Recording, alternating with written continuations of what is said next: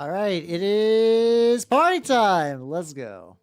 You guys are fucking spelling out the alphabet. I see you, nerds. I fucking see you, nerds. Let me say hello to everyone. Hello.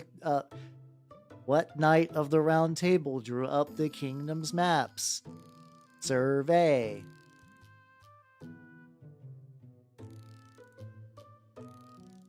Well, Laster J. Mezians, congratulations on your first on the Twitch side. Hello, nobody. Hello, ours. Hello. Yeah, I'm starting stream in Mimic Mode. That's very rare. That's very, very, very rare. How you doing, Matthew? Hello, doing Remixy Boy. How you doing? How you doing? Hello, Steve. Hello, Burrito Mussolini. And hello, Horror Loving. Welcome, everybody. Welcome, welcome, welcome. Hopefully you guys have had a good day. My day has been really, really comfy because I had today off. No, my enthusiasm was the most. I have the most enthusiasm. I am talking like this, like the way people do whenever they speak about things that they like. I'm like somewhere between like an alien and William Shatner, which I'm not 100% certain that like, yeah, I was gonna say like old William Shatner might as well have been an alien. I don't know. Funny guy. But yeah, so hopefully, so yeah, today was off. I slept a bit more than usual, and then I started working on some projects. I did a little work on my fucking Stormcast of all things. Grab the one of these came off his base. Hey, yo, let's go. YouTube recommended's fucking working. Hell yeah, hell yeah, hell yeah. But yeah, I'm glad to see you. Hopefully, I don't know how much you know about me, but if you don't know a lot besides a YouTube recommend, I'm Halbernot the Mimic Elf. I'm a miniature painting VTuber of the Nurgle and Skaven variety. Today I'm doing Trench Crusade because that's been my latest fixation. I did work on my Stormcast for a little bit though. These guys I got from the Vermintide box, and I have I use these like little other alternate helmets. I'm gonna zoom in a little. There we go. I use these little alternate helmets, and why is music, my dude? Oh, I know what's going on. There we go. Yay, music, my dudes. Yay, algorithm. Yay, let's go, let's go, let's go. But yeah, I did them. I've been working on some, like, the last remaining bits of my trench terrain, which should be good. It should be good too. I still don't think I'm going to be playing this week. Oh, there it is. I still don't think it's gonna. I'm gonna get used this weekend because of that. Yay, algorithm guinea pig. Let's go. I do appreciate it though. Hell yeah. But yeah, no, I continue to be real big on the Trench Crusade train. So let's, god damn it, I missed the ad pause. Okay, well, after the ad pause is done, I will work on Bamboo A1. Oh, yeah.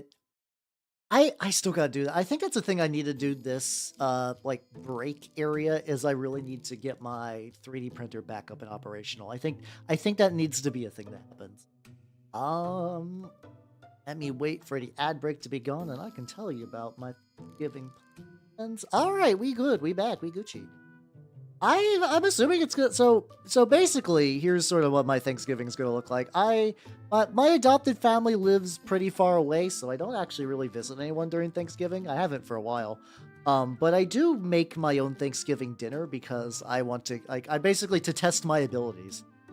So I got a turkey, I got the stuff for green bean casserole, I'm gonna be making my own mashed potatoes and my stuffing. Yeah, I was adopted by humans. So I'm one of them city elves. By city elves I mean I live I was not raised by them. But yeah, no, they live on the opposite side of the continental United States, and it's hard for me to visit them. So outside of winter, so I'm also you doing that shift. Welcome. I'm also just doing a quick dry brush on these cultists. They're going to need. Wipe this off.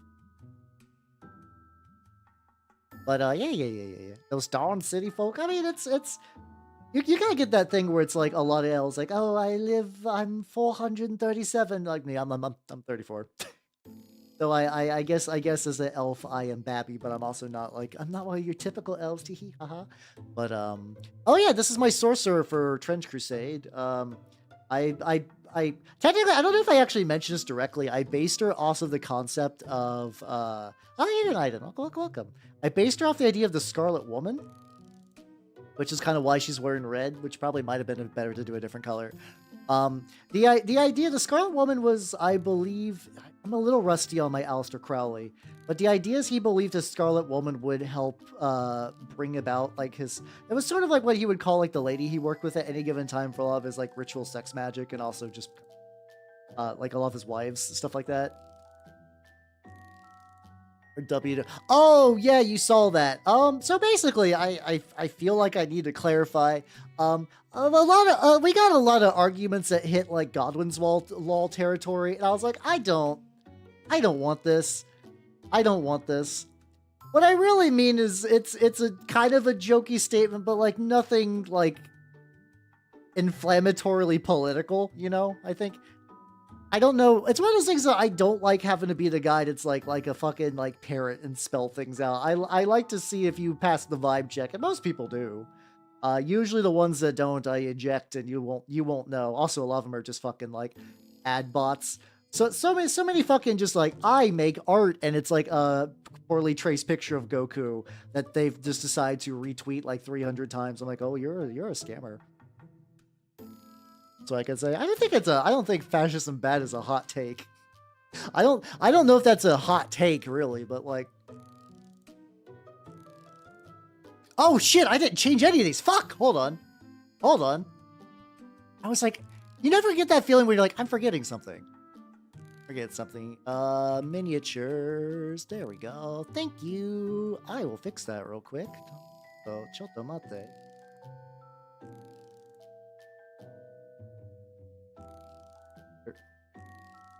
There we go. I will get that fixed real quick. Thank you. Well, I'm glad I have people who can read, because apparently I can't. Paint. French Crusade. I don't know anyone who's like big searching a Trench Crusade tag. There we go. All right, we should be doing back. How you doing, Dustbin? Oh, ooh, thank you for doing that, by the way. The head pat is some of the people, yeah, they're just gonna start fights on the internet. Those people do. This is using the new system in VTube Studio. So remember, like every now and then, like the redeems would just weirdly not work. That should no longer be an issue now. It should actually be totally fine, which is nice. I enjoy that.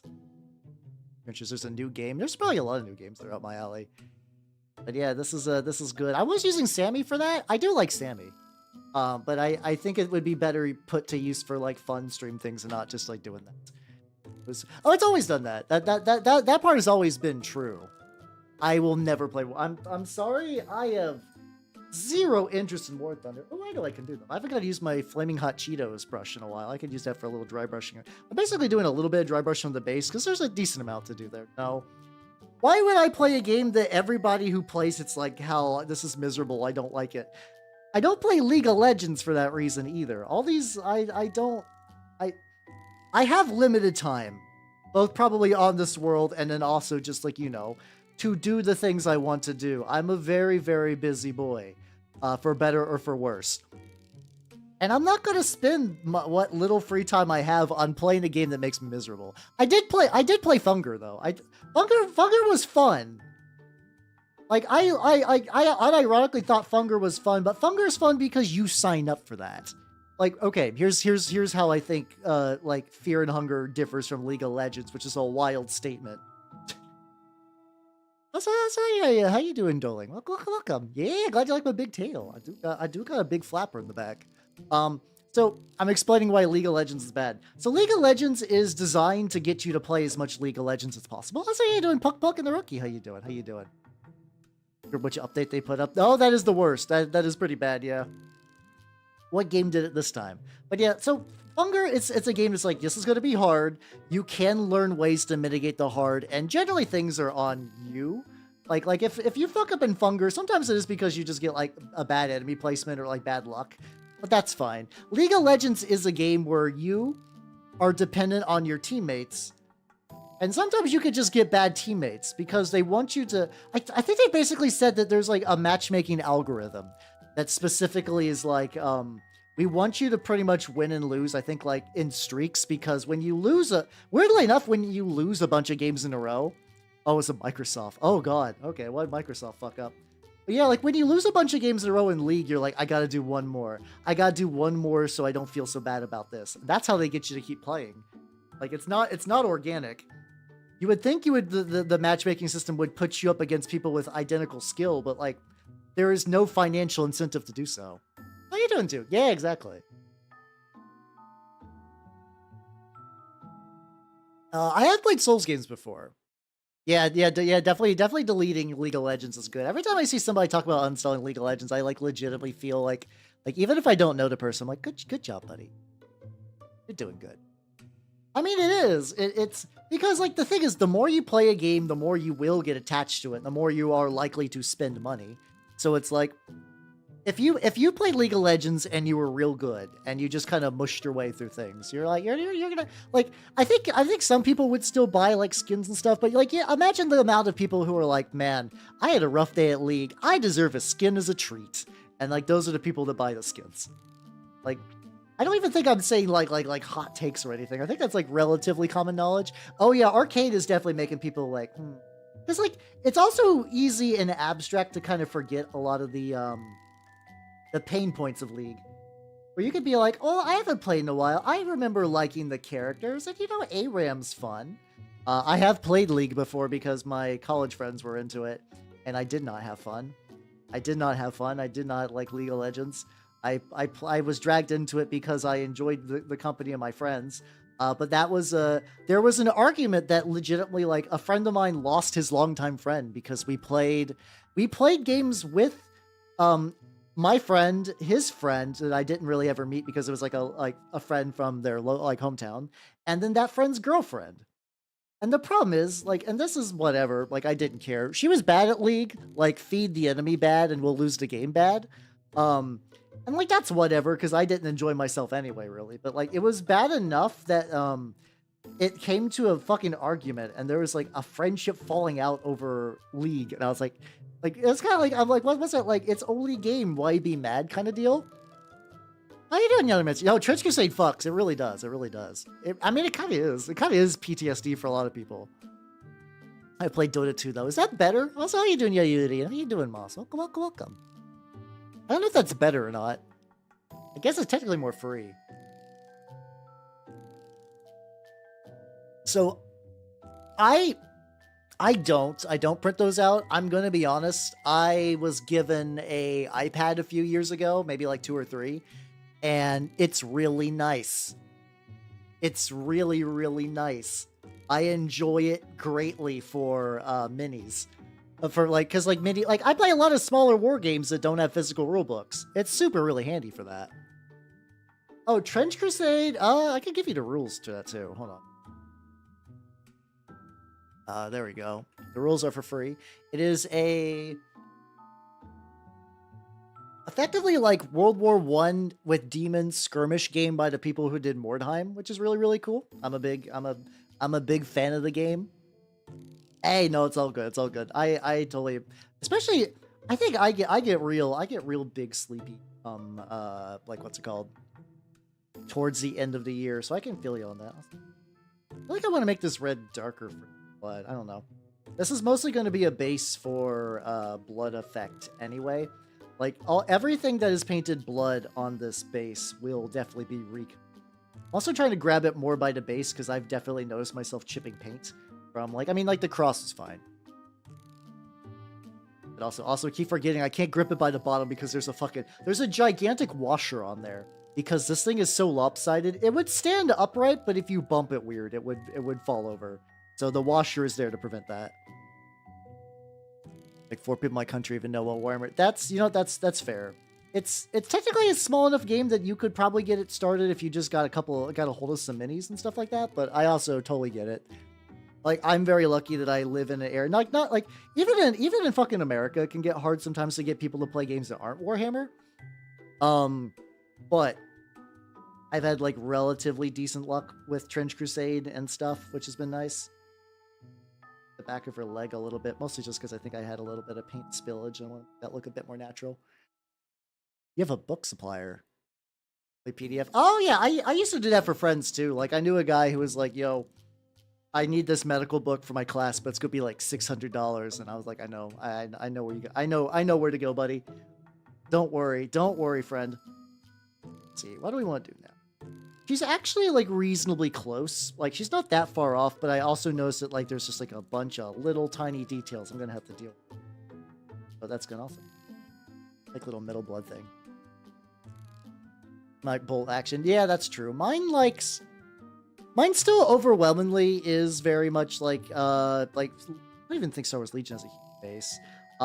G-Dub's games are supreme, but then we got like a pretty good Infinity crowd. We got a pretty good what's another game we have quite a bit of? Our Conquest scene's pretty decent. Your Rolex is God no. I don't remember the last time I wore a watch. Like an honest to God watch. How you doing, Pig? Welcome. How you doing, Blue? Oh yeah, no, people do. Infinity is getting a new edition basically this winter, which is looking to be like a pretty... I don't think it's gonna be that different from N4 from what I've heard, but they're kind of cleaning some stuff up. How's you doing, son? Welcome. So yeah, the Infinity's still going relatively strong at the end of the day. They're also getting a fucking TV show, which is wild. Apparently the director was like, yo, I actually really like Infinity, and approached Corvus Belli? That was the one thing that made me sad about Saga, is the fact that it was alternate act. It was I go, you go. Luckily, there's like a couple of like little dice manipulation things, so it's not like I'm entirely watching my opponent jerk off during their turn. Hey, it's all good. I understand this is gonna be very Thanksgiving-y dealing with stuff this week, so I'm not too worried if people need to pop out. It's all good. Have yourself a good time, and for everyone who I do not catch during Thanksgiving stuff, have a happy Thanksgiving. Or if you don't care about Thanksgiving because you're not from America, well, have a happy Thanksgiving anyway. I don't discriminate. You will have a happy Thanksgiving. Yeah, but yeah, it's definitely I refuse. That's fair. But yeah, no, there's a lot of places where it can be hard to find, because like that's just... It's also why whenever like you see someone who's like, I miss X edition of Warhammer, and you're like, the book still exists, but for a lot of people, the idea of a game that is no longer the dominant one, it does require a lot of player time investment, which can be a lot for some people. Like the fact that you have to like get a group together and vet things and like maybe do some house ruling, it's a lot. It's a lot to do. Sorry, Pascal. Oh yeah, you are Canuck. Yeah. So Conquest, my shop only really kind of got into that recently. And I do know, I actually the historical shop does near me has a pretty solid Kings of War scene, which is kind of surprising. I've been seeing that game get like a moderate amount of traction. I don't think they're doing super well. Just want to show up and play. I mean, I do get that impulse, but that is also why like Warhammer will always be dominant, because like that's or whatever the dominant game is, which will usually be Warhammer, because yeah, you show up and you play. You get that. But yeah, getting like the thing is, I still see a lot of people say positive things about 9th edition, but yeah, it's now that it's effectively now a game that is not Warhammer. It is now a alternative game. Yeah, that's true. You could have second Thanksgiving. It's just like first Thanksgiving, but little different. Also, I'm gonna have to like try to like aim my stuff a little.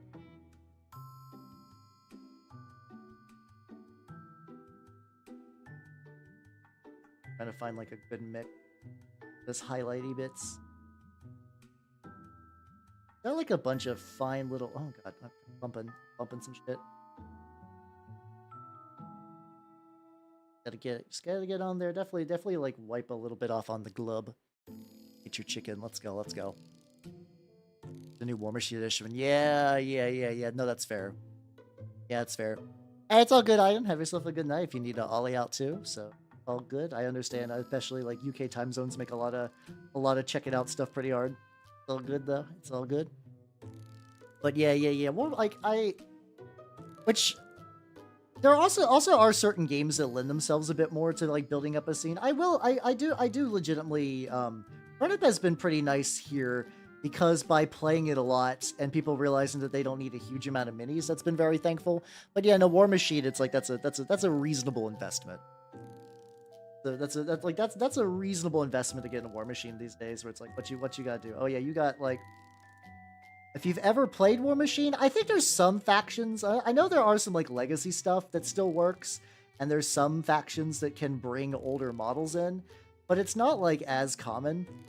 Like my poor Legion is squatted, and I think you can still run them as like legacy, and that's still pretty good. But I think for a lot of people, it's like buying new models. And where do you buy new models? Well, you got to get them from Privateer Press, and usually it's a weird way they're monetizing it, because it's like, oh yeah, the game exists, but you can. I get that they try to make it like a modular experience, where it's like, okay, you buy a big $100 and some change box, and that's your core. And then there's an expansion core thing that's like also like another $150, and then you could buy a couple like little individual, like they're almost trying to sell like expansion packs. That's how you doing. Oh god, I dropped my brush. How you doing, Gringos? How you doing? Yeah, no, that's unfortunate. I actually don't know how many people stream Trench Crusade stuff. I might be one of the few people on YouTube. I have even noticed like finding people under the Vtuber tag on YouTube has been very hard. I went on my way to learn how to raid on YouTube, but like straight up, it's very difficult just to find people to raid. So how are you doing, Kyo? Welcome.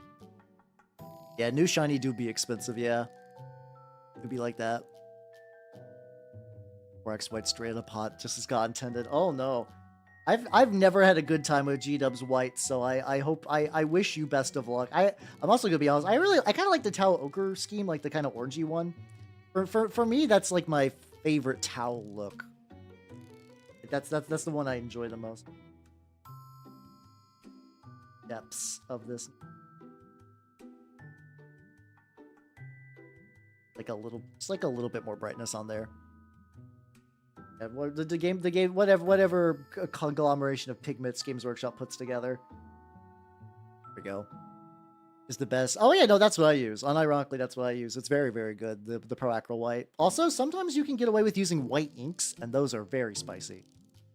It's not for everybody, because like, you know, they are inks, but like if you're doing like, especially if you're trying to do like highlights and stuff, like not highlights, if you're trying to do like laser effects, those inks can just like flow into recesses and really, really banging. A little too bright. Try to find like a good contrast for just.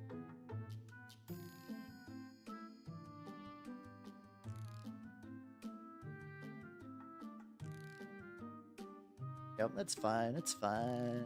Oh yeah, thank you. This is a kit bash model I did basically last stream. I did it. It is the main body is by Broken Sword Miniatures. I have it up somewhere. I can give for anyone who would like to do this. Yay! Look at me, Broken Sword Miniature. How you doing, Sora? Welcome. How you doing? There you go. Anyone who would like to print one of your own, they're only like $4, pretty cheap. You can wait. What about what about ASMR streams? I missed the context for that. Oh yeah, it's really great. As somebody who enjoys me a good kit bash, I enjoy both Trench Crusade and Turnip 28 for giving me an excuse to kit bash, I guess. Not that I get stopped. Like I'm beyond the point of giving a shit if my models are viable at Games Workshop stores, but like it is nice. How you doing, Marfin? Yeah, the mini painting streams. So how you doing, Falco? Welcome. How you doing? Value cold white to make it actually workable. Oh, 100%. Yeah, I honestly at that point you might as well just use the Vallejo. Though apparently Vallejo has been having bad workers conditions recently, which is wild. Got off work, chill time. Hell yeah. That's the spirit.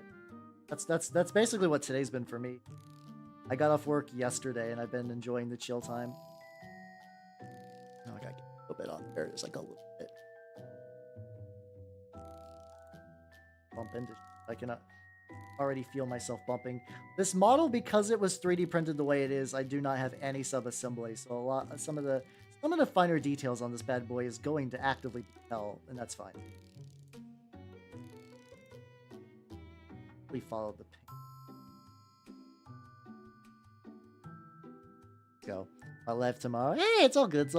Have yourself a good night. And if you celebrate Thanksgiving, have a happy Thanksgiving. I'll off for the next 4 days. Yo, let's go. Same. The mushroom it. Ooh, fuck yeah, let's go, let's go. Voices are dog shit, human rights violations are damn apple barrel. No, Pro Acro White's pretty good. Pro Acro White's pretty good. AK's also Interactive also has some good paints. Like, I do use a lot of Vallejo. It's gonna be like I'm probably not gonna pick up any more Vallejo for a while. Like unfortunately the red I'm using right now is Vallejo game color. Who knows, maybe don't get that factory situation sorted out. That would be nice. That would be nice if that gets worked out. We'll find out together. I'll keep you nerds posted. All the nice chunkier fabric is in the back where no one will see it, which is annoying.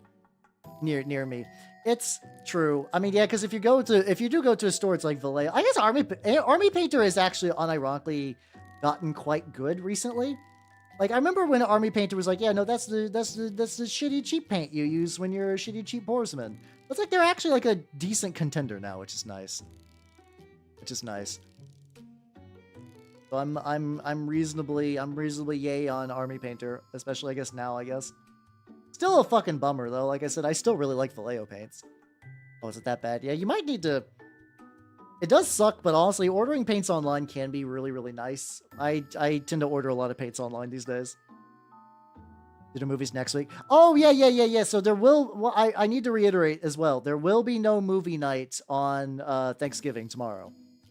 I don't want anyone to miss out, and I figured that would be good. I found a potentially interesting movie for after that called fucking, if we want to stick with like a kind of sci-fi thing, called Dragon Storm, with the idea that dragons fall into a medieval setting on fucking meteorites, and apparently Gimli's actor is in there as a king. I looked it up on Wikipedia, and fucking like like Gimli's actor was like, I don't know why people compare it to Lord of the Rings. This is clearly a cheap fantasy movie, but it was pretty fun for what it was. I was like, okay, that's an endorsement. I get his argument though. I like Lord of the Rings, but like, if you have like $3, you're not going to be Peter Jackson. I'm sorry. Oh, movie night. The thing is, I was actually still thinking about watching a movie, but just like on my own. I got what's it called? The Cronenberg date, like, what's it, Crimes of the Future? I did pick that up a while ago. Like, I was eyeing that movie. It was in like my, like, every now and then I'll just like bookmark something to look into later. I was like, oh yeah, I should take a look at this. And it was on sale on Amazon for like $5 for the digital versions. I was like, I'll pick it up. It's like in the future, you have to like gene mod yourself to survive a toxic environment, and a lot of people are using like body genetic manipulation as like performance art. I'm very curious about it. Have I seen a Cronenberg?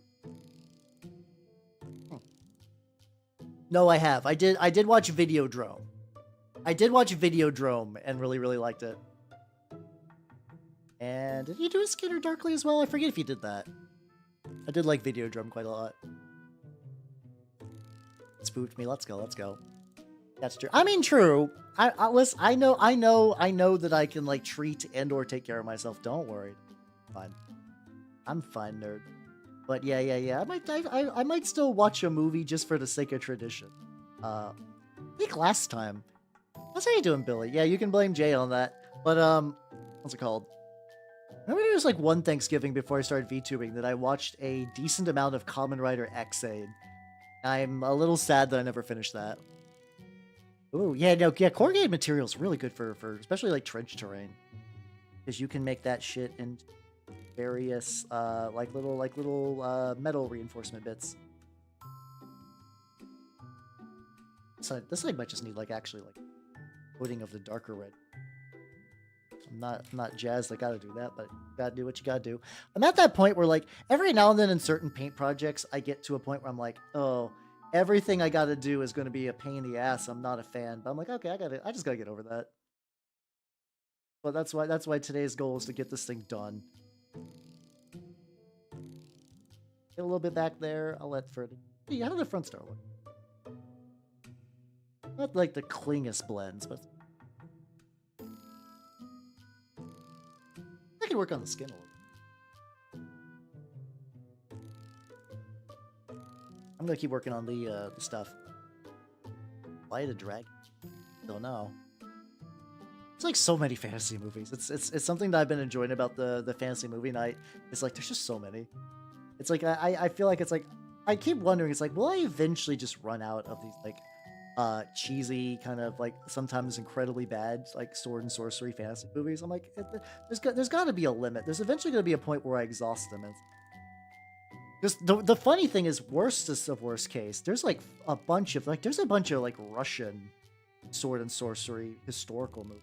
It seems like they would be like I say sword and sorcery historical as in like the ideas of the movie are very sword and sorcery themed, but they're like based on like mythology and stuff, which is kind of fun.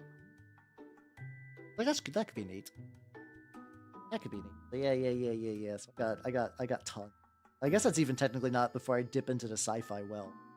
Like the sci-fi, we dipped into sci-fi well, original movie well. By sci-fi, I mean like the Sci-Fi Channel, who would make effectively before direct-to-DVD movies were super common. They still made them during the direct-to-DVD, but like they would make like just really really bad movies, but like pretty cheaply.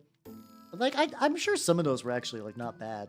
I thought it was really weird too that they also had like an anime block that I believe that's where Serial Experiments Lane first aired in the US was on Sci-Fi. I remember watching Lane out of context on the Sci-Fi Channel and being like, what the fuck am I watching? And I watched Lane later and I was like, I don't know, like, fuck yeah. I'm here for this. Here for it. I actually would love to give Lane a rewatch. I feel like that's one of the anime that like every couple of years I want to give that a rewatch just to like recontextualize it a little bit. I still haven't watched Atlantis. No, that does need to happen. Like, realistically, movie night is not going to happen for like most Disney movies. Maybe like The Black Cauldron. But like probably Atlantis and Treasure Planet, I feel like I would like to watch those. Hold up. Ooh, we got some of that. Oh, it is. Oh, there we go. It's a Rankin Bass movie. Okay. Let's go. That would explain a lot. Seen like 4 anime. Name 4 anime that's not Cody in the House. Go. Black Lagoon, Helsing, Cody in the House. Fuck. No, I like it's. I'm very bad at watching anime these days. I still generally like anime. Abstract sense. I just don't. Oh fuck! That's also reminded me. I forgot that on the ends of her like little braid bits are. I was like, these are clearly hair, and it's like, no, that's actually like little fabric bits. So I need to go in there and that metal.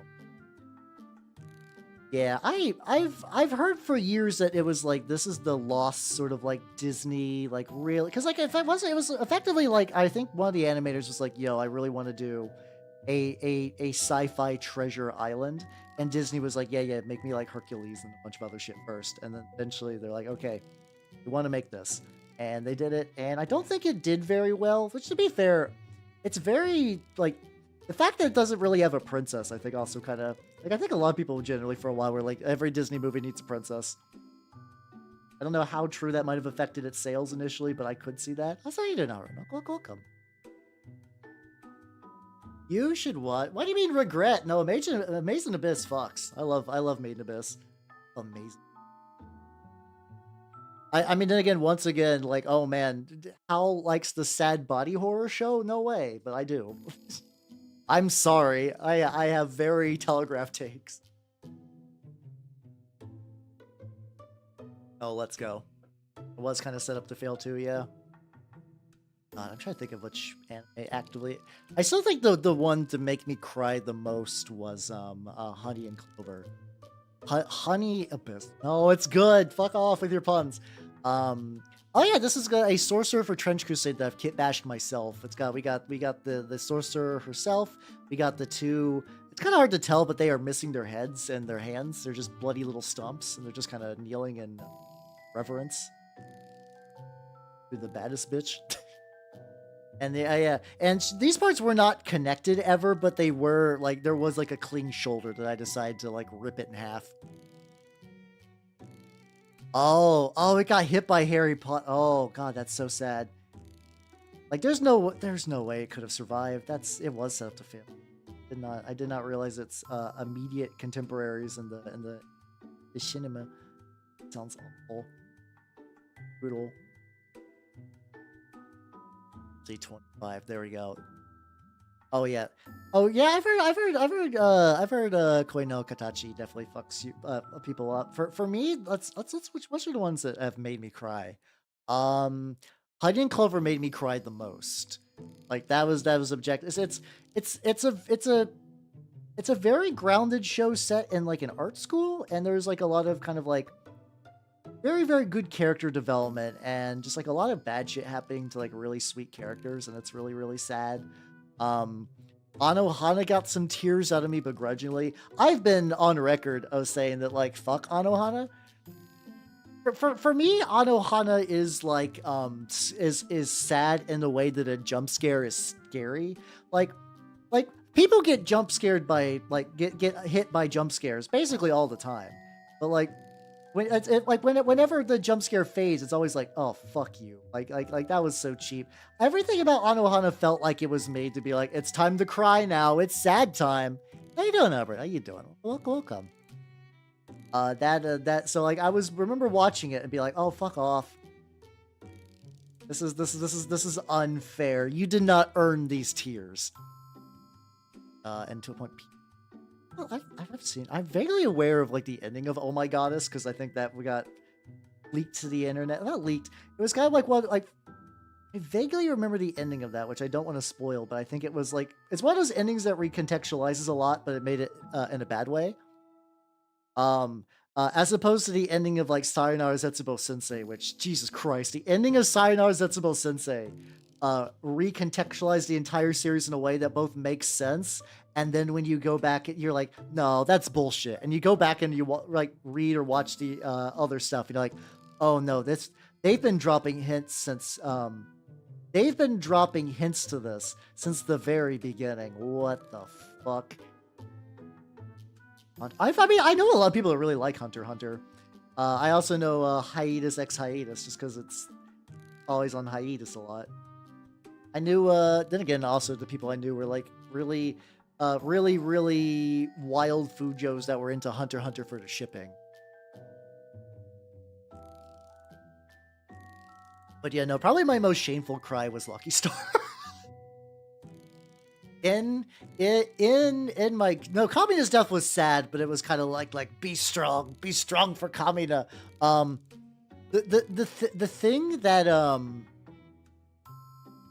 what's it called? The thing that made me cry about Lucky Star is it has a dead mom in there. There's like she's not super brought up. Konada's mom passed and like she was kind of raised by her dad, and there was like a couple of episodes where you would get to learn more about their relationship, and you would see the ghost of her mom just kind of watching them too and be like, oh, they're doing good. I was like, oh fuck, oh no. Oh, that's my weakness. Dead moms and things are like an instant tear button. Spoilers. I lost my adopted mother when I was in high school. That's always been kind of like an easy way to make me in like the context of like a show or what.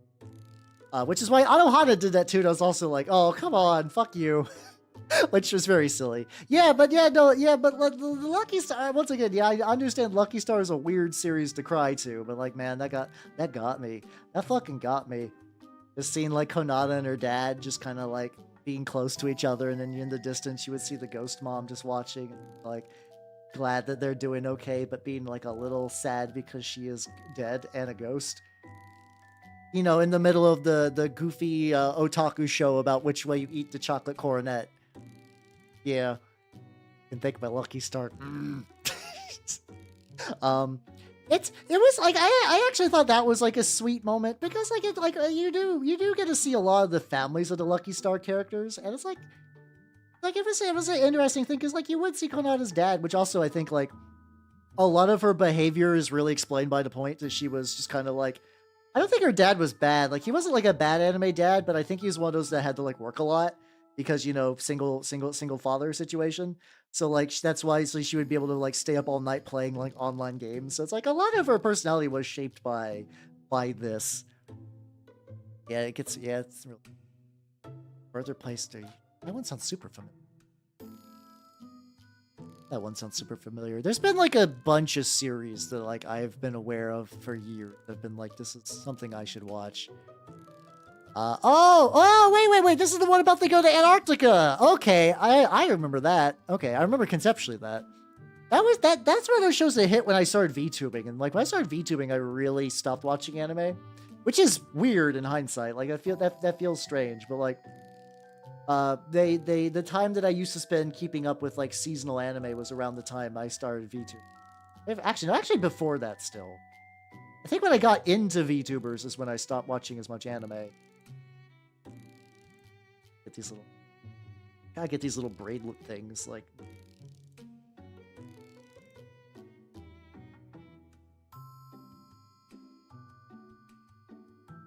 Surrounded by two things that are mostly done. Shut up. Or be anime. I did just become anime, yeah. School goes in a gym competition. Oh yeah. He was definitely that guy for certain. But it's like you see that guy and like, oh, that's what produced your daughter. Also, I'm on record. Konada's a really rare case for me where the best girl in the show is effectively the main character. I'm like, fuck yeah, let's go. Watching anime, yeah. I stored a thick layer of anime that I can coast on for a while. Just watching it live. No, I like VTubing a lot. I really do. But for me, it's a different experience in anime. Like there is a lot more, like, you know, you get a lot more like production value and story, and like it's a nice concise thing. But it hits a very, very different urge. Also, it's just kind of, in general, it's harder to talk about VTubing with other people compared to anime because not everyone has the same experience. Like, it's just such a varied medium that, like, people also, like, unless you're like, I watch Iron Mouse, oh, I watch Iron Mouse too. It can be hard to get that kind of, with layering, I guess. Yeah, it's kind of like, what's the best way? It's like stand-up comedy versus a comedic movie. Like a comedic movie tends to have more budget. There's a lot more like it's a bit more on rails. You can do a couple of other extra things. But like stand-up comedy does have like that personal element. You really get the insight into a very specific person. They can do things and take risks that a movie studio wouldn't do. Like imagine trying to pitch my stream to, like, I don't know, a lot of things. It's a weird setup that only really works in this. Just can't get together. Got blue. Oh god, yeah. It's getting a group. I think I was talking with someone earlier today about like how many people have actually finished like fucking Baldur's Gate 3 or even like Divinity Original Sin, just because getting a bunch of if you do it multiplayer, you'll never finish it. Which is just kind of the truth, which even my experience was kind of like that. Yeah, it is really, honestly, it's for me, especially because like I feel like a lot of people that get VTubing the most were people that have been around for a while. And by get, I mean like the people who are the VTubers that get it. Like we got a lot of like, you know, like pretty wizened 20-year-olds and whatnot, like younger people. Not all of them are like that young, like, you know. People who are like definitely Gen Z who get the mindset, but you also do get a lot of people who are like, I am old internet, and this feels like a little slice of old internet. I agree on. Yeah, so like Divinity Original Sin 2 is a fun game. The story is much weaker than Baldur's Gate. The combat is infinitely better in a way, Jesus Christ. 5th edition is weak as shit. Like I'm sorry that like you can do some fun builds in that game, but like compared to fucking Divinity Original Sin 2, it is baby tier. The amount of even like the variety within like guy who shoots bow and arrow is supremely different in Original Sin 2. Like you could be elemental guy, you could be novelty arrow dude. I was a pure physical archer. In Divinity Original Sin 2, elves can like injure themselves to get a like damage bonus, and it leaves a puddle of blood on the ground because like you activate that. Then as a thing, you can dip your arrows into bits on the ground to give them status effects. Blood just adds raw physical damage. So I would teleport on top of a building. I would injure myself for extra action points and damage. Then I would activate my blood arrows, so I would make all my attacks do even more, and then do the big shoots. Oh yeah, you could totally do like in a whole undead party where you just like hit everything with poison clouds and heal at the same time. Now, mind you, you would have to like maybe have like one out in case you're like if you're fighting other undead, you can't entirely be on that or you're gonna be fucked. But usually those still had like, you know, I can't do poison, but I can do earth, eat rock shit face. Oh yeah, no, definitely I do agree that Larian tried. Like they definitely tried with a lot of like items, and they added like the little like if you wanted to go and put the little worms in your brain, you had access to a whole other grid, and like being able to shove as like a basically a free action was really, really handy. But yeah, no, the foundation of 5th edition for combat is really weak compared to Divinity Original Sin 2. Divinity Original Sin 1 was just blasting shit with wands all day, in my experience. Oh yeah, yeah, yeah. I think in my, but then again, I don't know. I don't know which I'd say who had better encounters. I actually think a lot of the encounters, and like there was a really annoying but fun encounter in Original Sin 2 where you are put on top. Effectively, you have to rescue somebody from being hanged. And when you get to the top of the tower, you notice that like the entire thing is surrounded by oil. And eventually that gets ignited and a bunch of fucking like fire demons crawl into the stage. And like you have to keep the guy alive.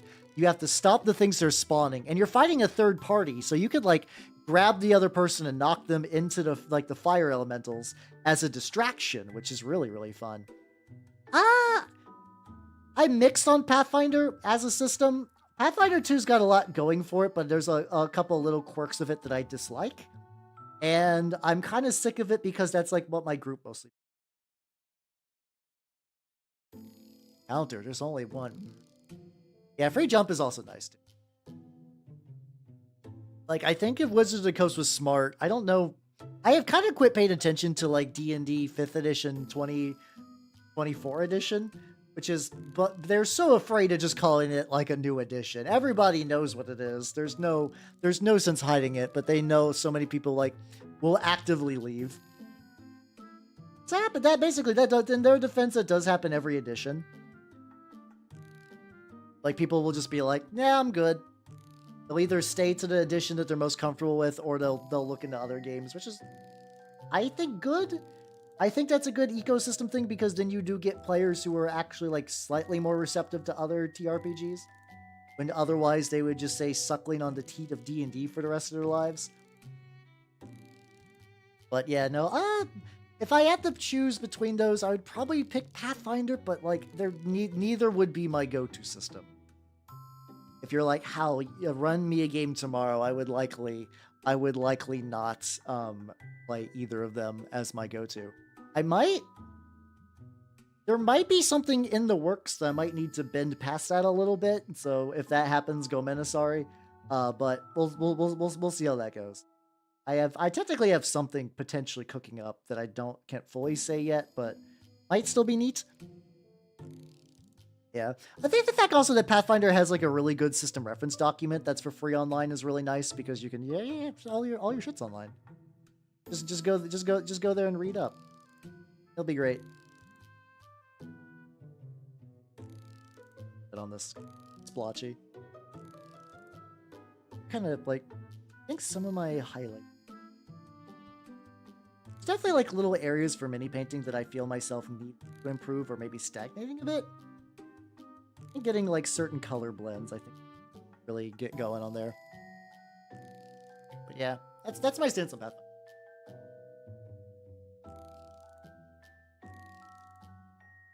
I've never seen a Rollmaster group before, but that's also very neat. I'm also vaguely aware of Champions as like a superhero system. My go-to for a while was Mutants and Masterminds, but I don't know. I've weirdly cooled off on the system. I think it was like, funnily enough, I was made as a player in a Mutant Masterminds game, which I mean, the game was fun. I had fun playing it, but I remember the whole time I was like, oh yeah, actually, I don't know if I dig this system as much as I used to. Like, just seeing it from the other side, I was like, I feel like there's other things I could be maybe running instead of this. But who knows? Funny thing is, I think I've only played in it for like I played in like a very very small like supers game with it, and then I used it to run a sci-fi fantasy game for my group. Just like fucking Tangle back here, where it just straight up I had to there was a skull in the back that I basically removed because it was so aggravating. Like straight up, it was bumping into shit and shipping. So I was like, all right, fine, I'll remove it. Didn't want to have to do that, but it happened.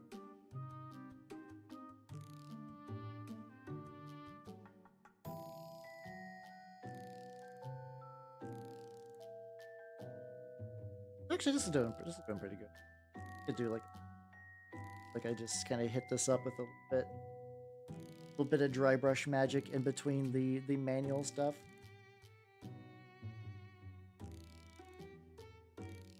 Hey, okay. Yeah, this might be the ticket. This might be the ticket. Do a couple layers, manual style. How you doing, Heather? Welcome. Funny project. Oh, it feels like one of those games that like has anyone ever done, you know, the Elder Scrolls special where you take like Skyrim or Oblivion or Morrowind and you put a bajillion mods into it and then play like 1 or 2 sessions and then you stop? I feel like Zomboid could be like a real candidate for that.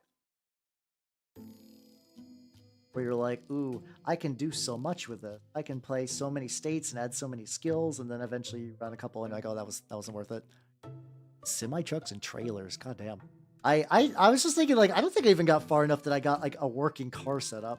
To be fair though, I was very, very baby at Zomboid. Like, will it, like, maybe I'll stream it again at some point in the future. I don't know. I don't know when. But I did have fun with it. But I was definitely like, I feel like the streams of this are going to get repetitive. I feel like I've done what I need to do for this time, so I'll put it in the back burner. Absolutely, I called it. Which, I mean, to be fair, any game heavily moddable, like, Henshi's guilty of that to some degree. Blanking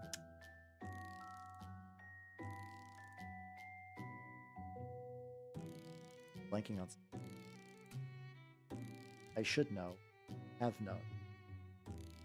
Fallout, yeah, Fallout. I feel I just kind of can put that in the same Elder Scrolls bucket, even if it's different. Struggle once in a while. Yeah, that's fair. That's fair. Like, that seems to be relatively common. The highlights, and I'm just going back with this very, very, very shit dry brush, but it's doing the shitty dry brush is doing it. I think the big thing is I'm going to need to I think the red is also going to stick out a bit more once I start doing the once I start actually doing like the blood effects, which I'm a little worried because the blood effects are going to be very shiny, so I actually don't know if I'm going to be. But I should be able to do basically. My plan is to at least do everything else prior to the blood effects, and then just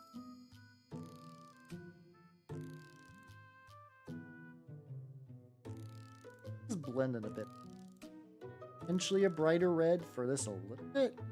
I'm also going to be doing the streak and grime stuff, so I don't think very. Still gonna be fine. Sorry for the new guard stuff. Oh yeah. Oh yeah. There's a new codex too. I don't know. I'm debating on when it gets close to release. I might use some squid bucks to pick that up, assuming it's not gonna get sold out in like 0.03 picoseconds, because I could totally see Games Workshop. If they're smart, they'll make a lot of them, but they also don't give a shit. How you doing, Baldur? You doing? Welcome. Yeah, baiting for Trench Crusade. I'm not gonna lie, I don't have a good use for those fucked up horses, but I really like them. I figure I could probably like use some of the other minis for Trench Crusade too as well. So it's like that would be the worst. A little bit on there. Yeah, how you doing? Currently building up some highlights on the skirty bits. Doing relatively good. Let's go. I know enough to get endgame Zomboid. Ooh. Oh, that's true, yeah. I guess after you get too good, it's like... I miss the feeling of being scared to death. Of just, like, fumbling in the dark, and then that's why people are like, hey, I'm gonna watch this VTuber play it. They will still scream when one zombie shows up. I was actually able to... I did definitely feel like towards the end I was getting the hang of, like, dealing with zombies a little bit. But I also kind of felt weird because I feel like the optimal way to play Zomboid is just to become like a weird house hermit. At least until the fucking like breakout day happened, which I guess is to stop you from just like chilling in a house all day, just buffing your shit.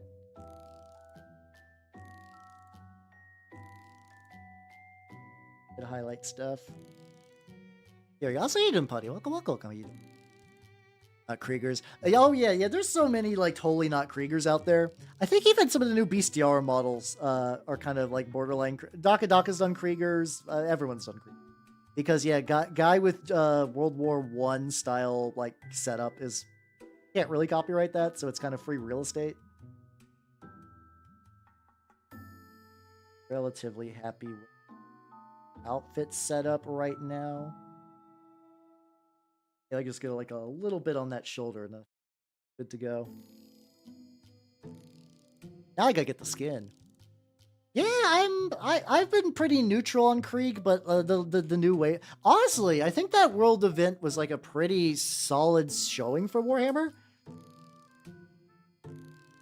There's been a lot of reveals from them that have been duds, but I was like, no, everyone they've shown have been generally like, oh, that's at least pretty neat. The Horus Heresy stuff is like, I hope you like another tank, and it's like, oh, okay. Better remove the lid to my Griffin Claw, and the whole thing came off. Oh, yeah. I definitely know about the St. Peter's Cross thing. Listen. I'm doing a horrible demon lady coming out of blood on an upside-down cross. This is very much just going for the, like, ooh value, not any, like, historical accuracy. I get it. I do get it.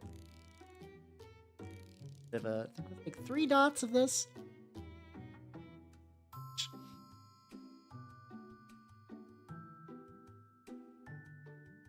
I'm also thinking about some fun, stretchy stuff, too.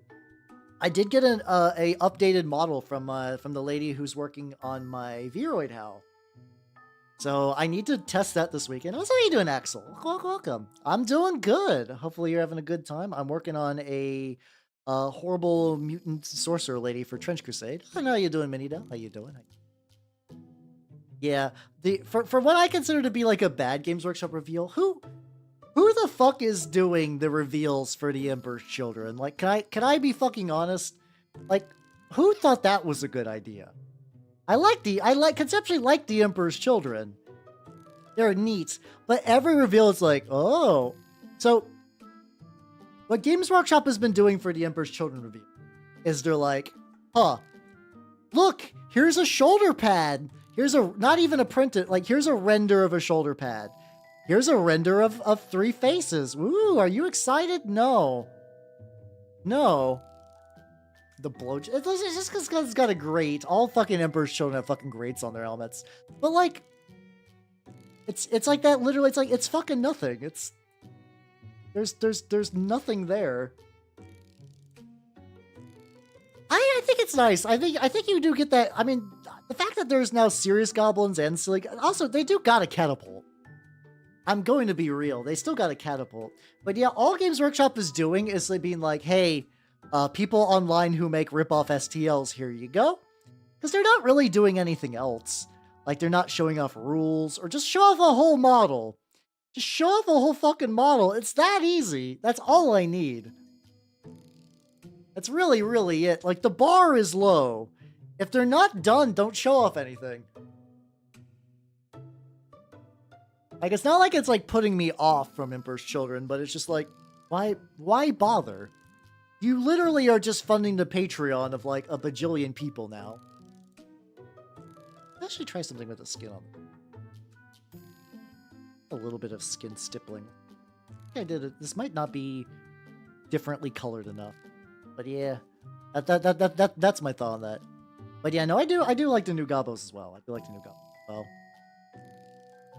Hey, Iron Warriors player, let's go. I'm a bit of a Death Guard and Word Bearers fan. I've been doing some more Word Bearers on Saturday. So, but fuck yeah, let's go. Well, triple. Hey, I'm just gonna try doing that for like all the brush. Poke it roughly in the area I want this highlight. The places on this are really, really tight. That might be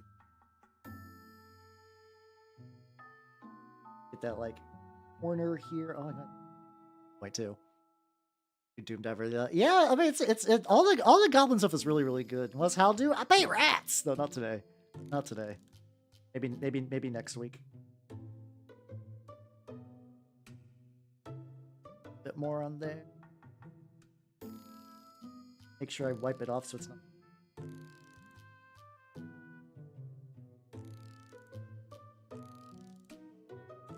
Actually, like, I did like stippling, but I definitely like need to do my reps, beginning to get a little better at it.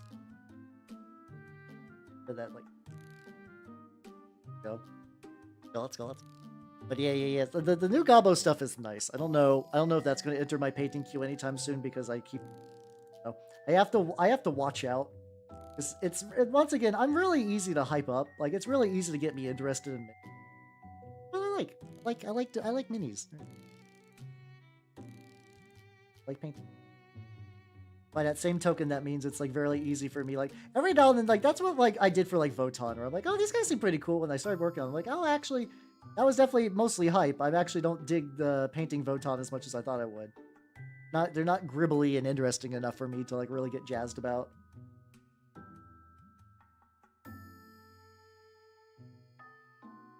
Some side bits. Oh, how you doing, Omega Laser Raptor? Welcome. How you doing?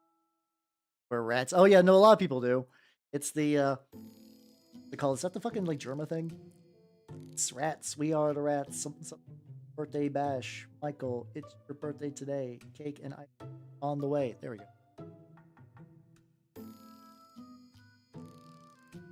Yeah, unfortunately it's really easy in this hobby to have like effectively kind of like you know that thing where it's like in like going to like eating food where it's like your eyes were bigger than your stomach. It's really easy to do that for many, or for me, which I've been getting better at, but still not like 100 dealing with it.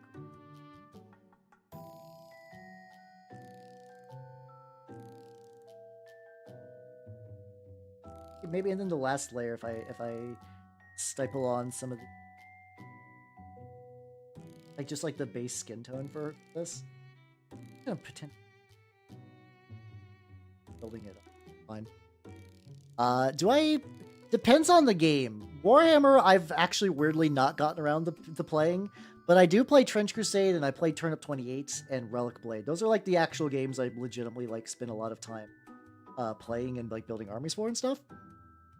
Warhammer stuff I know how to play, and I've played Age of Sigmar in the past, so it's not like I'm totally devoid of like any Warhammer knowledge. It's just that, like, whenever I think of a game that I actually want to play, weirdly enough, like, 40k is not super high. Is that 23 hours and 55 minutes? Oh, damn. That's a long-ass... I've actually never done a 24-hour stream. The most I've done... Like, years ago, I did a 12-hour stream for my birthday. And that was with the idea that, like, every 2 hours, I would switch to something different. Like, that's what you kind of got to do for if you do really long. And then if you do the ones where you fall asleep during the stream, you got to make sure you have a mod on standby. I could not do that. I like not that it's like a bad or a moral thing. It's just that like as a somewhat of a control freak, the idea of just letting things go wild when I cannot intervene is terrifying to me, especially because it just takes like a couple of jackasses to ruin everything. So there was like a tiny fear of something like that. But who knows? Maybe someday in my future, I will finally have the peace of mind to get a fucking snooze. Or I gotta be a little stippling. Like I can conceptually, I can see the edge of where this it like made it looks good. Yeah, the thing is like I trust you guys. It's randos that I don't trust. How you doing, Lemon? Welcome. Yeah, but suffering from people really. Yeah, it's kind of weird. I've heard some people actually genuinely really like it, but a lot of people feel like it like lacks the magic sauce or the fact that like, oh yeah, my codex isn't going to come out for like 3 years, so you know, that's just, to be fair, that's usual Games Workshop woes, and that can just kind of fluctuate on an army to army basis, but still. Lore guy is even a bit of a stretch. I have been reading more of the books recently. I'm currently on Clone Lord. the Fabius Bile third book, and so far I've been liking it. Dark Eldar has shown up, and it's just fun to see Dark Eldar be Dark Eldar. I feel like one of these days I really need to read me just like a proper Dark Eldar book. I feel like I would enjoy the ever-loving fuck about it. Deadly File, yeah, I do. I'm surprised we haven't seen a lot more like other games capitalize. Like, hey, you like 40K, but you miss like the more narrative experience. I know Games Workshop kind of does. Like, it's. I'm surprised. I feel like maybe that's why Trench Crusade's doing so good, because it's like, yo, this is not like you can. Apparently, someone's doing a Trench Crusade tournament in the fucking UK, which feels weird, but okay. You know, people love to have fun however they want. How's you doing, Night Hunter? It is doing good. I'm currently the cloth has been kind of dry brush slapped together a little bit. I'm currently trying to practice stippling on the lady. So far it's going relatively good. I gotta try to get good at just like doing like these like little peck bits and sort of build up a color. Make sure I build up a color and not leave like any like weird little streaky patterns. This might take a decent amount of time. Apparently this is a very tedious technique that I decided to like. I kind of figured I was going to do one of the two between the cloth and the skin this way. We'll see what the payoff is like. And then eventually I'm going to fucking enamel wash it, so maybe some of the scuff and or the effort that I'm putting into this might wash away as well, but whatevers. Oh no, the Prussians seem hella fun. The fact that the Prussians are just like, what do you want? Grenades? Here you go. All the fucking grenades. So many fucking grenades is really neat. I've been looking a bit more at Trench Pilgrims too, for stuff. I have a Black Grail warband ready to party, but I have Trench Pilgrims.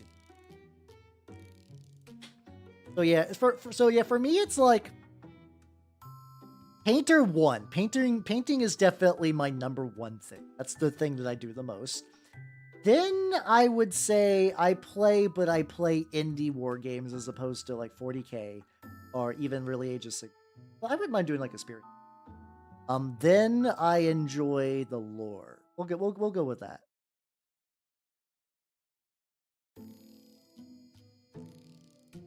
I think that's a fair ratio balance for what I'm doing.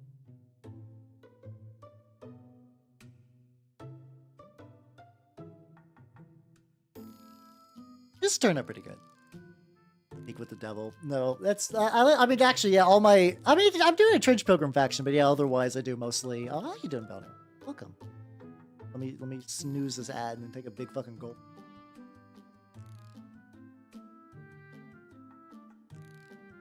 I'm technically between this and the model I have printing, including one more Wretched. I might actually have a full court warband ready to party as well, which is kind of. Yeah, I got a lot. I got a lot of little bits to deal with. I also do this for the arm. This stippling on the arm might be where like the real. Also, I also might not be removing enough.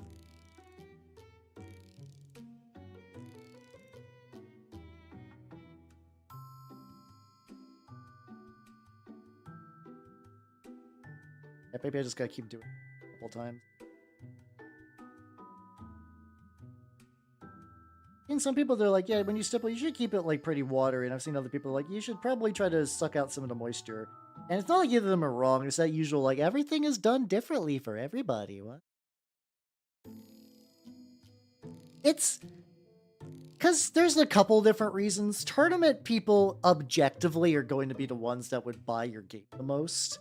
Like, buy the most stuff. Like, I like being a more narrative-focused gamer or, like, enjoying doing like my own little thing, but objectively if you release like a new unit and you want somebody to like pay the bill, tournament players are going to be that. It's also relatively easier to deal with that as opposed to like trying to do a bunch of fluffy narrative battle rules, because like a lot of those will require some time and like, you know, doing like little fluffy bits as opposed just to doing like, here's some tournament missions, go. Age of Sigmar I did used to play. It was the first war game I got back into when I got back into painting minis. Initially, I was a War Machine player. Also, to be fair, tournaments are very easy. Like, I know that there's an idea, and I even, like, my local shop talks about this too. The idea that every tournament needs to be, like, a sweaty sad fest where everybody is an asshole. That's not necessarily true. there are a lot of genuinely like people like there's nice tournament people, and there are also people that like tournaments are just a set time. Because like I kind of realized this with 40K. It does take like even more so than I find Trench Crusade weirdly enough. It's like getting someone to play a game with can be a bit. So just having like, oh yeah, on this day, we're going to set down. You're going to get at least 2 games of Warhammer in, and everybody is generally on the same page. Like that's reasonably appealing. Like altogether, that's like a pretty like reasonable thing to want to be involved with, I guess. I hate those kind of... I mean, that's fair too. It's not for everyone, but I do see why those kind of tournaments do relatively decent. Yeah. But yeah, by the same token, a lot of people who are doing more narrative stuff are doing it like they're buying less minis, they're more like, unfortunately, and this is a Games Workshop thing, they're cooler with like using third-party stuff. It's like, I don't give a shit if somebody rolls up to like our fun little narrative game where everybody's like, yeah, I'm not buying an official model, I'm just using like a proxy, or I'm using a model I have and I'm just saying it's going to work for this. Like, that's fine, but Games Workshop hates it. Yeah, I saw that about the Kickstarter. I'm a little sad because I really want to use some of those bits, but I get it. I understand that like holidays kind of fuck with you. Especially because I think most of the Trench Crusade people are Europeans. Like, oh, fuck yeah. A lot of Americans are going to be busy and a lot of stuff is going to be closed. Well, and I can understand it. Actually, you know what? This shoulder, really nice little bits. Got the first layer of this. Building to layering. What the fuck? Wild. Yeah, but I'm gonna take just like a little bit of Justice Skin. Like no. I'm effectively sort of building my way up to a Griffin Claw, which is kind of yeah, for a Kickstarter. Like, I cannot stress this enough that I've had Kickstarters take like honest to God like 4 years to settle. The Kingdom Death one, I got my shit like way later than it did. No, generally ones with the STL still come out pretty quick. Like, I think the Turnip one, once it resolved, I got my STLs for those models like fairly fast. I think this one I'm going to try to keep it like a little bit watery. I need drain a little.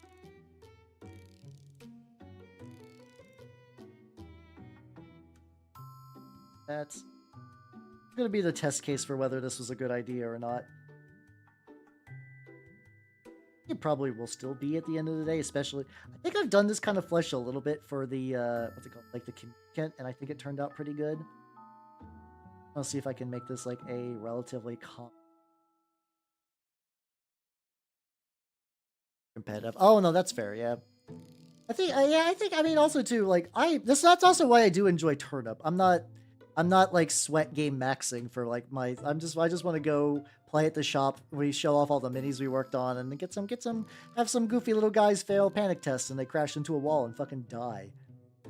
Or if I'm playing the Aunt's Ascendant, my opponent's guys crashed into a wall because I made them. Yippee! I love them. In Turnip, usually when you retreat, you run backwards, and if you hit something, you can force dangerous terrain test, or if you leave the board or hit a impassable object, your guys have a chance of trampling each other. You guys have a chance of trampling all the dudes. And usually you go straight back every time. So you can kind of plan around that. In the Aunt's Ascendant, or Aunt's Ascendant, whatever, I go back. I was raised Ants, but I should probably say Aunts.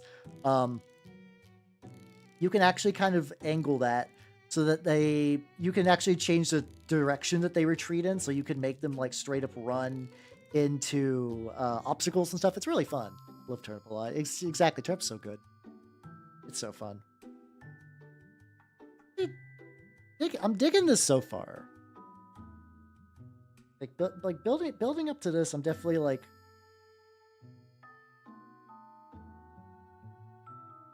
It got this like kind of like blotchiness to it, which I actually think adds a bit of texture. I'm digging. I continue to fuck around with the back because of this. I don't know if it's going to be super easy to tell just because of the distance and like camera bullshit and whatnot. If I continue with the rest of the back, I can kind of use that as like for this. And we still got these kind of like nice, like little like pink trenches into her back. I don't know the better word, divots. I forget off the top of my head. I believe the model that is running over the existing model has to make the dangerous terrain chest. Like basically, models do not like being trampled on, so they will slap your shit if you try to run over them. I think that's basically sort of the like little sort of like mnemonic kind of remembery bit about it.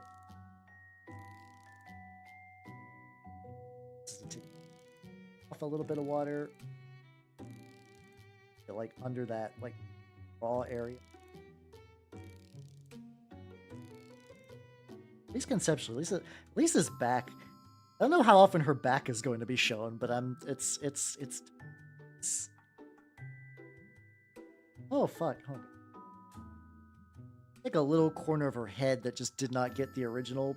Luckily, I kind of didn't get the ratio I wanted exactly, so I had to try to work my way down to this color. So I actually have like a decent amount of the mix I could use for.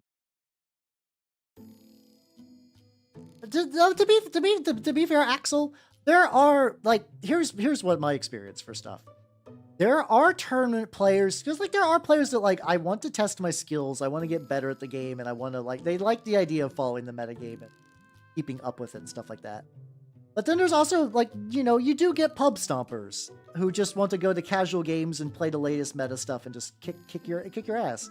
And a lot of times those guys smell like tournament players. They're usually it's like smurfing, and if we're talking about like game bullshitting, where it's like somebody who is particularly like going to an area where they should not be and playing with a mindset and skill set that's above the other people there just for the sake of stomping on them. And like those are the people that kind of get branded as like I'm John Tournament and this is me. But yeah, you got like other tournament people that are like, yo, we rent out the space, we're having a little tournament because we don't get to see each other very often. Circus, you're still doing the fucking nights. You moved on from that one. But yeah, and it's also, to be fair, it is also easy because they are probably the most profitable subsector. Games Workshop or other companies catering to them feels bad. Because like you would love Games Workshop, because like also too, there are really cool examples of things Games Workshop did in the past, or technically Forge World. So like when you think about like the old Forge World, like the Vrax and the Bad like there's Warhammer campaigns that people still talk about because they were really, really cool. I think Games Workshop still does those, but like the level of doing those have not been the same. Like you're not gonna really reach that level of just like hyper quality again with the modern iteration of 40K, because that just takes a lot of shit to do. So it's a lot to build to that point. Never does. Surly. Hey, goddammit. Oh, you guys are all building. I swear, like, I like this Denonbu mix, but I think there's a lot of, there's like 3 remixes of Goodbye Baby on here. If I hit her arm skin like this, it actually does. Hold.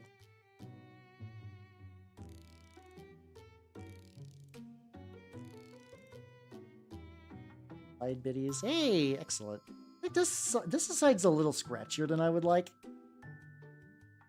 Go to the front. I'm gonna go to the front. I'm gonna try the exact same thing again. That kind of watery. Just kind of get that on the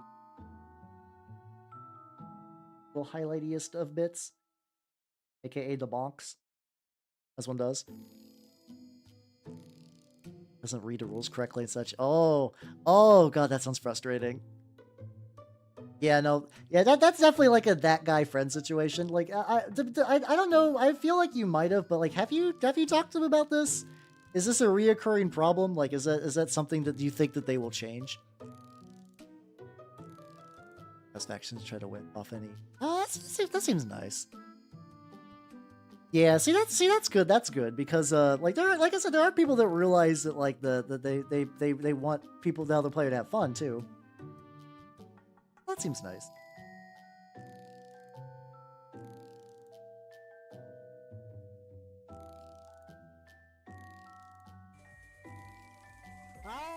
Also just because I'm using Rakar Flesh, if it doesn't get like super smooth.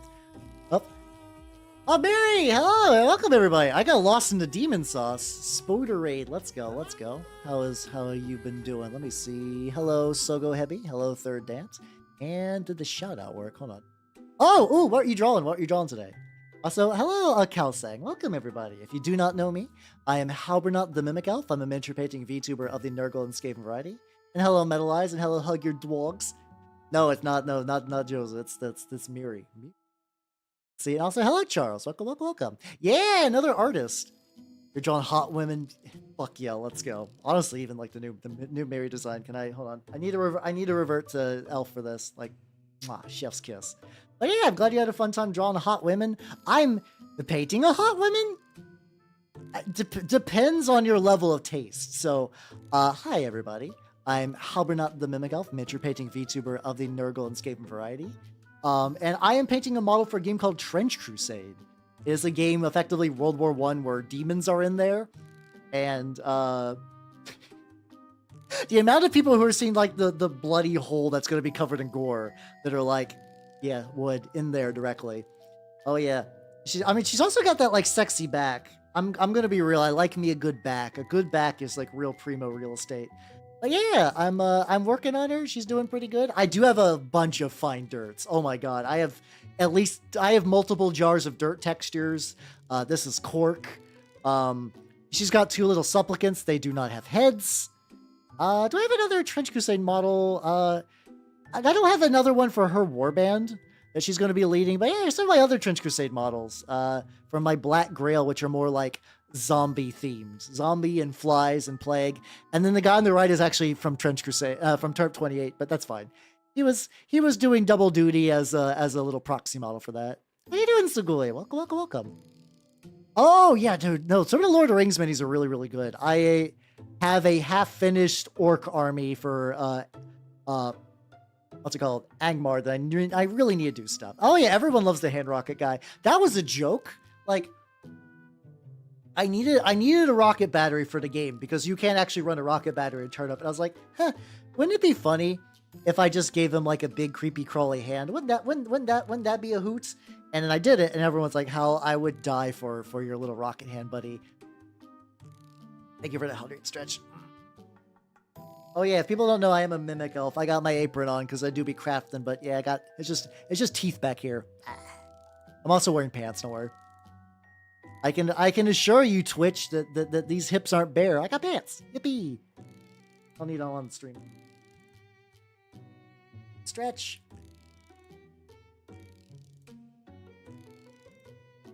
Oh yeah, those are bestiarm. Yeah, these are bestiarm cultists. Yeah. Exactly. I love bestiarm as a mini provider, so it's really really nice to use their stuff. Also, the guy that proxies 9% of armor. Oh, that's annoying. Like, I'm going to be honest, and I don't mean this if like, there is a personal reason. Is there a reason you still play with him? Like, is there, like, is he fun for some games, or is he like a good friend of yours? Because that sounds miserable. Like, I would almost, if it's just going to be like that pub stomping each time, I'd recommend. Unfortunately, I just don't have enough detail for the lower mouth, for like the lower mouth, the bottom. So I just did the typical void. You got married. Hey, let's fucking go. Hell yeah. Fuck yeah, let's go. How you doing sometimes, Ghost? How you doing? And it's getting double duty. Oh yeah, I do have a lot of minis that cross streams back and forth between various war games. And it's nice. Also, Metalized Fulgus, thank you for the follow and welcome to the workshop. But yeah, congratulations on the marriage. Let's go. Nice. So that's where you've been. But yeah, I mean, I mean, honestly, if somebody was like, yeah, I wasn't feeling your streams for a while, so I came back, hi, Hal, I'd still be fine. But hearing that someone's like, yeah, so I haven't been in for a while, I got married, like, fuck yeah. Let's go. Get that, gotta get that. I'm working on some, like, skin blending stuff. It's coming a little splotchy, but I think especially with the enamel wash, it's going to smooth some of these details out in a way that I think I'm going to be pretty happy with.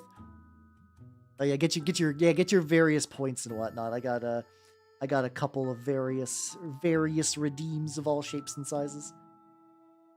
But yeah, this lady is what I'm going to be working on today. I also got, I don't know, I have a couple of backup models. I don't know if I'm going to get her finished. I would like to. I would like to get her finished, but I know that I'm somewhat of a slow painter, and the stippling technique I'm using on her body is a slower one in general.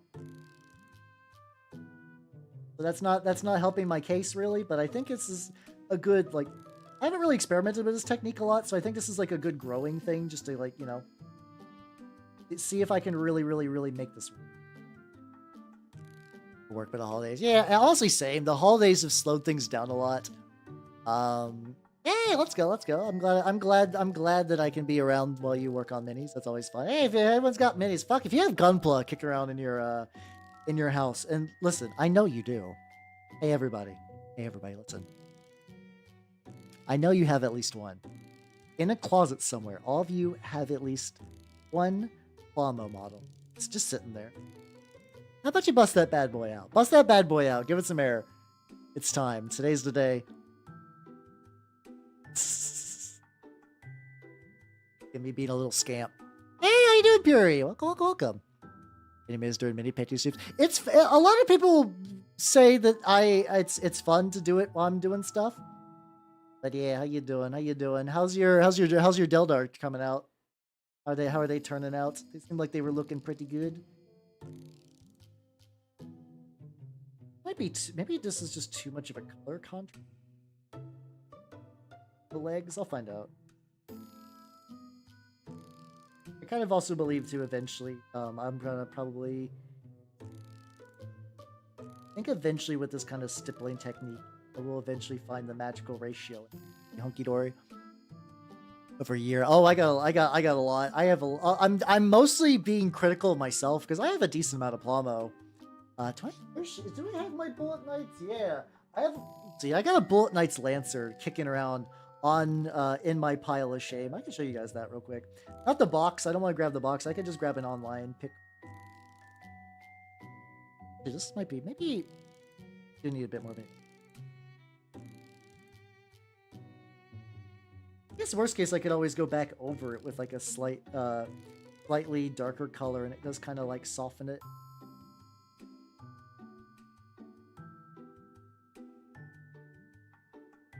A bit. Keep playing with it though; it's fine. Here should get more painting. It's really hard because I'm gonna be real. Painting is really getting paint is really easy.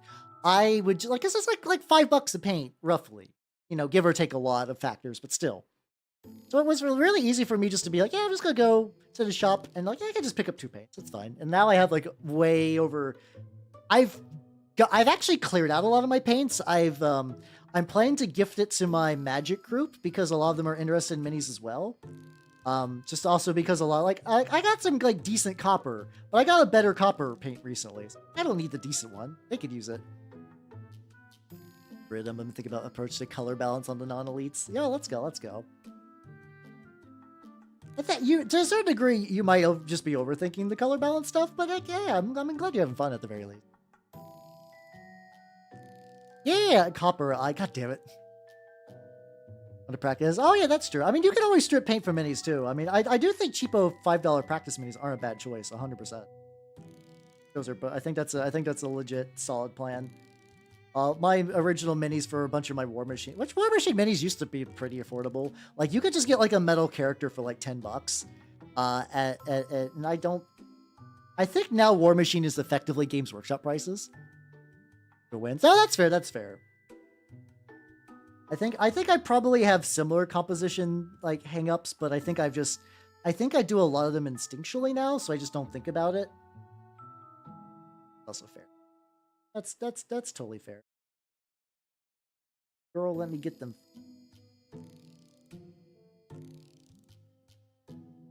Okay, yeah, that definitely, yeah, the legs are kind of blending its way back. Yeah. Oh yeah, I mean, you can strip plastic minis too. Most of the minis I strip are plastic. I've actually not stripped a metal model in quite a while. I kind of dislike metal models now, even though those were my first.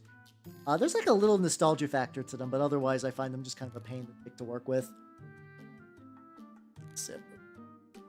Thank you for the hydrate stretch, metal eyes.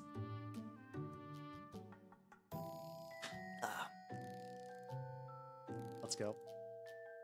But yeah, I had so many metal models just like snap or have things chip off that I'm just kind of like, I'm good. It would take like a very special model to get, like, maybe if I found some like really fun old retro like Warhammer models, like some real like early shit, that could be great. But I do have some older Warhammer models that I've already painted. Those are pretty fun. All right, so yeah, it's I'm glad you stopped by. Best of luck for your arting as well. Take it easy and have yourself a good day, yo. Get that leg. I'm trying to grip her by the base because previously I didn't, and I'm paying the price for some things just absolutely being chipped. How much of the back? Probably still a little bit. So how you doing, Tim? How you doing? Yeah, no, exactly. I get why there are some people who are still ride or die for metal models, but I would have so many models in the. I used to be fair though, I used to use the like little like the battle foam cases to move my stuff around in, and those would chip like a monster. Like my Legion of Everblight swords would just fucking shatter, and I'm like, I hate this so much. Yeah, that's probably easier. I'm really excited for the Sultanate for Trench Crusade. I think they're a cool faction. I just have 0 models to kit bash with them well. I technically do have some War Games Atlantic like Indians, I think, like from India, or like World War I or II. And they actually look pretty good, and they have some like nice gas mask options, but that's just like the Azebs. I would like to have more for like the rest of the troops and whatnot. There we go. So we got arm I gotta work on. Like some STLs. I'll just wait for the Kickstarter to come out. I got a bunch of other minis on my plate anyway, to be fair. A lot of, yeah, some of them were full of lead. Like unironically, like, don't lick your fingers when you work on some of the older models. I don't know which. And I think it's definitely like, are you getting your model from like a company or like a guy who works in a shed? And to be fair, the guy who works in a shed can make some absolutely soulful minis. But like those are ones that are probably way more likely to actually be filled with lead and other dangerous chemicals. So like, just like do your research, wear gloves, remember not just to like suck on the paintbrush afterwards. You know, typical stuff. And yeah, some companies definitely did all their stuff in.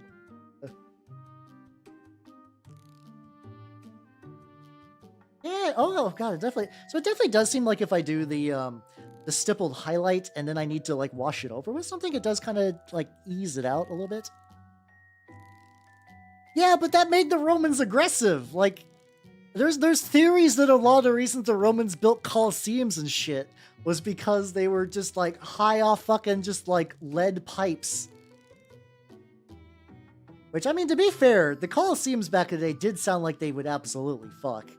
Like, you straight up would get, like, yeah, we're gonna flood this for a ship battle. Like, that must be wild. Like, that's always the kind of thing that I think that, like, if VR, like, I think VR is very neat, but I would like to see, like, stuff like that. I would love to see, like, VR recreations of, like, kind of big historical things. I think that would be fucking rad. I want to go to the Colosseum, damn it. Lead and plastic. It's the cycle renews. That I can't.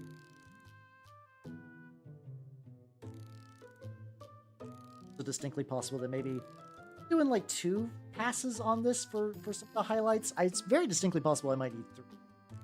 Or like I could do like the highlights and then kind of build back to the pre-step.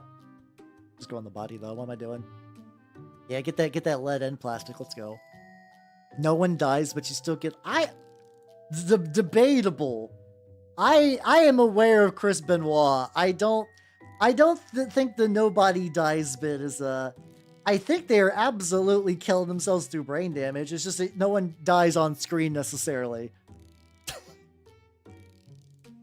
Yeah, like it turns out when you pump everyone full of steroids and head concussions, like, not good. Not good. Mind you, there is some, like, Attitude Era stuff that I've had people explain to me, which does sound fucking wild and the type of wild that I would greatly enjoy. But yeah. Honestly, though, I mean, he definitely went the farthest. But I can't imagine others were doing fantastic either. Yeah. Guess what? Are you gonna say chicken butt? You're not allowed to guess what chicken butt means. Yeah, about the flying stuff. What do you have for my word bears? Oh god. I have 5 Terminators painted out. I have a... Oh, you did some bloke. I'm listing off my word bears. I got 5 Terminators. I have a heavy weapons squad I need to work on. I have a spoiler squad that has not even been shown on stream because it is just doing base coating with an airbrush at the moment. Didn't care. Or hair kind of face nubbin. Oh, God.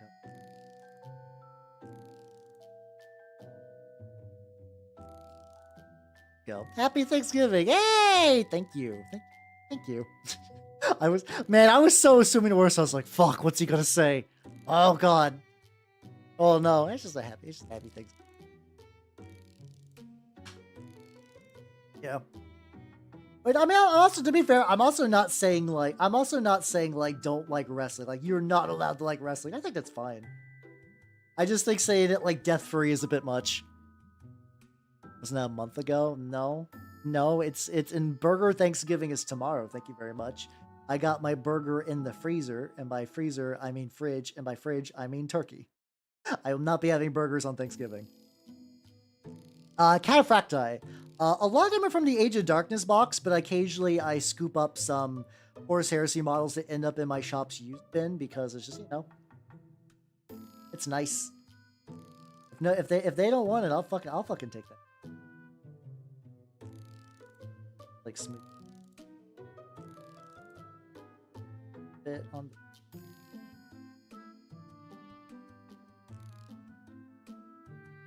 the angles. Some of the angles, no. But yeah, oh shit, I also gotta get the... Okay, that side's fine. This side could use a little bit more love. But yeah, my Horus Heresy is keeping your burger in the turkey. Yeah. You guys know the turducken, right? It's actually the tur burger is actually the real... That's the real thing. Just like put a whole fucking... don't make the cheeseburger. That's some commie shit. What you gotta do is go to McDonald's and get a Big Mac and just stuff it into your burger. I'm memeing, but I'm not gonna lie, that might taste good. That might be at least a little bit good. Definitely also, I'm also aware, don't cook stuffing in the turkey because it just makes the turkey rawer. I'm going to be spatchcocking my turkey, probably tonight. I'm going to spatchcock it, I'm going to dry brine it because turkey is serious business and I'm nothing but serious. I'm a serious boy. Serious thoughts and feelings. But that's my general plan, yeah. Spatchcocking so for people who don't know, spatchcocking is when you split a turkey in half and you sort of bake it like insides down. How about you cock a lady? I think if I spatchcock a woman, I go to jail. I think they're just taking somebody and breaking them like a fucking wishbone. I don't want to go to jail. I have so many streams I gotta do. Hey. Spatchcocking. That's forbidden love. Oh. Fucking nerd. Turducken burger, yes, a turburger. And so it's hard not to be thankful. Oh, there we go. Like the idea of just like a doctor of a doctor just like hears the child and it's just in a turkey. Just like, why are you giving me a turkey? And then they open it up and the baby's just fully delivered in there. That could be fun, maybe. I actually have today off from the guild, tomorrow and Friday. So I get a 5-day weekend. And I have wasted today. Has girl gone too... Isn't by definition girl going too far? Like, because like if it's not far enough, it's just Riona. And like that's relatively mild depending. But then like I think in order to be Guro, it has to go too far. Not that I'm gonna like value judgment Guro. But I think it does need to go a little far, else it's like, what's the point? You gotta get... I guess unless you're doing some like weird medical girl or whatever, which I guess people are into that.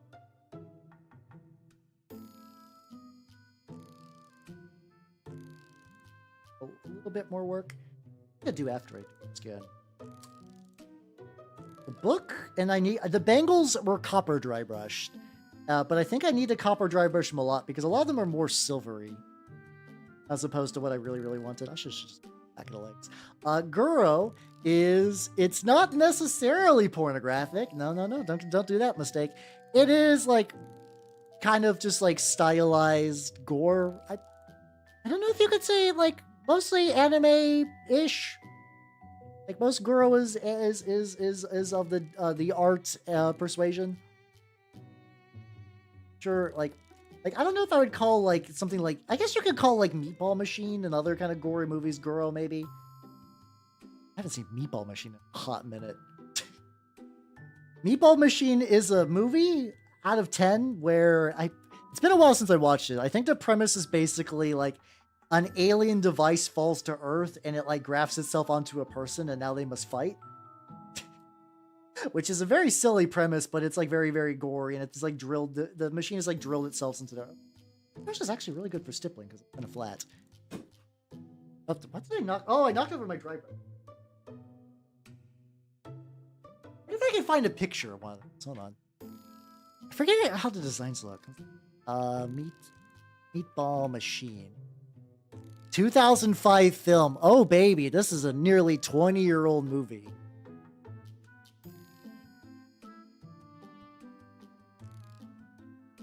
Okay, this is from, I believe, one of the sequels? But I think this is a better representation. This is like a good representation of like the level of like kind of body horror gore stuff. And this is how like 20 years was into. So I guess I've just been into this shit like for a while. But yeah, look at him. Look at Scooty Man. Look at him. He's got his little Scooty legs. He's got his back heart. You know, he's got his regular legs too. Got some eye shit going on. You know, I usually watch a lot of those kind of movies. I used to watch like those in Tokyo Gore Police a lot. I actually saw a very similar movie. What's it called? Yeah, that is the not Plato. Who's the guy like who lived in the barrel? I'm blanking on his name. Behold a Man. Fans have fallen on hard times. Correct. Oh, but yeah. Diogenes, thank you. I was going to drive me nuts. Really bad at remembering that kind of stuff. Watery, blend it back into a little less stark. Oh, hold on. Yeah. Oh, she's got one magic error with it. Yeah, I mean, to be fair, that's kind of the point. Like, I still need to watch Tetsuo. Tetsuo the Iron Man is a movie I've been meaning to watch forever, and there's another... So, recently, when I was looking for weird fantasy movies, I found a streaming service called Eternal Family, which sounds like a cult, which I think is intentional, but it's like basically just like the weird movie streaming service. And it's... Everything on there is bizarre, because like I found it. Remember when I showed you guys the adventures of like Tom Thumb? I found out about it through Eternal Family actually. And I was like, oh shit, this is nice. But they also had that movie on YouTube from the creators. I was like, I'll just go directly there. But they have a movie called, what's it called? It's like Pinocchio or something. 964 Pinocchio, and I have this like bookmarked for later. Because it's made in 1991 and it sounds wild. A memory-wiped and defective cyborg sex slave is tossed into the streets and taken in by a homeless woman while his corporate creators hunt him down. It looks wild as shit. That premise is wild as shit. And I want to watch it. I want to watch it real bad because I'm curious. I'm a curious boy. Yeah. How you doing, Flopsy? Flopsy's been a while. How you doing? I'm showing off, talk about a movie I want to watch. Maybe that's what I'll watch on Thanksgiving, you know, a movie that I can never speak to anyone about. Let me see if I can get a picture of it. Let me see if I can get a picture of the titular, it's hard to take a good picture of the cyborg guy, the titular Pinocchio, because he's always like some level of screaming. And there we go. This is a movie poster. I think I can show that one. Yeah, there we go. Yeah, this is what the movie poster looks like. It's, like I said, seems neat. I've never quite watched a movie with this premise, but like the screens I've seen look really wild, so I want to see it. Oh no, I did watch Old Boy. I was like, I haven't watched Old Boy. No, I watched Old Boy because I remember the ending to Old Boy, and like, man, that's a fucked up ending. Old Boy's got a real one of the most endings of all time. Not in a bad way. It's just kind of like it's one of those things where you have information that the audience, that like the people in the movie doesn't know, and you're like, oh no, don't, please. Yeah, I was starting to get into Cronenberg movies for a while, so I watched Scanner Darkly and Videodrome a while back. This brush is way better than one I was using for stippling.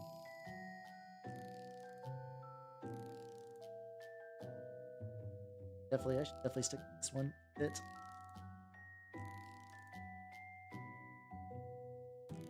Too wet.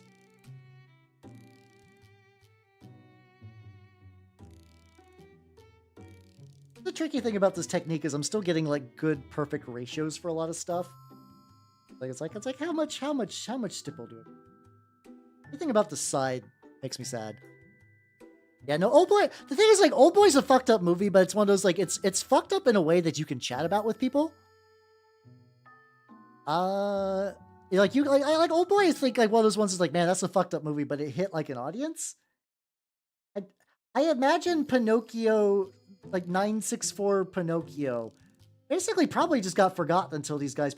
I have to wonder if like a service like that is very like cheap to acquire movies because you just pick up weird forgotten shit that no one remembers. Like there was a lot of legit. I'm not sponsored by these guys, so but like a lot of their back catalog seems wild in a way that's like, man, where did you guys find this stuff? And like their Twitter will just be like, yo, this is like a weird.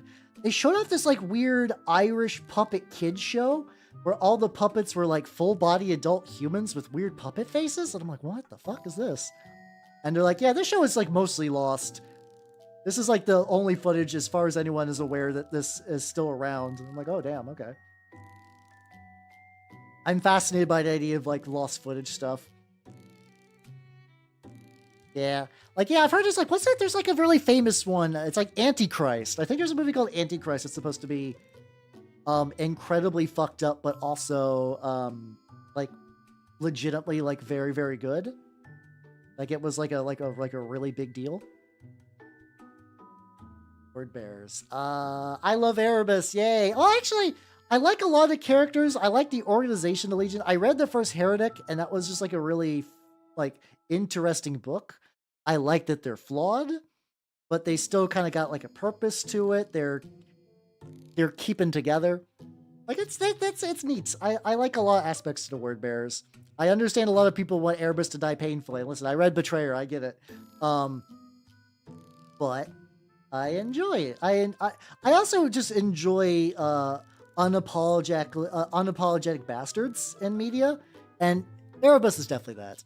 Oh, I fucking love Mad God. I need to watch Mad God again. When I first watched Mad God, I had a terrible cold. Like I think it was like it was like a flu type deal, and I was in pain. Like you guys those like little comical water packs. Like the little heat, like the ones you fill up with hot water and put on your head, like in the movies. I had one of those, and I watched Mad God, and I was like, this is amazing. I wanted to watch it for years, but like, you could only really watch it at film festivals, and then it eventually got put on Shudder, and now I think you could actually like reasonably watch it. Shudder is also just like another niche streaming service, but that's one for like, hey, do you like horror stuff? Shudder. From what I understand, that's like the horror streaming service. Also, I gotta take a really short idle break. I will be right back. I might as well get some water while I'm up. This is gonna be earlier than my usual breaks, but I will be right back. BRB! Whoa!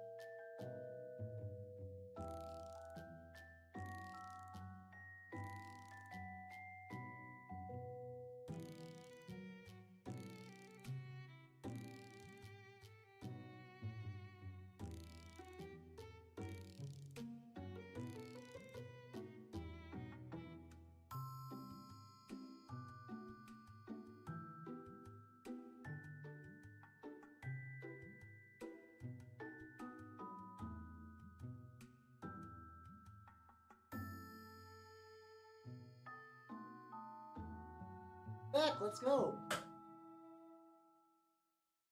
That show is so. Oh yeah, no, Mad God gets real fucked up, but like in a fun way. What are you guys doing? You guys raving? Okay. You're allowed to rave. I'm just yeah. I was gonna say I look up and just see the emote waves. I'm okay with this though. All right, let's go. Wah! There we go. We are back to the mini. Go, let's go. Scroll down. So much dancing. Go. Oh, this. We are back to the mini.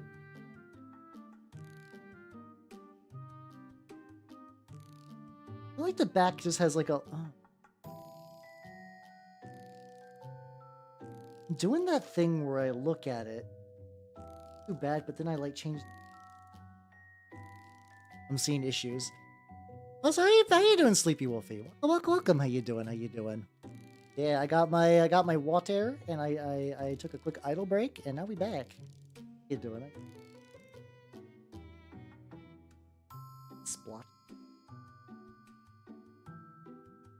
We need a little bit more paint on there. Maybe that's what's going on. I'm not doing enough paint. Oh, yeah, how you doing? How you doing? Getting off work? Yeah, no, that's a mood. That's a mood. And I was blessed that I had today off work. Holiday stuff.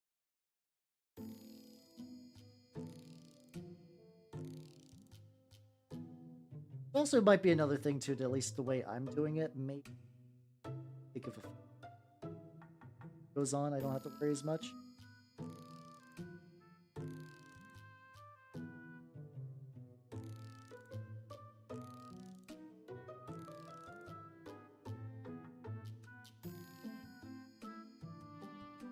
There we go, there we go, there we go. What your first new printer should be? Ooh, are you trying to like, are you thinking about like some terrain based, or are you thinking like a model?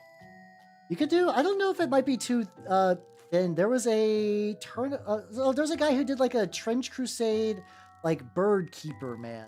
It's like a nice free one. Oh, that's cool. That might be a fun one to do. I have not printed out myself because I've had a print on my printer for like the last 3 days. I need to take out. Have a good mix of weird. Yeah, I actually do think legitimately that it seems like a good service. And I've been meaning to watch more movies. Just really, I'm so easy to like entertain with just watching like the same handful of like YouTube like documentary stuffs. Like video essays better. Documentary gives them like a bit more gravitas, but effectively like video essay stuff.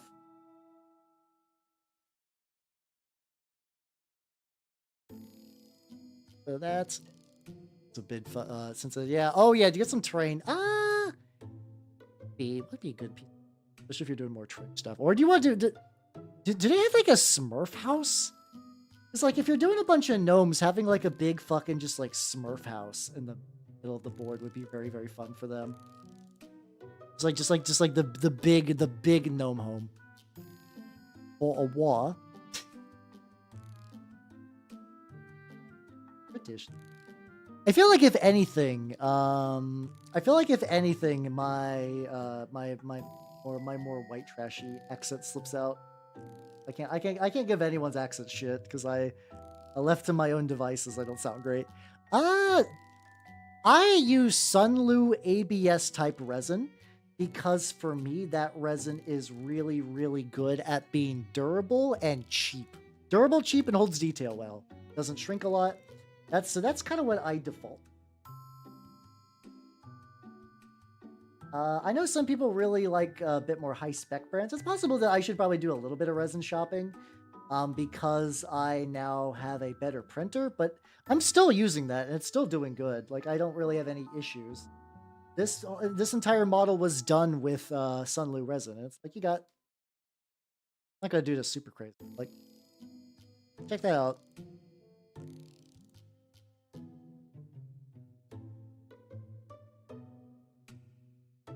That's nice.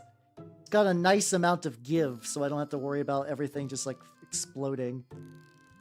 And you do like a up on there. Yeah, don't. I used to use the Anycubic one because that's what the printer I had. Don't. It's garbage. Anycubic's resin's garbage.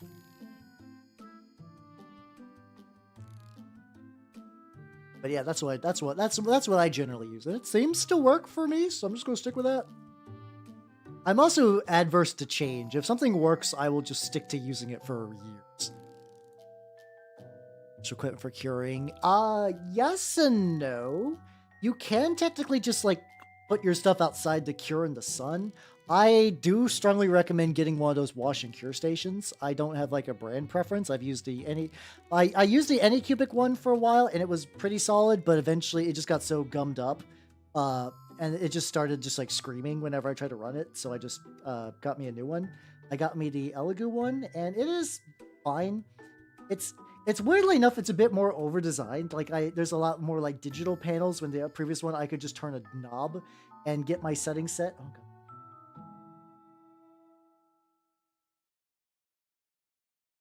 I need to get a bit. Oh, yeah, I need more water in this. I think it's a little too thick there.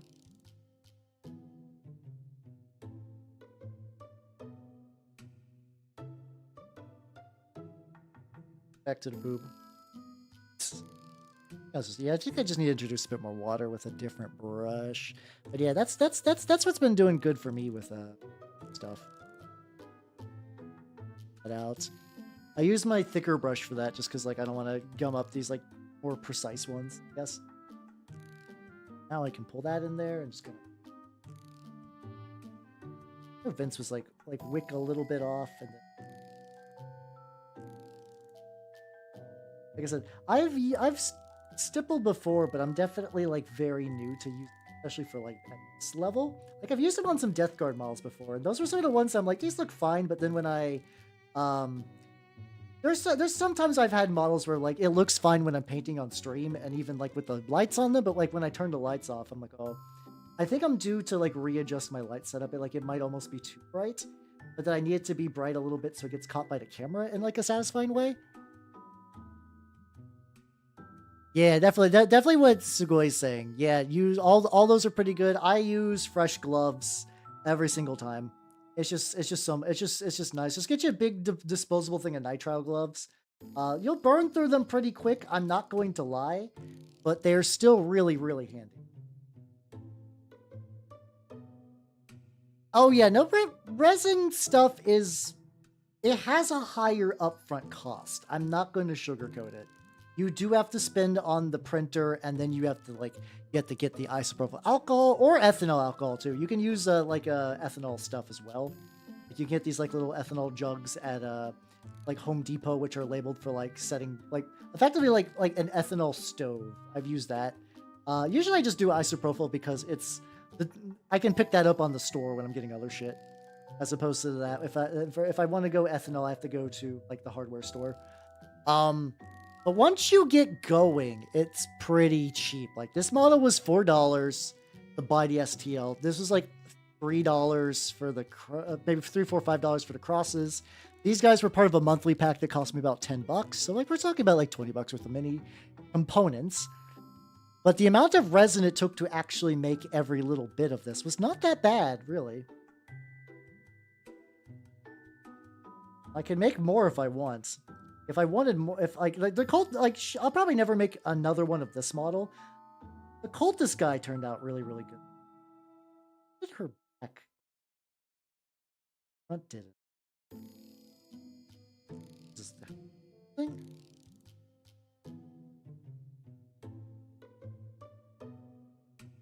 I guess worst case too, I could also just like enamel wash, and then I could see how the skin reacts, and then after that, build up from it.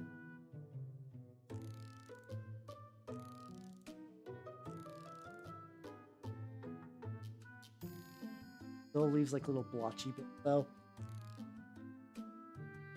Yeah, true. Yeah. Also, like there are like learning process too. Like having having a print stick to the bed is going to suck. It's going to happen. You're going to need to learn a good way to also like be able to like pour out the resin into like you don't have to throw it all out, but just like put it into another container. Like make sure you can scrape the bottom. Make sure you don't spill it everywhere. Learning curve is real. Learning curve and expenses are real. I do think the end result is absolutely worth it, but I could somebody be like, no, that's too much money or that's too much time. Too much a lot of things. Was for ooh, oh, you got one for the wedding. Oh, that's a honestly compared to like a fucking toaster or whatever, that's a way fucking better gift. Hell yeah. Hell yeah.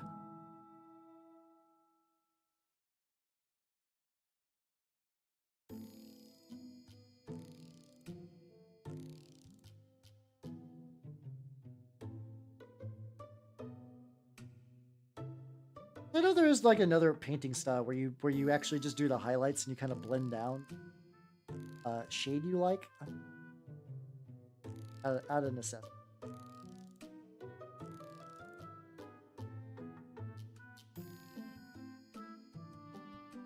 How about this? How about this? Let's do the coppers again. Like I need to do a little bit more copper.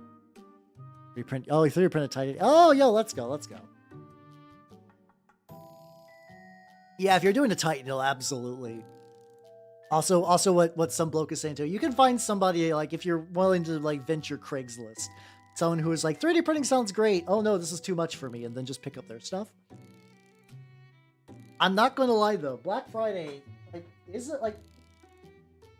This is not a bad time to pick up a 3D printer if you're like, I am interested in 3D printing. Now is a really, really, really solid time to do so.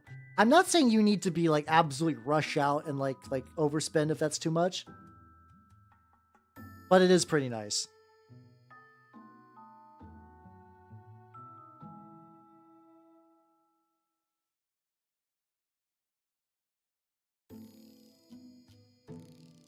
A couple little bands. I need to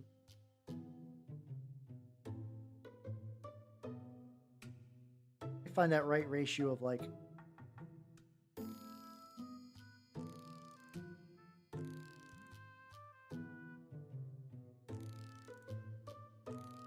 so cautious of overpainting the copper that I'm just like not. There we go. Not really dry brushing, I'm just kind of like very, very lightly. Because a lot of these turned out pretty good, but they just kind of look like they're still blue over tone. I just need to get like a really, really, really thin layer. Mess around with commissions. Oh yeah, let's go, let's go. Yeah, I'm glad we could help. I'm glad we could help. Yeah. Now the deals. I think there's also a pretty good selection of deals in like February. I vaguely remember getting one around that time, and it was like surprisingly cheaper than I expected because of like some bargain. Bargain. So I'll give you one bargain. It's wonderful.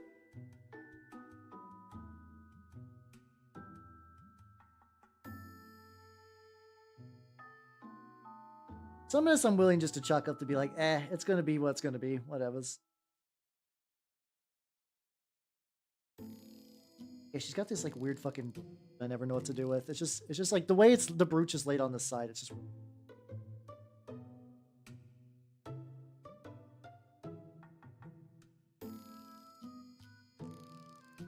on that. To use a technical term, the donglies.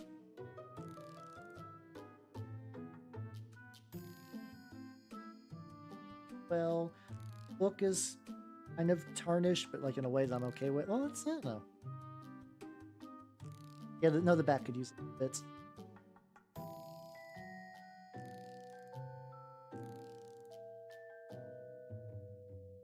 Yep. Elegant. Oh yeah, that's the one I got. I got the Mars 4 Ultra. To be fair, it's really, really nice because the wireless is fun. Also, it's got like a nicer screw on top. So like for the bed, it's got like 4 screws instead of just like one at the top, which actually, from what I understand, that means you have to re-level it a lot less, which I like. Oh, how you doing? How you doing, Starlight? How you doing? Welcome. Oh, my Zeus. Fuck. How you doing? How you doing? Welcome, everybody. Oh, how you enjoyed Inscription? I legitimately Inscription, like I think was like my favorite game of that year when it came out. It's really, really banging. But how's it going, everyone? If you do not know me, I am Halbernut the Mimic Elf. I'm a miniature painting VTuber of the Nurgle and Skaven variety, and today I'm working on a big Sorcerer lady for Trench Crusade. Hey, Nata, how you doing? Welcome. I'm working on some court minis for Trench Crusade, and it's pretty baller. But yeah, I got some copper on a lot of stuff. And I'm trying to like go back in and get. Yep. So I get a couple of little extra highlights and stuff like that. Stay spoiler free. Oh, I'm jelly. I wasn't spoiled, but like it's like the being able to be spoiler free for a game you want to play is so rare these days. So like fuck yeah. Let's go. Act 2. Oh yeah, usually you can tell. Yeah, usually you can tell. Oh yeah, no, Trench Crusade's been rad. It's been in my brain for a while. I was able to play a game of it before like a bunch of holiday hiatus stuff from my local group. Cause you know, we got a lot of like. I don't know how many games I'm going to be able to play until probably next week. I'd like to get. Yeah, she's turning out pretty good. I'm trying some techniques that I'm not exactly sure are working, but it's good to experiment. Senior count. Yeah, no, it's really because like there are a lot of free STLs. It's really, really easy to get a hold of free STLs. And I don't mean that in the like piracy way. No, I mean like legit. Legit like free STLs are very, very common. Now some of those free STLs are just like I made a Space Marine, and it's just like a pirated like new model. But like I like a lot of like and unique stuff, people.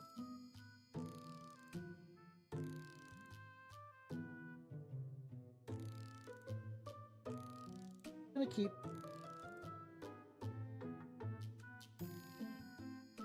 like a little bit more highlights on a little bit. Really got like that.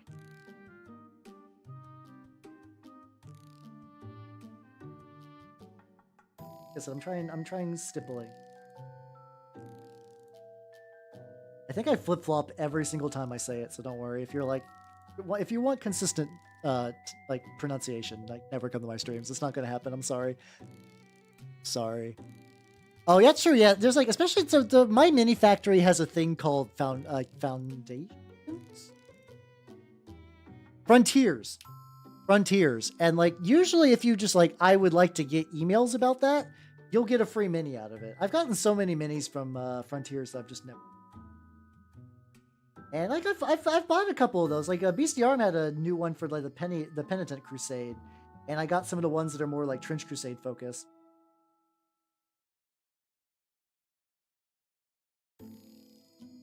That's been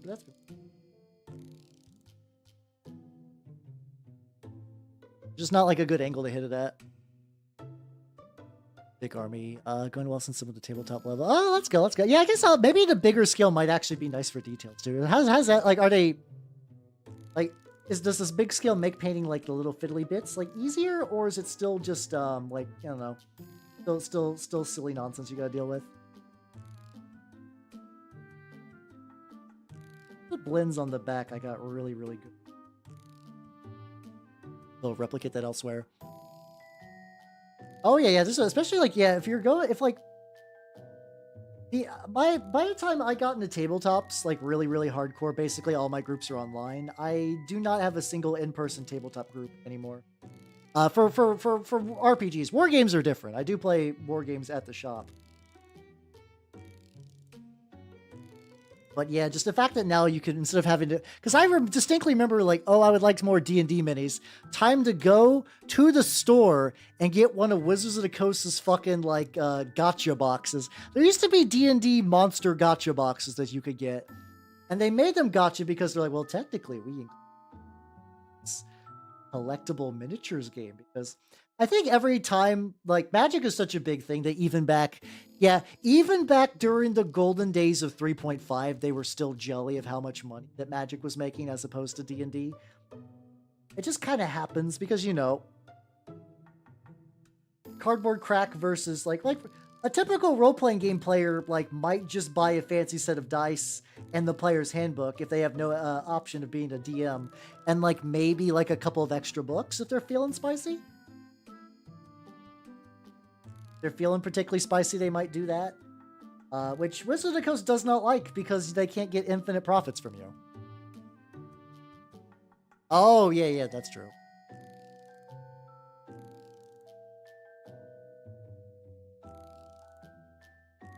Oh, okay, so yeah, so it looks like sounds like the spires take the contrasting very well. Oh, nice. Excellent. Yeah, the weird thing about, like, the gotcha boxes towards the end would get to, like, really... I need to stop. they would start busting out like really, really, really esoteric stuff too. Like, I love stuff like hex blades and whatnot, but like a lot of times when you're getting started, you need like the core. And like now they'll just sell you that because even Wizards was like, no, that's a dumb idea. But like you would get like all these like really just like hyper specific monsters that you're just like, well, I guess this Shadarkai Chain Pain Man will be a fucking goblin chieftain because I didn't get a fucking goblin in this box. I got a Shadarkai, which I love Shadarkai, don't get me wrong. Love me some Shadarkai. But like as a newer player, it is useless to you. Wondering. Think I can begin the enamel time. Think I can begin big enameling. Gonna try that. And then worst case, if I need to touch up some shit, like got my enamel supply, so let's remove. But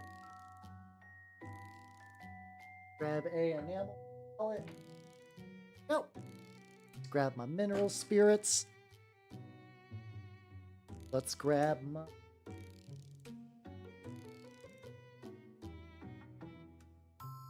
Get some winter streaking grime because this feels like the kind of thing I want to use this for.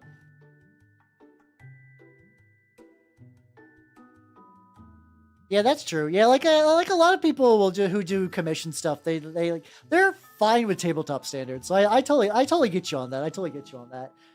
Also, to be fair, the average, it's really easy to look online and be like, everyone's a fucking amazing painter. I will never be worth. But like, if go to a shop, look at the amount of unpainted minis or like minis that are painted like very thin your paint. You'll feel a lot better, honestly. It's just hard to tell that because when you go online, you're looking like you're literally looking at the best of the best. And it's also a lot of people. I know a lot of people get demoralized like that because it's easy to get demoralized when you're like, oh, every mini that I will ever see, usually that kind of blows up on like YouTube or Twitter or Instagram, will be like a really amazing one. But you can't. It's easy to be like, I am the legitest at my local shop. So many unpainted. Paint your minis now. I know you got time. You're watching the VTuber. Bust one of those bad boys out. Paint a long time. Oh shit! I didn't do the dry brush on the cross. I could do that later. I don't know if the cross needs.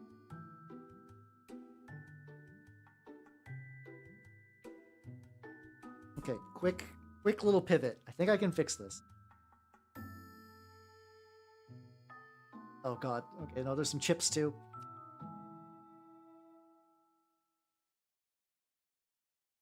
I'm gonna grab my palette, so I'm gonna do this a little messy style. Don't worry. If your stuff's like away, I totally get it. I mean, if your stuff is just like on you right now or within reach, yeah, you can totally do that. Oh shit.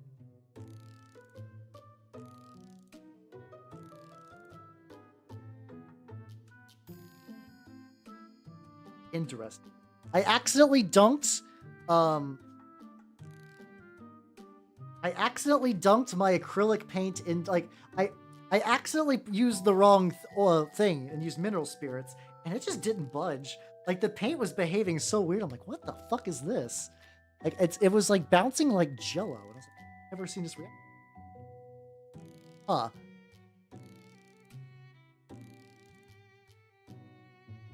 I don't feel bad because I did see like I posted the fucking like what's it called, the Dornian Heresy Blood Angel, and people are like, well, I guess I'll never get at that level. I was like, no, don't give up on yourself like that. I believe.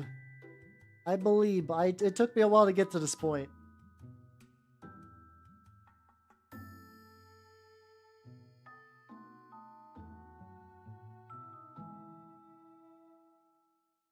Yeah, I've never seen acrylic and enamel interact like that. It was weird. It's just like bouncing. Rubbery. I think I've been relatively good about not crossing the streams until today I made the grand goof.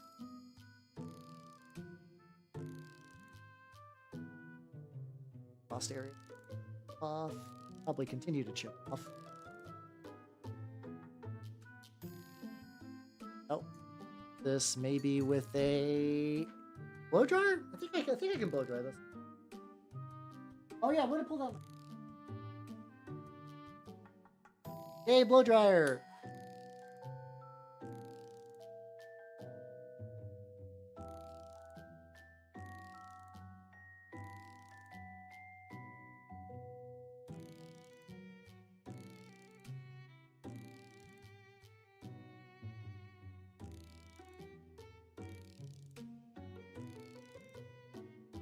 I think I can do the light gray dry brush on the cross. I'm going to use this makeup brush. Yippee! Let's go. My mineral stuff is good. Oh yeah, my first mini was pretty bad too, honestly. It's I have a picture of it somewhere. I just don't know where. It actually it might have gotten destroyed with my PC. I kind of hope not, but it might be gone. I never considered. Unfortunately, it's been stripped like 3 or 4 times, so I actually don't have any. Like, if that picture's gone, that picture's.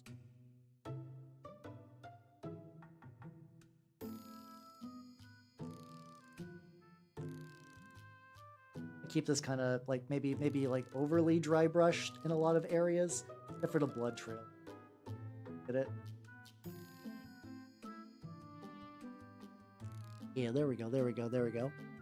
Yeah. Oh, I definitely agree. Everyone should keep their first mini. Like, with the exception if you're like money is really tight. Like, I know it's fun for like sentimental reasons to keep your first mini, but if you need that mini and you're like, I don't like it like this, fine. I did enjoy keeping my old first mini around. Or like what's it called? Basically Magnus is my oldest mini that I haven't stripped, and I keep him around on my desk just to show how far I've come. Really nice. I get like into some successes. Be really careful that I don't like yank her off the base. I did that with one of my Stormcasts where I just like dry brush so hard he just popped off his base in a way I was not about. There we go. We got a bit more texture on it. Nearly dumped my dry brush into the enamel, water, mineral spirit. I gotta get this shit taken care of. Like a tiny little bit. I'm probably eventually going to make the little like struts metal.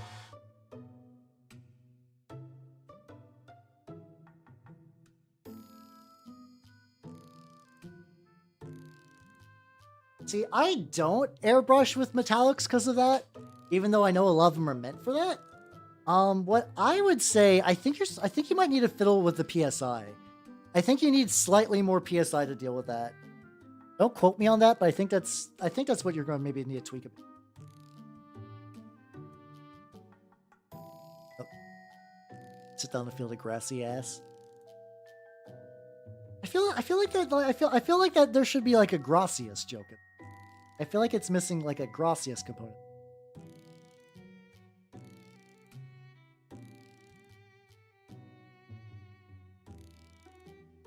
Okay, this isn't too bad. Let's start with the dudes. Yeah, we are big grime in this because I want this entire thing to look pretty grimy at the end of the day, and that demolished all my streaking grime. But to be fair, I think some of it might evaporate. Do I dare risk keeping the lid open? Oh, did I just get an enamel on my key? Let me tuck my keyboard a bit more. Getting some splashback. Every technology and keyboard that I own always gets at least a little shitty after a while. It's just because like it's hard for them not to get splattered with various paints and agents and whatnot. And bit on the base, bit on blood, which is going to grime the blood a bit, which is probably a bit redundant, but it'll eventually work. Corners, line feel for them. Okay. Oh, two. Wait, okay, so that ship is going to be there. I'll have to deal with it later. see, tried 30ish and down 20 bucks. Ah, gotcha. Yeah, try. I think like 40 is like the highest they recommend for like a lot of mini stuff. But see, yeah, see the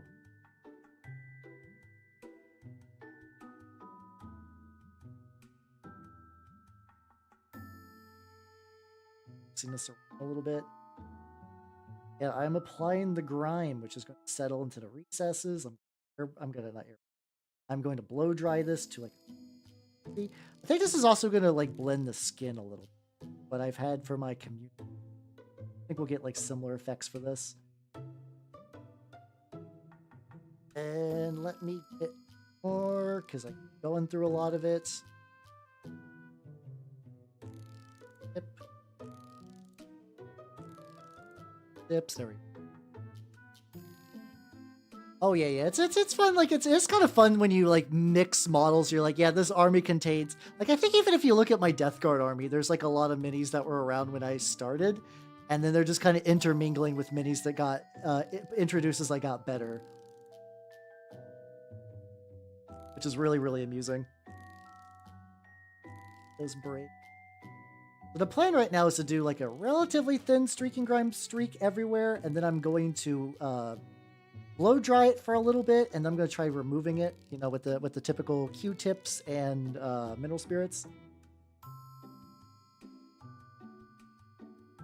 Do the trick, and then I'll probably gonna need to go in and do some like little touch-ups and highlights and whatnot. That's not should work currently. But oh, we're only at like 2.5 hours. Let's go. I did take my break a little early, so it's like not like I need to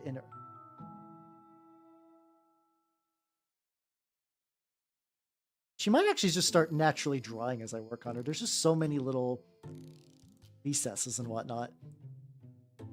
I gotta say, I was a little worried about the bone texture, but like I am very happy the way the bone is turning out, where it's like the brightness kind of plays well with the grime.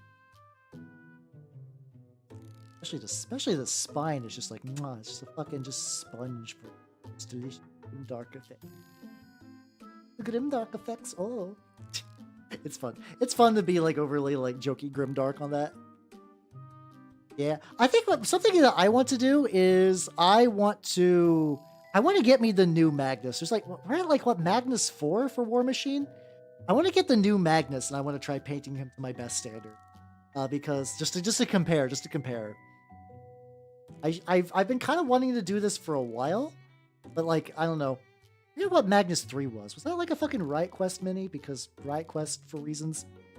Riot Quest was like a board game that they tried to do. In like a War Machine effectively like an alternate universe where like the apocalypse happened, but the demons won instead of the kind of the more traditional one, which actually ended up happening. I forget if that predates the Orgoth invasion or not, but similar enough idea. So they would have like weird robot. I mean, like I'm just a setting with like warjacks, which are basically like robot mechs. But they would have like honest to god like robots and cyborgs and like goofy little shit.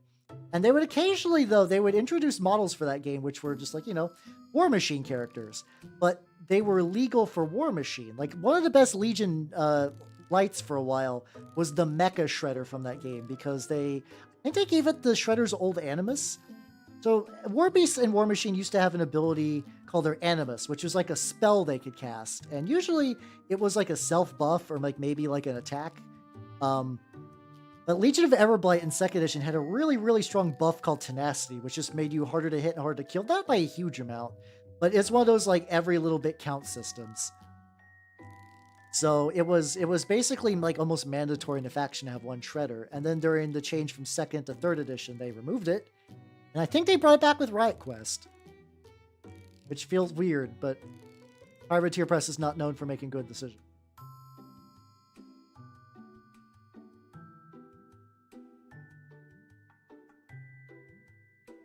How you doing, War Master? Welcome. What is Transformer Micromaster? I've not heard of that, but I also haven't heard much about Transformer stuff at all, really. Let's get a little bit more because I think I need to slightly hit up this cross. We'll go from there. If they won, they kind of did. I mean, they didn't super win, but they definitely fuck shit up. They definitely killed War Machine in my eyes. Haha.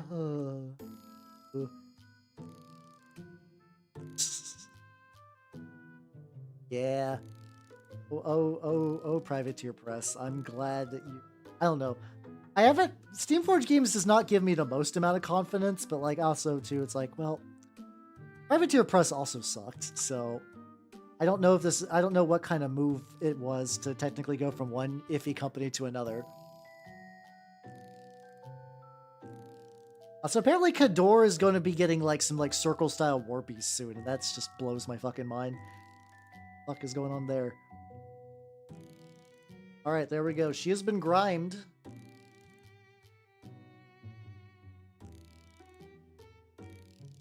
Do be grimy, so I'm going to use my blow dryer to dry it slightly.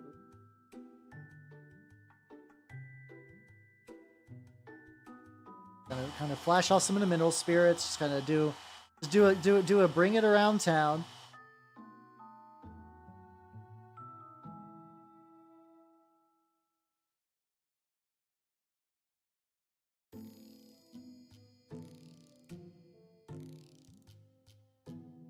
Not like a complete removal, but enough that I can start doing like a little Q-tip layer. Bit around, like a certain angle on there. A little bit and get like there.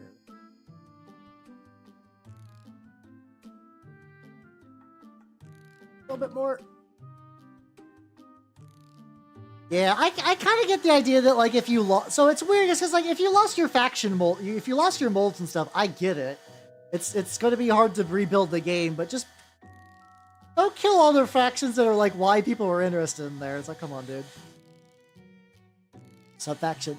Oh, okay, so they're just, like, little itty-bitty Transformers. I see. Alright. Lady is looking good. Let's get stripping.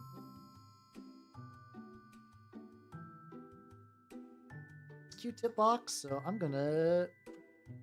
I think we can do like just like the typical like doing a little bit of rub so I can get the highlight back. It's gonna wipe off a lot of the excess and also like anything that's just kind of thin, so I can put it back there. There we go. This is what I'm talking about. We're just going down, not using any mineral spirits, at least not yet. If anything's like particularly stubborn, I probably would. Ooh, the braids. Let's go. Oh, let's go. Let's go. It's still shining. Oh, chef's cute. I'll form it. Excellent.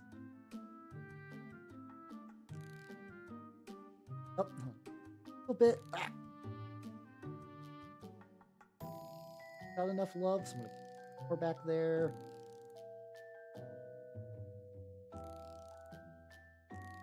Oh, is it like a Hasbro thing? Oh, okay.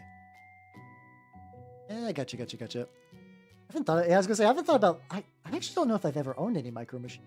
I remember seeing the commercials all the time, but I just don't think my family ever got me any. Which is fair. Yeah, you can't get every toy.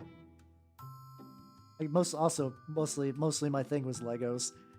I was so easy to please as a child. They're like, what do you want? Legos. And it was basically like that for like most of my childhood. I think it took well into like getting into video games around like Pokemon era, where I was like, oh yeah, things that aren't Legos. And I think I still got some Legos.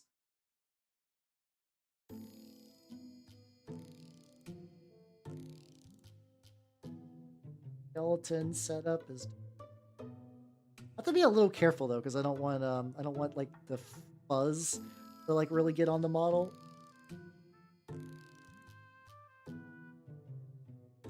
There we go. I'm pretty reasonably happy with the skin though. On what arrangement of colors you think is better? Let's go check midstream real quick.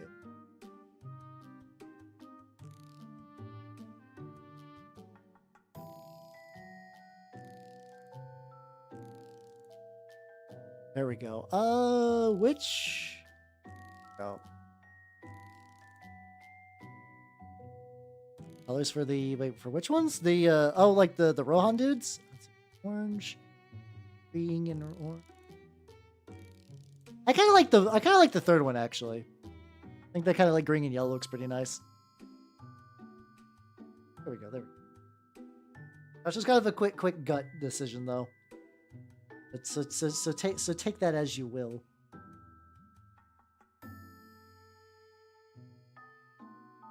Kind of removing the lighter stuff. Eventually gonna need some additional work. The legs are doing good. Let's go to the back. Back is gonna have the bottom are doing fine. They're also not like the main focus. It's not the all I want for Christmas is my too far.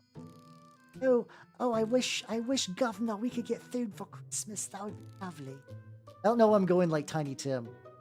Dude, I'm deciding like I kind of want to watch something Christmassy for in the Discord for about to for Thanksgiving for Christmas, and it's like I got a couple options. I know my favorite Christmas movie is The Muppet Christmas Carol, and that might be fun just to do for tradition. I shared it in Discord like years ago, like before I even really had a steady movie night.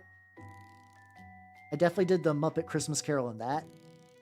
Okay, so the enamels really did smooth some of the skin blending over. Oh, that turned out real fucking spicy. Let's go. I'm sure there's gonna be like a couple little bits I'm gonna need to like really tweak. You know, I've never seen Die Hard.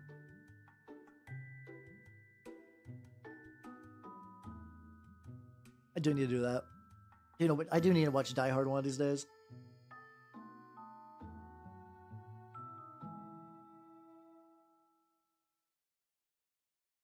From the backs of the shades.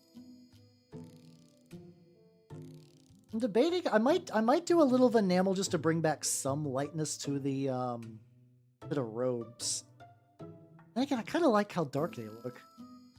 Like the front definitely turned out brighter. Okay, I think it's just because I'll definitely go a little bit more like this. I can get a little bit more brightness out of them. Let's go. War in the Pocket is War in the Pocket a Christmas movie? Or like isn't like an OVA? Is it a movie or is it an OVA series? I might be thinking of 8th MS Team, or just like more of a short OVA series.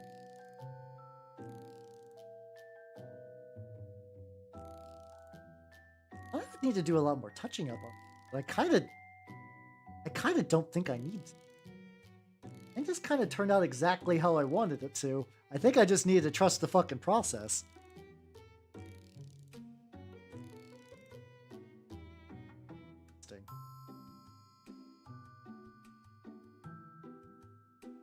Skeleton guy looks pretty good. Body I'm relatively happy with. Little chumpos are definitely there. Swatch for the film I sell. Ooh, okay, let's go. Sounds pretty legit.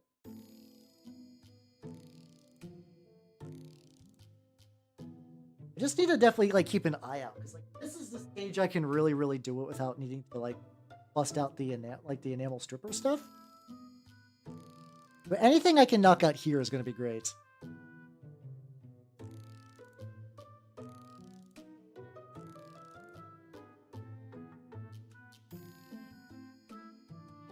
Just basically, I think at this point I'm basically just kind of just like lightly smooshing around stuff.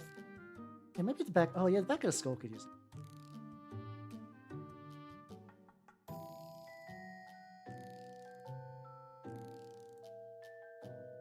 And with that, there we go. Okay. I think I feel pretty good about her. She's not done. Here's what I need to do. I need for her to dry. Then, thank you, heater. Then I'm going to be busting out the, what's it called? I am going to bust out my acrylic gloss medium and then some blood red. I'm going to mix some gore. I'm going to put it around the base, the heads of the dudes, and her splits. And then I want to get some Uhu glue and like really put it in that like crack between the two halves. That is doable. That will happen probably tonight. But I I gently set my Q-tips on the ground. Maybe gently is a bit strong, but I like kind of pop them down and they definitely, some of them came out. I'm going to move all the enamel stuff away. Because I have a backup Trench Crusade model. Let's go. Dillinger split. Oh, shut up! God. I should have seen that coming. I absolutely should. That's on me. That's absolutely on me. Alright, so I'm going to set her aside for a bit while she dries a bit more naturally. And what Trench Crusade? Oh, yeah.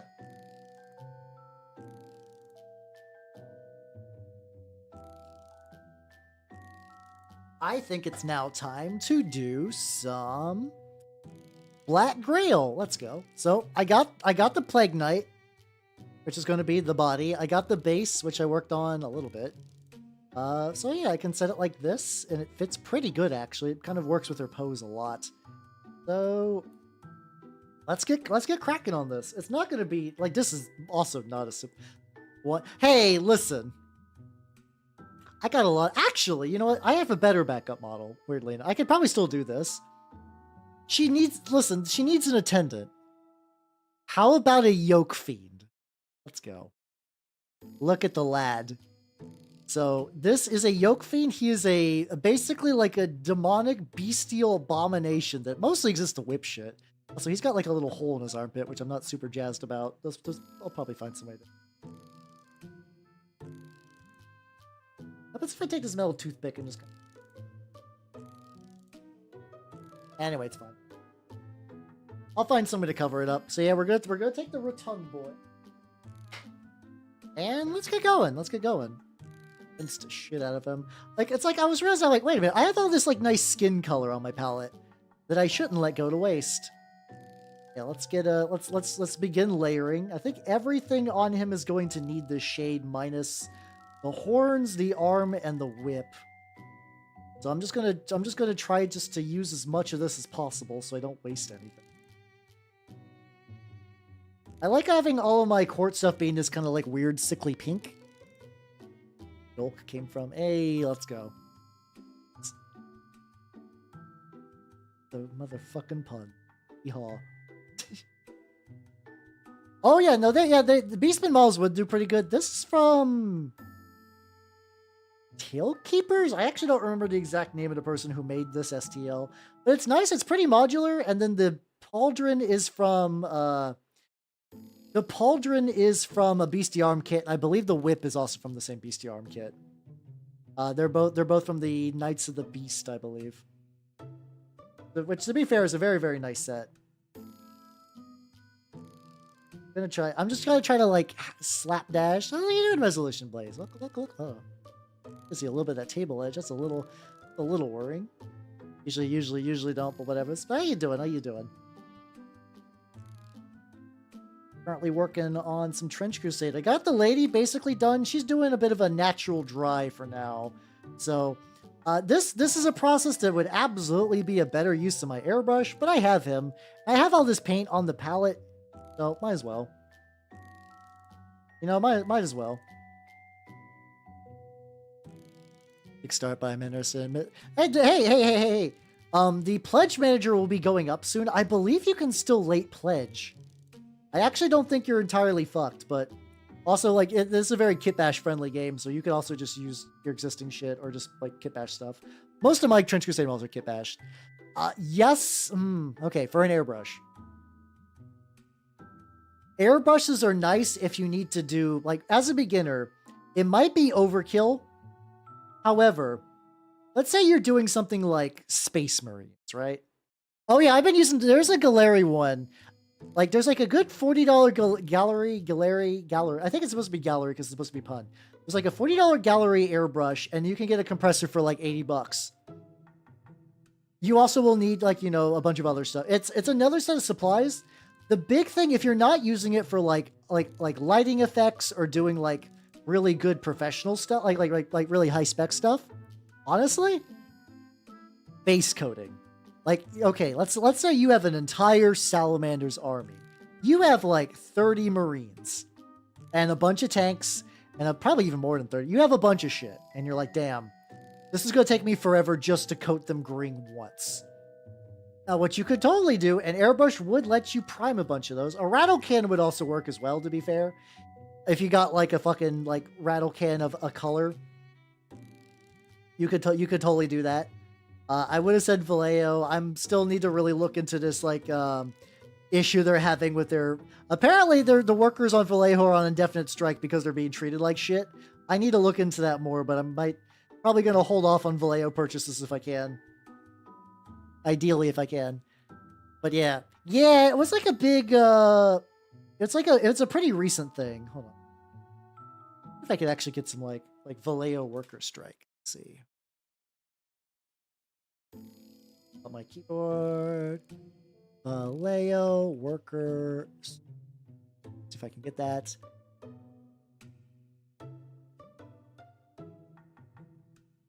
I'm getting a bunch of other stuff, which is not what I'm seeing. Oh, there we go. Suggs has a thing. Oh, it's because it's mostly in Spanish. There we go. Okay, so that's gonna be hard to check. Okay, let me see. Translate to English.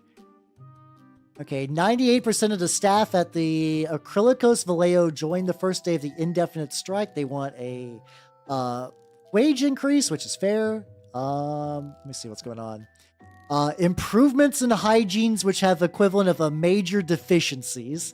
The building also has a lot of the machinery's obsolete. And okay, so it sounds like it's just shit to work there and they want better pay. Oh, we get it. I'm with them. Yeah, that like you should have a nice building to work in. No matter what your job, your building should not be disgusting. Like that is something I feel like we should all be able to agree on. I'm hoping they can get that and the pay raise and everything. That would be nice. I don't mind paying a little bit more for my paints if I know the workers are doing good. I'm going to be real. If you have to upgrade my paints from like $5 to $6 so I can make sure that the workers are doing good, I'll suffer a $1 raise. It's fine. I like the paints. I genuinely do. I'll continue to pay for the paints. I just don't want the cheapness of the paints to be because of suffering. I don't want that. Don't want that shit. Yeah, I'm generally pro-union, at least conceptually. I know there's like, there's bad unions, whatever. The idea of the union's nice, though. I think everyone should get a fair wage. I think everyone should be paid for their work. I think basic amenities should be met, for we are all... I know I'm not exactly the most people, but, I think that's reasonable. Harassment protection's pretty nice. Yeah, I'll probably be leaning more into the, my local shop has 2 thin coats and, what's it called? Oh yeah, army painter paints. I'll probably start leaning on those for new colors, in the meantime. I mean, I still have my current colors. I can't get rid of them. I don't want to get rid of them because that'd just be kind of a waste, but I'll probably hold off on getting some new stuff until, shit calms down. All right. So the boy, yeah. I don't politics much, but I think as somebody who is in the wage cage that everyone should get paid fairly, I think that's a reasonable thing. All right. I also think I need to zoom the camera in a little bit. There we go. Oh, hold on. Upper arm. There we go. Now I should be less covered. Oh, there we go. Yay. Oh yeah, I did get I'm excited for my new V-Roid though. You should be able to see me be doing like hand movements and stuff. It's really, really good. How you doing, Chieftain? Welcome. That is a Yoke Fiend, yeah. It's gonna be Big Dryan. How you doing, Chieftain? Check it out. The Lady of the Hour actually got done. She's still not done. She's still drying, but like the basic stuff I want from the model is ready. So I just need to wait for her to dry and I can do like the gore effects and stuff. I'm very, very happy with it. Hey, let's go. Sup, bitch? Yeah. Then you can bitch about the union. Everyone wins.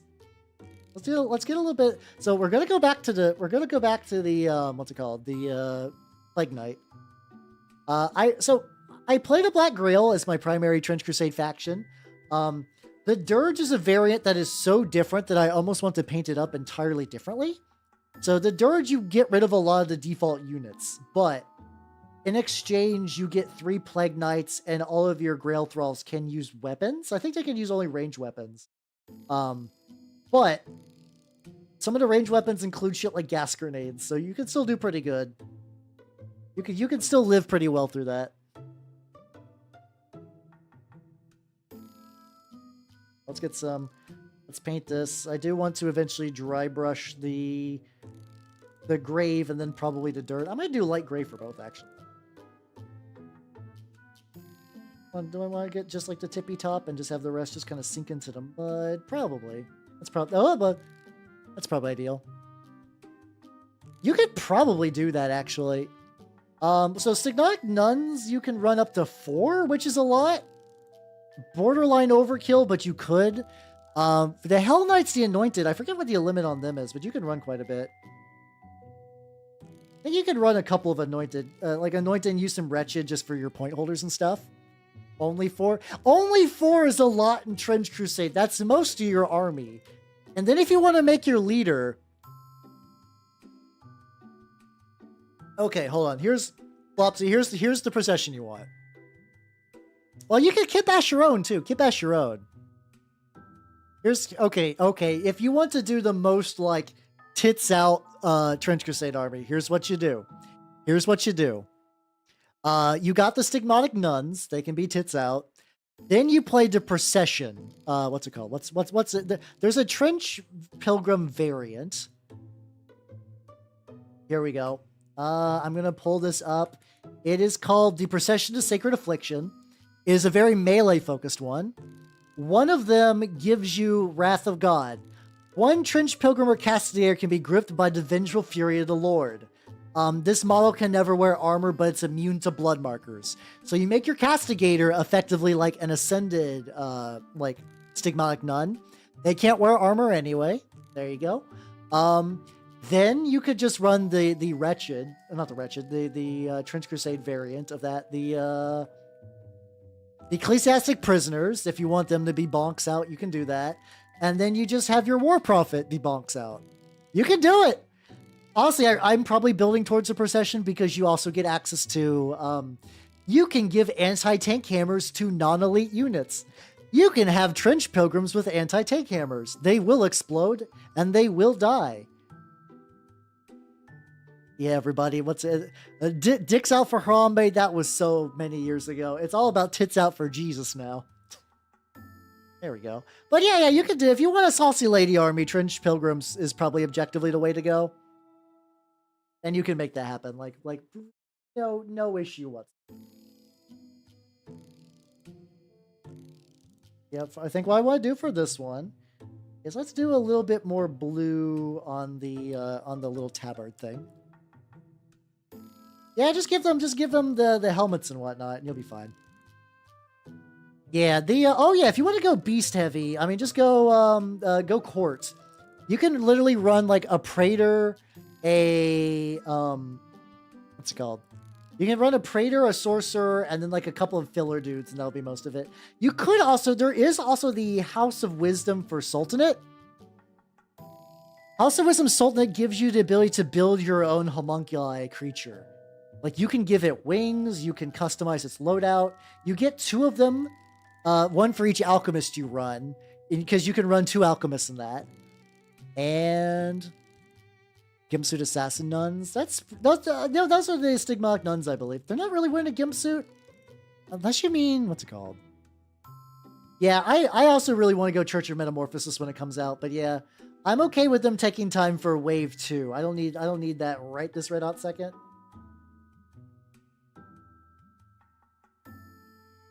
Oh, and she's also got like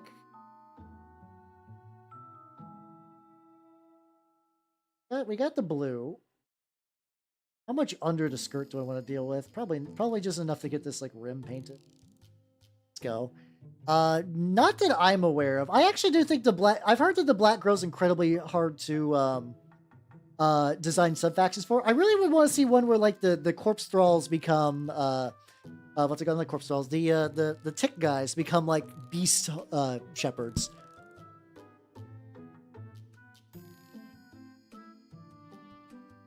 I think you might, just because it's a newer game. You're probably gonna have to start a group.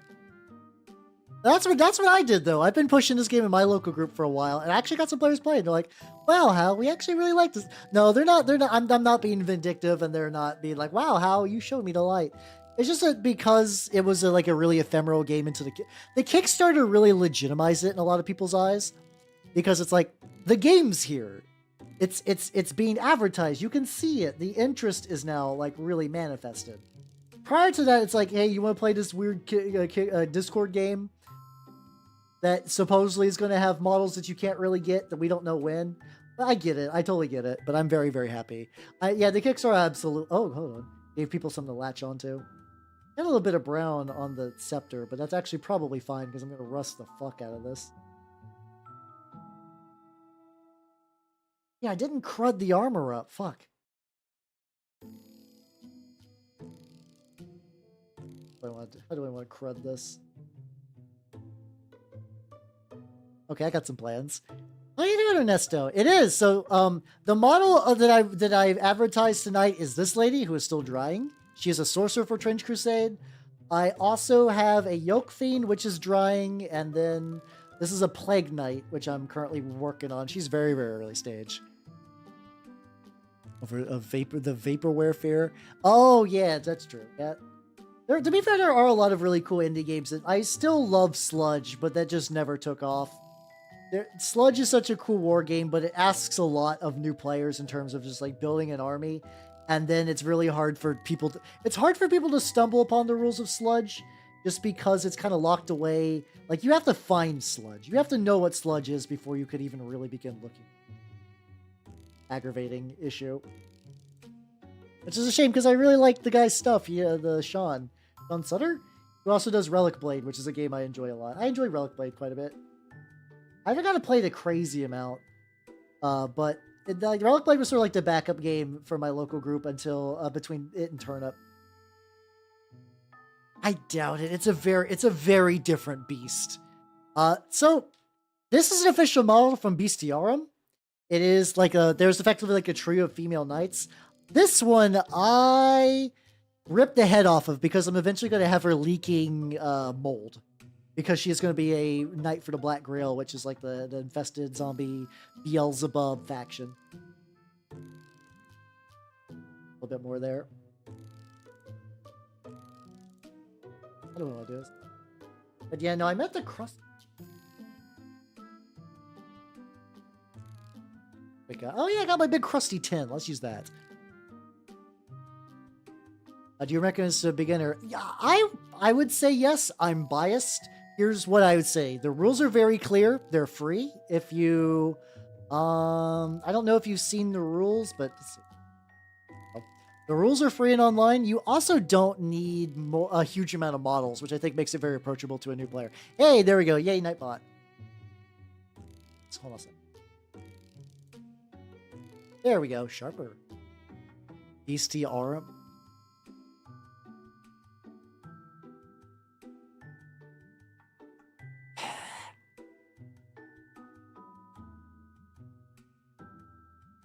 But yeah, I think it's a cool game.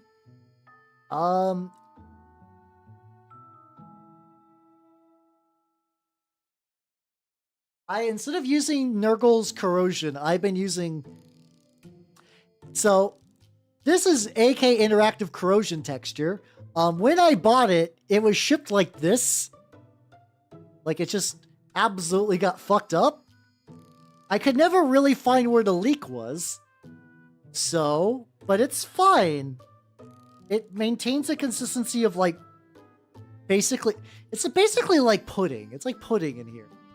But it is a grimy, gritty pudding. I have a brush that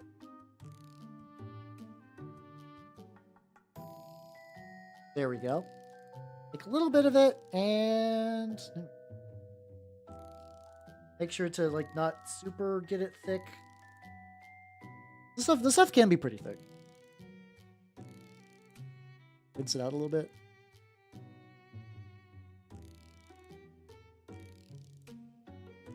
I do sometimes try to water it down a little bit because I think it does kind of help. Yeah, the delicious rust pudding. I'm just gonna kind of go like that. I will probably have to repaint over the metal, but this is going to take a bit to dry. And it should add some texture. It might over texture it actually, but that's fine. It's got little like texture particles. So I'm gonna hit over that. The back side is gonna be just harder to reach, but I think I can still go for it. My favorite flavor, lime. Like I love the lime paint, aka green. A little bit of that.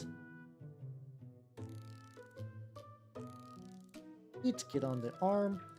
Be a little careful because a lot of this is going to be like needs to be rusted. I guess the feet don't matter as much because I'm probably going to cover it in like some sort of dust effect. And I will, like I said, I'm probably going to be repainting over this. So the fact that it's like a weird light brown is not going to super matter. That does mean I'm not going to be able to work on her much today, which is going to be sad. Again, yeah, you got to pay extra for that. But yeah, also, Ernesto, if you have any just general questions about mini painting and stuff, let me know, because I can't help with that.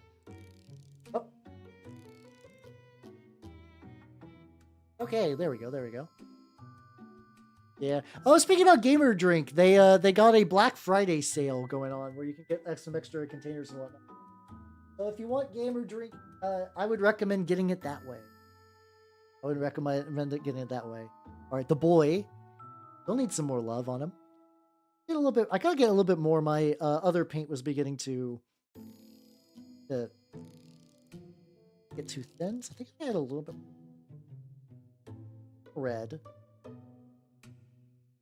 How you doing, Tronic? Welcome. Why did you come out especially for the word feet? Does red taste like blue paint? Red paint.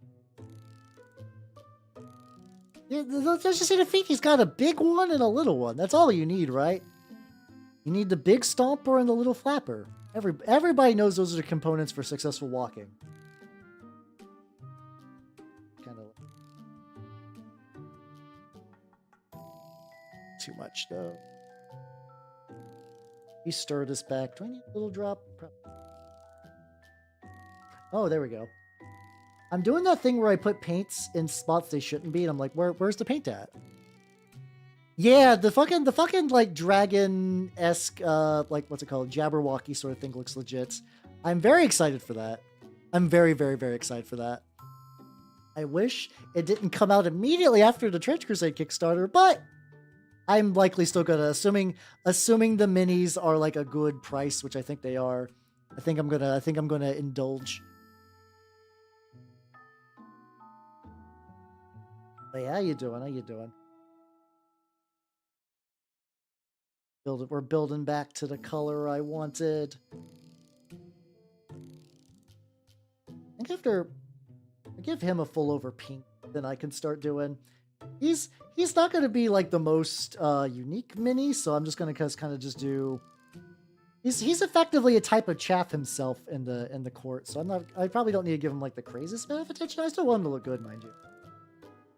This is why I can. He's mostly just lumpy flesh, which is why I can just kind of go like bleh. Full kits of Orc Crowboys. Yeah, let's go. They also got some new love in the. They're like, ooh, yeah, we got a new year for Cruel Boys. Also goblins. I do think goblins mogged the Cruel Boys reveal in the new in the big Warhammer reveal earlier in the week. I think it was last week actually. Yeah. Really, really well. Thing.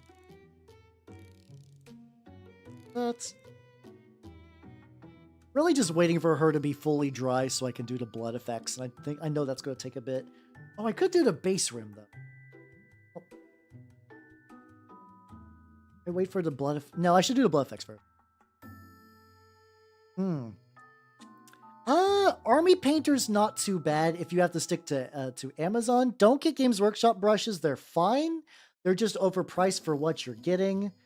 Yeah, if you are really, like limited to Amazon, I would think probably like an Army Painter set wouldn't be too bad. I would also recommend getting some brush soap while you're there to make them last longer. Look for one called like the Masters. Hold on. There's different kinds of brush soap you could really do, but like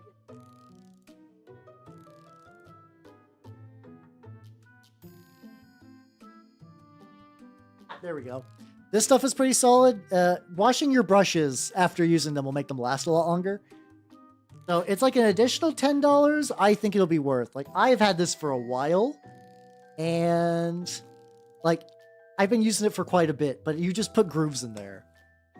Oh yeah, no, they definitely the Cruel Boys. I think were intentionally supposed to look like the Hobbit York stuff, which I also like that aspect. To be fair, I don't know. I'm kind of whatever on licensed war games. Like, I understand they do big, but I find those tend to be kind of restricting, and I don't know. They are making Mass Effect miniatures for just like a board game, but I don't think I'm ever going to do that. Like, I don't know. I don't know if I'm ever going to pick those up. But what else? I guess if I had to pick something.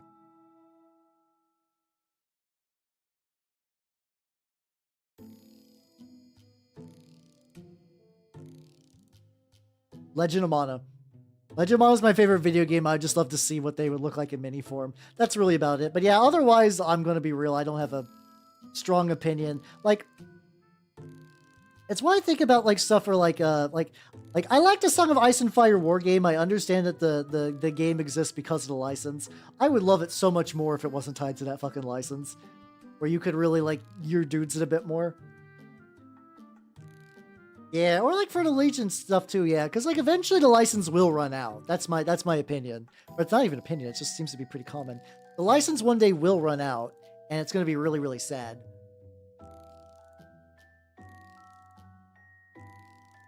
It's also really limited, because like Star Wars license in particular really sucks, because Disney will never give war games people the ability to what's it called? They will never give Games Workshop, like, they'll never give them the ability to make new units. It's just shit you've seen from the movies or the shows, and that sucks. I really hate that. Like, for me, the ideal Star Wars, let's say you had to make a Star Wars war game. I'm also good. I think I also know a Chocobo mini you can use. For me, the ideal one would be like KOTOR, but not KOTOR. Like KOTOR was Star Wars, but they basically did whatever they wanted. It still had to have like Jedi and lightsabers and whatnot. But they could kind of do their own thing. Having like a Star Wars war set in a very specific period of the galaxy would be really cool. Really, really cool. Also, I found the Chocobo STL I'm thinking of. There we go.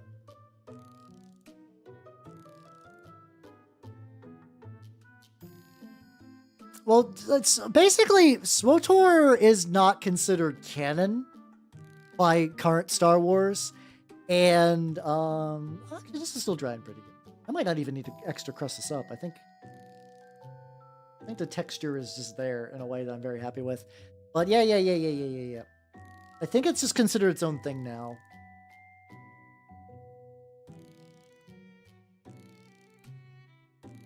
Brush. But yeah, so yeah, now I can get the yippee. There we go. Rust on that feet. Maybe get a little bit more on the shield. I got a little bit of texture paint. The KOTOR remake was canceled. Yeah, I'm not surprised. Honestly, though, do we need as a society a KOTOR remake? Like genuinely, what would a KOTOR remake? What would that do that a bajillion mods that already exist wouldn't do? Like, there's graphic overhaul mods out the ass. There are, how you doing, the Emperor of Mankind? Howdy. Don't mind me being heretical and shit. How you doing, buddy? Like, the voice acting's already pretty solid. I don't know if I'd want them to change. Like, for marketing, it makes sense. But I mean, for like us as people, I cannot think of a legitimate reason other than like maybe because you could probably play it on a Steam Deck, so that's not even a thing. It's already been ported to a couple of the other options as well. I cannot think of a benefit. To like why we would want a KOTOR remake. I genuinely cannot. If somebody wants to make it, I mean, they still directly own the license. Like, even if they don't own, like, it's like one of those things where like they don't own the KOTOR characters, really. Well, like if they just wanted to say like, no, you can't make that, they totally could. At an open light. Yeah, it would be not. I mean, the thing is, like, on one hand, the more open Star Wars gave us the EU, which had some neat stuff, probably could have used a little bit more oversight. But I do think that that led to some really, really cool shit. But I don't think Disney will ever allow that to happen. So at this point, you either have to make things that remind you of Star Wars or like the Star Wars you're used to, which unfortunately includes that fucking Rebel Moon movie. I am very curious about because it sounds awful. Well, both of them. I guess there's two of them now.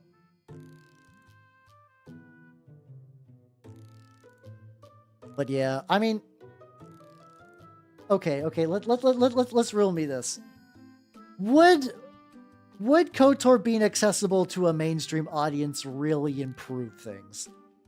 Would that improve online discussion of KOTOR? Would that would the influx of new people, like, unless you're like really thirsty for like blender porn, I cannot think of any real benefit to that. I mean, they run nostalgia because they're terrified of making new things because they're focus grouped a lot. If that's what you want, I guess that would be the one benefit. But yeah, I think if somebody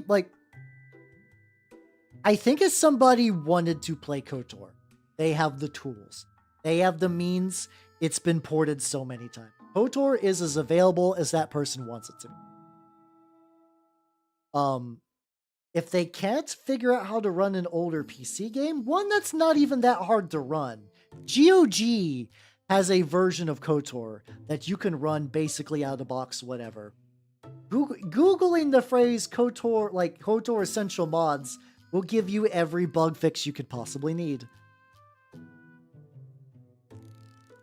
Yeah, like I'm the idea of new people checking it out because it's new, I guess some of those could be like legit fans, but I'm also depending, like, once again, if they want to get like, hey, I played Deus Ex this year. Was that a game that got remade or touched up anytime soon? No, but it's very good. It's worth it. It's worth making the effort to play, and like, it's the vision. I'm also really worried about, like, a lot of times with remakes, the vision's diluted. Like, something's changed, something's lost. A lot of remakes are getting the inferior product. Not all the time. Sometimes remakes can be good. But a lot of times you are getting the worst thing by the remake. You're getting an inferior game, or you're getting like a lazy rehash. Just think of how many remakes were done. Like remember the fucking Grand Theft Auto like remasters? You remember that? You remember those? I do, and they're fucking awful. Yeah, sorry. Also, too, I guess maybe I got a little ahead of myself. Were they talking about doing a remake or a remaster? Because I guess that is a little different. There's been a couple of like ones where it's like Planescape Torment got a remaster, like effectively like a widescreen fix and some other shit. I think that one was fine. I've heard no complaints about that. If they were doing that, that's fine. But if they were doing a full remake, yeah, no, I'm not. I don't think it would be good. Yeah, it's effectively almost like an official mod pack in a funny way. Bigger brush. There we go. Just want to get got some metal paints. I just want to get his shoulder, and I think the whip is entirely metallic. Like the way it's bent, I thought it might be like spiked leather, but it's just like interlocking like little metal bits. I think it was there we go, all metal. That should be fine. Yeah, but yeah, I'm not gonna weep for it. I do genuinely believe. Hey, everybody, if you've never played KOTOR, check out legitimately any place that sells KOTOR now. It's going to be wildly on sale. I assure you, it'll probably be like, hold on, GOG.com.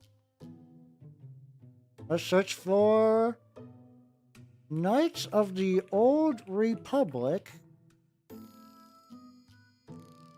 Knights of the Old Republic 1 is $3. $3.50, my bad.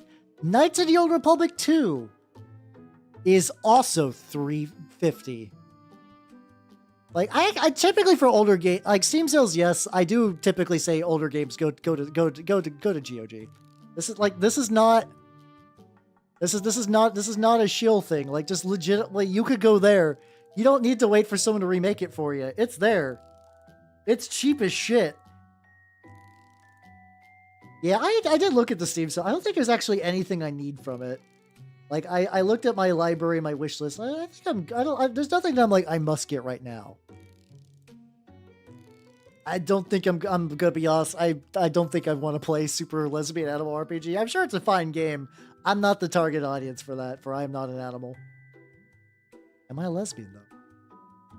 No. But we're going with this. But yeah, everything I saw on Steam for the sale, I'm like, seems fine. I guess I do have Kingdom Come Deliverance, which is like $3 on my sale thing right now. It's been like that for a while. I'm always like, oh,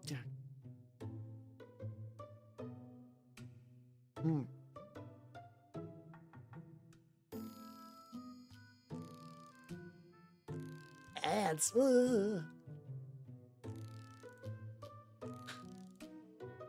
Oh yeah, a lot of older games definitely seem to work better on GOG. I'm about to say Steam. No, that's incorrect. Yeah, like I've had some like real weird games that just like would not work. It's because like a lot of times GOG will have like the newest patch or like a bunch of fan fixes integrated in, which means the game will run, and a lot of times Steam just doesn't. Yeah, checking out the little. Oh, he's got like a little metal gauntlet too. I get that. I get that as well. Lad. Yeah, okay, we should be free from the ad deal. Let's go. But yeah. Check out those. But yeah, otherwise, I'm probably setting the sale out. Realistically, I'm thinking for Black Friday, money might be a little tight for me, so I don't want to get too much shit. I'm gonna see what my LGS has in terms of deals, and then I'm really tempted to get. It's similar to a Proxon. There's a hot wire cutter on Amazon at like a really reasonable $80. Like it's one of those like nice table ones that you can use to like really measure stuff. Like I really wanted to like use it to get like I want to do bricks. I've seen a lot of people do like really cool like ruins and stuff where they make effectively you just make a shitload of bricks in like one lazy evening. And then you just kind of like glue them to supports and you got like all infinite ruins and brick buildings. And that feels like the Trench Crusade scene near me could really benefit from a lot of those. And also like, it'd be just fun to do, you know. Hello, Ryuka! Welcome, everybody! Welcome! How's it going, nerds? If you do not know me, I'm Halbernot the Mimic Elf. I'm a miniature painting VTuber of the Nurgle and Skaven variety. And what were you working on today, yo? Hold on. I get a last little bit of metal paint on this guy. But yeah, for people who do not know me, I am Halbernot the Mimic Elf. I'm a painting VTuber of the Nurgle and Skaven variety. And today... Oh, yeah, I didn't think about little pre-made jigs and stuff. Oh. Unfortunately, the Proxon's not on sale, which makes me big sad, but whatever. I don't need it right this red on second, worst case. But yeah, right, this is a Yoke Fiend for Trench Crusade. Really, the big star of the show is this motherfucker, my Sorcerer. Let me zoom out. Hold on. She's not done yet. I'm waiting for her to fully dry.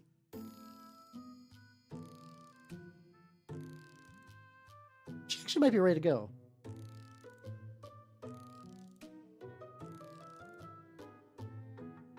Let's go. Okay, this is good. I think I can get her done.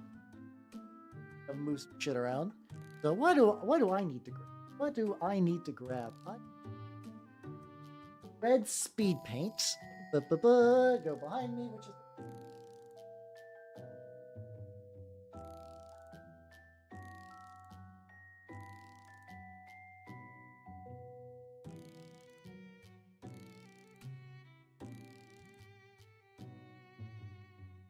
Like a slaughter.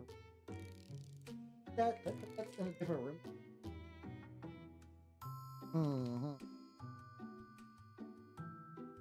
This is red. I need to double test that. This is mer. Is it clogged? Hold on. Unclog this room.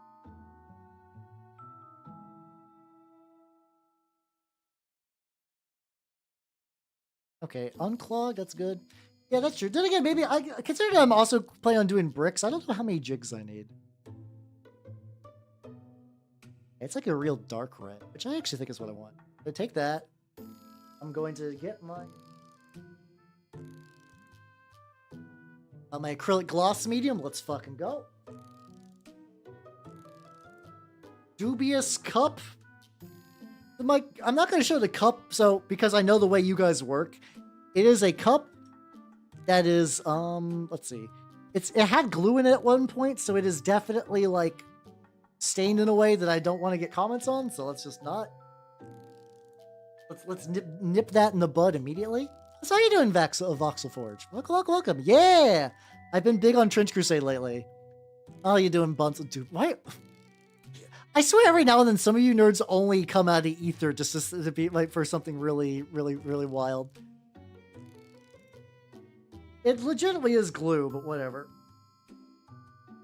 I got some gloss medium.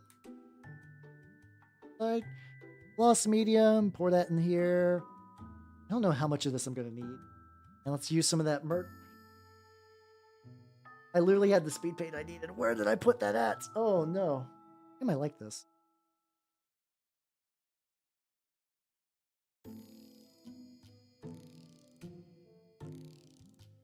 Wait. Silver. Oh, wait a minute. Well, here's Slaughter Red, which would be a brighter red. I want to go bright red blood or dark red. Let me do a quick test. Yeah, I think Slaughter would be better. So put some 2 drops in there. Did like 3, it's fine. Did you watch? I didn't. I watched season 1 of Arcane. I'm not opposed to watching season 2. I'm very slow to getting around to watching shows. So that's what's going on there.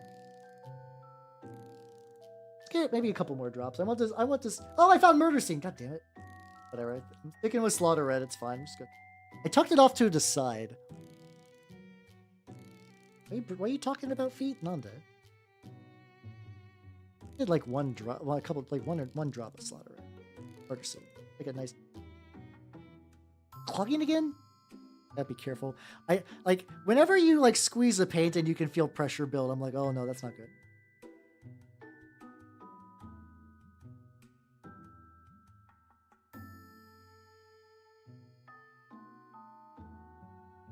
Okay, there we go. So the VTuber community works fair, I guess. Fucking goopers. Alright, so this is a pretty good blood slur. I'm pretty happy with it. So this is just like really, really thick blood paint. I basically want this to hit up these like these areas around here. If it reaches the lip, that's not the worst. The gooey texture is part of the appeal, I guess. Yeah, my armies do look pretty. Like I've generally tried to do the thing where I try to run a fully painted army as of late, especially, and it's been going really well. Glorping it on there. To use the scientific term, of course. We will be glorping it together as a group. And the guy's face. Oh, I bonked that somewhere. Bonked it at some. Ult this guy, and then I want it to look like he's leaking blood. It's not gonna be super apparent because it's gonna be mostly from the front. This guy might be a better example. To go like. There we go. Get that gloss blood mix. Really just have it like dripping down. Their primary contribution for this thing is to have blood leak out of them. So I could also technically use like a what's it called? Like a resin mix with some paints. A, it would take much longer to cure, and B, I think that's just gonna be overkill for this. I am thinking Lust, actually. I like the idea of being able just to freely move around blood tokens. I don't think it's going to be the most powerful. I think Wrath is kind of considered to be the best because you get like boosted charges in a way that's really, really like good for this game. But I don't care. I also think it'd be cool to do. I like the idea of doing a Lust Warband that doesn't look like Slanesh. Like, I think Slanesh stuff is neat, but I really like the idea of like bringing a similar concept to like something that really would only really make sense for Trench Crusade. I'm doing it like that. I also have a Praetor basically ready to go in my printer, which had neither. These things are so beyond sex.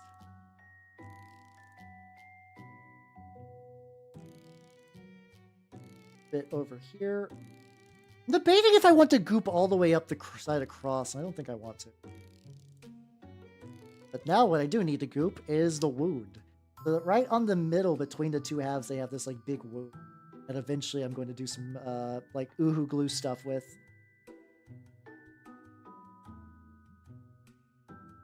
Right now I can glorp. You ever gloop with your glorp? Why am I doing this? I'm like devolving into nonsense speech. Especially because I got like hand.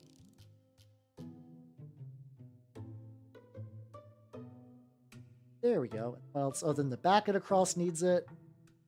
Also like the little. So the funny thing is the little raised like the if you guys see that there's like little like blood tendrils rising. Those are really funny because those were meant for blood angels. There's a guy called like the El Miniaturista who is insane. He's the one who like I barely like stumbled upon his stuff and tried to imitate his glow effects. Imitating his glow effects at like 1/10 power already made some banging glow effects, but the dude is a fucking wizard. But he was like, yeah, I want the Sanguinor, but I want him to have a cup that has blood that's bleeding upwards. And apparently just commissioned some people to make that. I 3D printed that, but I made it like significantly bigger so I could have these like little ominous, just like rising pylons of blood.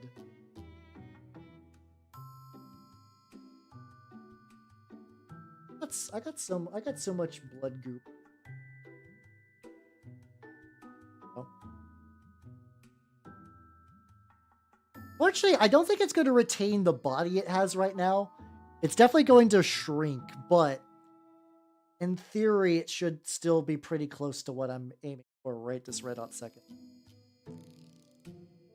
But yeah, check it out. The glue lore. Oh god, I'm aware of that thing from just like general internet osmosis. Because the reason is because I've been painting for many years, and I also paint, guaranteed to be what's it called? I'm getting at least 8.5 hours of mini painting a week, if not more. How you doing, Diamond Clone? Okay. Question: do you have access to a 3D printer? Because that changes much. That changes a lot. Grey Tide Studios did a big Holy Not Blood Angels release, and that has a really banging collection of bits. It has a really banging collection of bits, and I would strongly recommend. There we go, my dry brush. So if you can get that. I think also people. Hold on, let me see something like that. Oh yeah, that's on YouTube. Yeah, see, I got to balance both chats a little bit. I think there are people on Etsy as well that sell Grey Tide bits. I'm almost out of water too. I might need to go get some.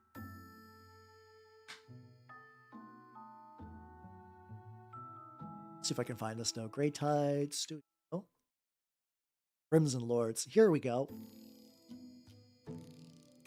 Okay. Don't worry. There are people selling the bits on Etsy.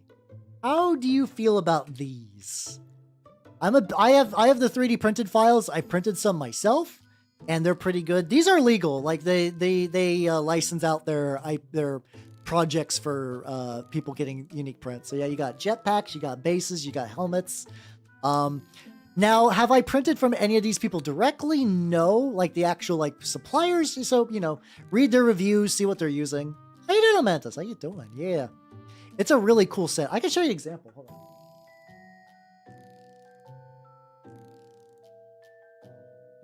Okay, so where did I put his head at? That's the thing I'm a little worried about.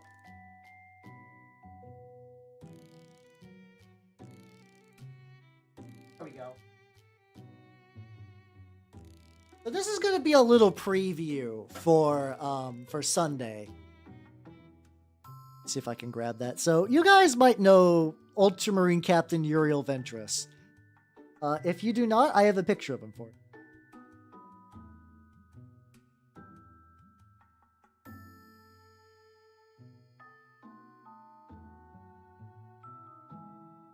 This would be the quickest way to find him, just using my thumbnail. Hey, check it out! Look at me doing okay at thumbnails. I'm gonna shrink this because he's the real he's the real star of the show. So we got Uriel. Now I want to show you what I've done with an Ultramarine body, not Ultramarine, just like a Primaris body that I got from my shop, and a bunch. He's got a very silly haircut, and a bunch of bits from that the Crimson Court. Wait, what about the Daemon Kilaba? Nanda, how did we get there? But check this out. I made my own. Oh, God. Hold on. Oh yeah, I like sending links. Why would I not send links? Let's bring him back. But yeah, this is my Uriel Ventress. He's got the same pose. He's got a similar little tabard. He's got a cloak. He's got the back thing. He's got the gun pointing in the right direction. The gun has a Minotaur on it. Spoilers, he's going to be for the Minotaurs. We got some Minotaurs. The helmet is kind of long-haired, kind of like fuckboy dude, but I think it'd be fun. I'm also thinking to mirror him, I'm going to paint his cloak purple. It's like, apparently the graying thing is like an Ultramarines thing. But I'm going to paint it purple. But yeah, he's going to be for Sunday. Yeah, I'm going to name him like Orion Vantress or something. Goofy shit. There we go. Okay, I think real quick, I'm sorry to take another break, but I'm out of water entirely, so I need to get some water, and I will be right back. Do not fret. I will return. Well, decent I do okay thumbnails. My thumbnails get okay results, I think. Anyway, I'm gonna get some water.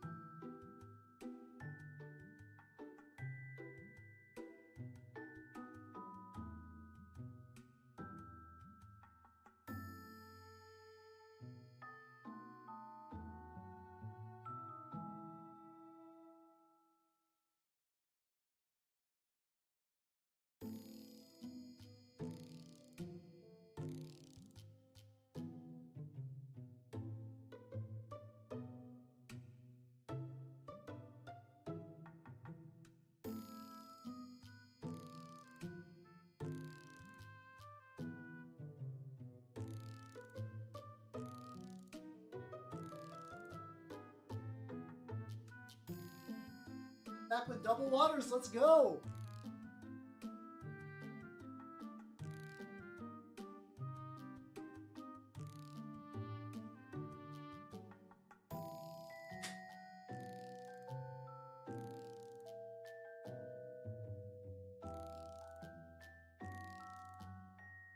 I don't knock over my lights, and we've returned. Hello, everybody. Oh yeah. He did take out the Demonculaba. True. I was like, I forgot that detail for a second. So I was like, why is that being brought up? Oh, that makes sense. Ooh, Nanner's fan club. Let's do that. Wait, where'd the picture go? Where'd Nanner's picture go? Huh. The Nanner's picture's entirely gone. I need to figure out what the fuck is up with. It's okay. I'll bring it back at some point. But yeah, for people who do not know, this is my wonderful snake Nanner. She is a very, very cute snake. And she's chilling. She's actually doing pretty good right now. A nice little bit of she's been surprisingly active recently, which I'm not exactly sure why. I'm like, what's it called? I'm enjoying her being active because I very much know that like the winter hiatus. God damn it, my brain has been fucked by VTubing. The winter hibernation, when she will just mostly stay inside of her little alcove for the rest of the fucking year. God damn it. But yes, she's doing good. And Moss Dragon 24, welcome to the presidency of the official Nanners fan club. You guys, yeah, I kind of want to do a Nanner's debut stream. It would be like 10 seconds. I could put her on screen, probably not now, especially because my area is covered with sharp things and chemicals. I don't want her here now. Maybe someday. I don't know. Maybe. How's our resolution, Blaze? Thank you for a sub. Thank you. Maybe someday if I ever do, like, I don't know. I feel like I want to do a donathon thing because there's some resources behind it that would be like beneficial to stream stuff. Maybe that would be a goal. Maybe that would be a goal. That could be fun. Yeah, financial goal. Let's go. But yeah, I don't know. Yeah, the other alternative would be like if I was doing a different sort of hand cam stream and like right before I could like grab her. Which it's tricky. I don't know if I could promise it. Like as in like she acts on her own whims. So I need to be like, okay, she's active right now. I'm gonna go grab her. And then she's gonna be ready to go. Like that might take a series of steps. I hope it doesn't, but it could. I'm also using the tiniest fucking brush. What's that? A slightly bigger brush. I am really glad. I did a big brush cleanup earlier in the week, and I've been walking on sunshine. Whoa, and don't it feel good? Just because all my brushes are like degunked. It's been really, really nice. Gotta get her in like a little hat. I have seen people do like really like they put hats on their snakes for Oh, okay. Well, unfortunately, if you're doing bits for heresy, bits are usually on cults, and those people typically don't like do third-party sellers for that. Oh, there we go. Okay, let's get Chieftain back on the Nanners fan club real quick. Are you Chieftain, you need to let me know. Are you about to go nuclear? Are you going to go nuclear? I need to know so I know where to put you in advance. Or is this just like a one time? I'm gonna cautiously? Oh, okay, there we go. I like how you could tell Moss was like instantly afraid. It's like this could go anywhere. Not yet.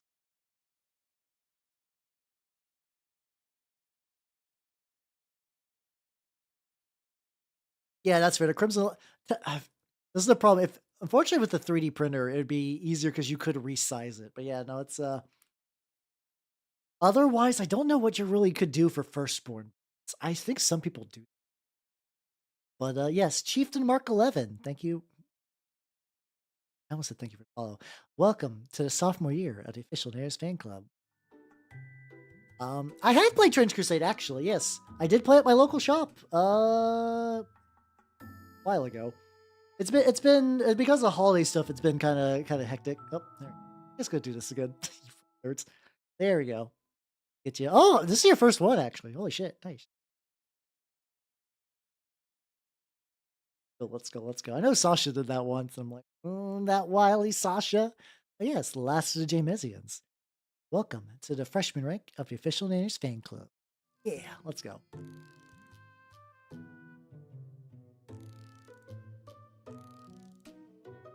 Wait, how's that? Oh yeah, you do redeem mimic mode a lot. I was like, how is that half your points? But like, no, you actually do spend points, so that's fair.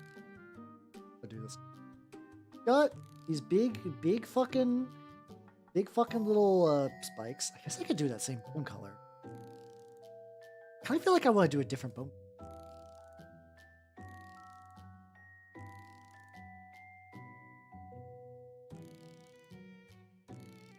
You're in a real Bashi. Yeah, imagine spending points. Ain't that fucked up? I know Steve is just like sitting on them, just waiting for the day to send me outside.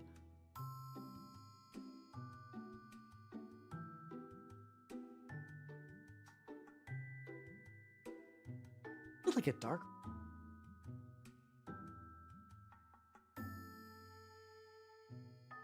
Hard brown horns. Did I build up to a lighter color? Maybe. Yeah, let's try that. Let's try that. I've been enjoying this charred brown quite a bit, but now that I know it's made with not great labor. It's a little bit of a bummer, but fun color, haha. That on there. Yep. I know there's got to be some people selling firstborn bits, but yeah, at that point you might just want to try eBay and see if anyone's selling like really old converted bits. It's gonna be harder though. Like unfortunately, especially for like heresy stuff. Heresy, I think, absolutely necessitates a 3D printer. So much of Games Workshop stuff for Heresy is like out of stock or a bajillion dollars. Especially if you're like, I would like to buy 10 pauldrons. That's 30 bucks. Actually, I think it's like 15 for like 30. It's a lot. You pay a lot of money for pauldrons in Heresy stuff. I would recommend a 3D printer. I am on a mission from God. Yeah, Steve is. Steve has been big preparing. It's legitimately very impressive.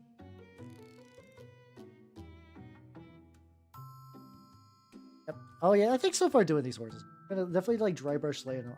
I should just like. You also maybe dry brush to yoke. Oh, then again, I actually did. It was very much like trust the process for getting some of the what's it called? For getting some of the bits earlier on, but like for her skin, but it did turn out pretty good. Hey, Minnie's holding guns.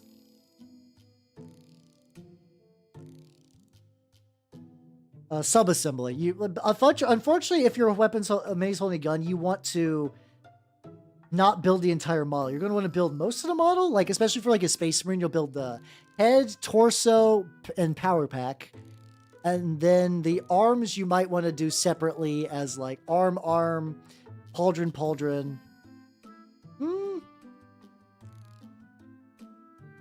Oh yeah, sorry, you did mention that earlier. Yeah. Yeah. Otherwise, unfortunately, I don't have a lot of options. I do read the books. I do audiobooks to be fair. So like, depending on your definition of reading, I don't. But whatever. I would say. I don't know what I'd say. Like, I came into the books with like a lot of like pre-knowledge of the setting. Like I'm also almost exclusively staying in the lane of chaos. However, I did read Infinite and Divine, and that was a lot of fun. This is not. I don't know if this is a beginner-friendly book series. The Night Lords trilogy is really good, though. It's really good. I would say at the very least, like read an old codex just to get like basic setting details if you don't have that already through personal osmosis. Night Lords trilogy is really good. It's just like a really well-written book, and it's got like it gives you a nice sampler platter of the setting. What's up, Blaze? Have yourself a good night and take it easy, yo. Oh yeah, I think the issue was that like getting a hold of bits for Horus Heresy Firstborn might be a little tricky, just because a lot of those are like third-party stuff. That's not like technically like you can get licenses for. A lot of times, yeah, you also might just want to look at like what faction you like and just read their book, just see how that goes. I really enjoyed the first Heretic, but the first Heretic made me like Word Bearers. But your mileage may vary.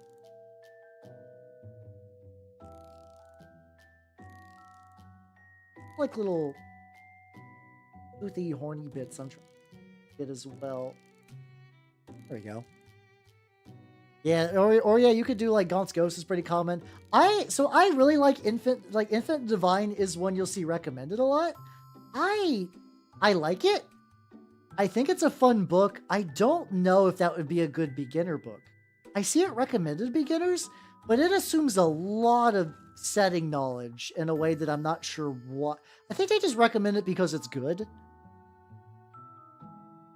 Yeah, I think Tau and Eldar focus books are kind of, man, Eldar get clowned on in every, mind you, I'm not reading Eldar books, but I've also heard Eldar books are very much like, woe is me, the tragedy of the Eldar, and they get like shat on, even in their own stuff. But man, have they gotten their shit wrecked. I guess technically the Night Lord trilogy had a solid Eldar showing to a certain degree. Maybe look up some Salamander's book. Maybe does Vulcan have a Primarch book? I don't know if the Primarch books are going to be necessary for each faction, but those are options you could do if you would like to learn more about Vulcan in particular. That's an option. Yeah. If you have the basics of the setting, Infinite Divine is a really fun book. But yeah, no, every now and then I'll see it recommended to beginners, and like half of the things that are Necron based or even like the Deceiver being a big deal wouldn't make any sense if you were like, I've been in the setting for a little bit of time. Is Vulcan's book bad? No, damn. Yeah, I'm just gonna go Night Lord's trilogy because that's safe, and I think it gives you a nice little platter of what to expect. It also does like it's just a good book. First Heretic I enjoyed, but is a very specific type of enjoyment. Kafai's Kane books are fun, but they're also very weird in that like they're very atypical to the setting. But I've not read them myself, but I've heard good things. So many itty bitty. To be fair, this is another one of those like I took a bigger model and I shrunk it, so some of the details were not meant for a model this fucking itty bitty. So I'm just gonna have to suffer through that. Not the worst.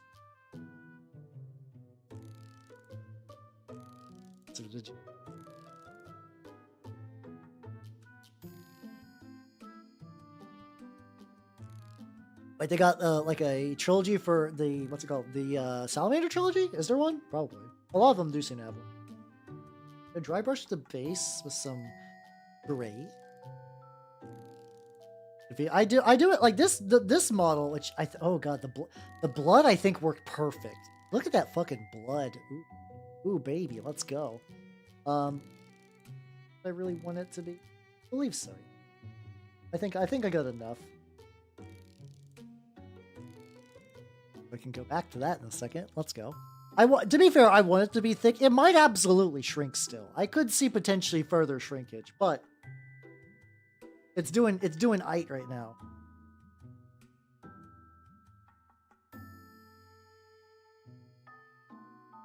But yeah, she was actually a model that was meant to be more like figure scale. A wash on top of the blood? Nah, probably not. I think I basically have her where I want her. The big thing I want to do is do the rim and do the Uhu glue between the rip open wound area. Like I think those are sort of like the last remaining details that I really want to get going on that. So just hitting this up with why am I doing gray? No, well, I mean, a lot of Trench Crusade stuff aren't official models, to be fair. Basically, most of mine, I mean, I have 2 official ones because I got some early because Tuomas is a cool dude. But yeah, no, this is a model that was meant to be more like a big cool figure. I have like a gray blue that I could. Yeah, there we go. Yeah, yeah, yeah. This is the coloring I was looking for. Let's hit all that. I also saved the reason I saved the rim for after the what's it called, the dry brushing, is because it definitely makes sure that the black doesn't get stained. Oh, just like a bit on the bottom.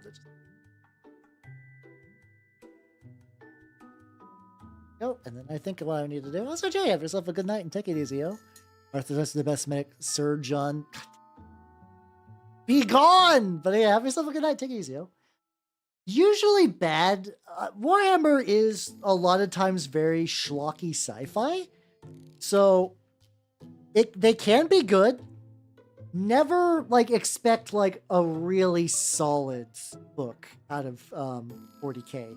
Like it's better to either take the ones that people vet quite a bit, or like, you know, read them knowing that probably the quality will be low, but hey, maybe a pleasant surprise. Maybe you'll get a pleasant surprise and the book will actually be like pretty good.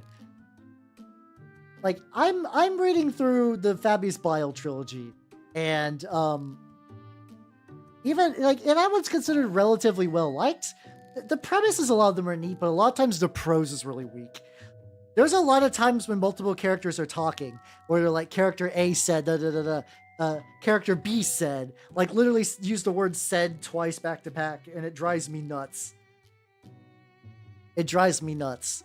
So you will like run into that kind of like I said, schlock sci-fi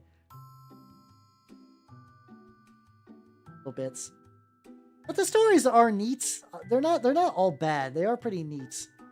And some of them, like, you know, if you like the setting, it does add a lot. You can you can willingly forgive some flaws of it if you're like, okay, like I like the characters that are being talked about in this book, or like the scenarios are cool, stuff like that. Yeah, read some Vulcan stuff. Just realize what level that's probably going to be at. Yeah, look at me, a fancy book critic. The thing is, even a lot of Warhammer fans are like, yo, this book is kind of eh. But yeah, read it. I also, the audiobooks also are pretty good, generally. They do tend to add quite a bit to the stories. So like, if that's an option for you, go for it. If not, totally fine. And then I want to do like a quickie little dry brush for... What color do I do for that? Versus salamanders are kind of mediocre. Ah, gotcha. Oh, isn't that one like that's the one that's like very magical realm and like hyper retconned, if I remember right. Part of me is really curious because it's just infamously bad, but I don't know if it's worth subjecting myself to pain for the sake of memes. If I do it, burnt umber for the boots. I brush that on to get some boot texture. This one is not going to be like my most complex model, but it's I think the process will still be good. It's actually gonna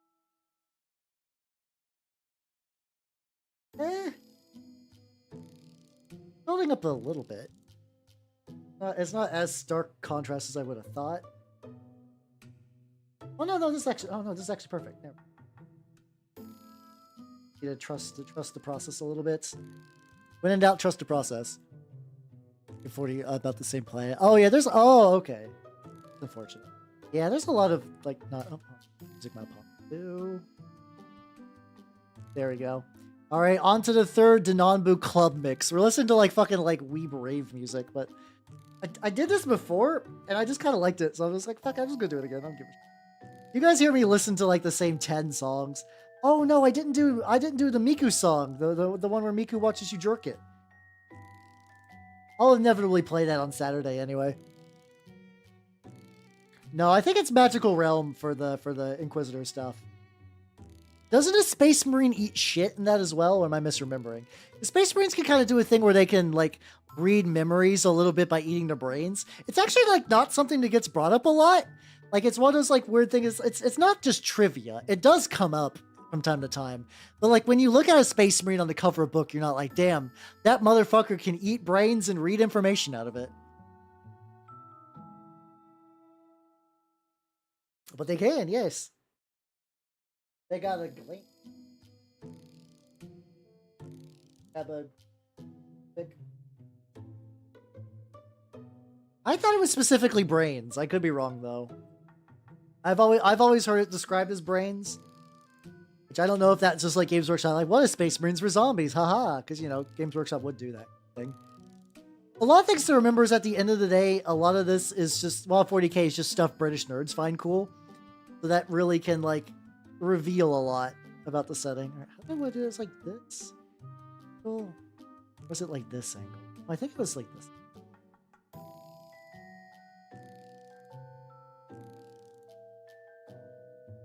Oh, it's this one.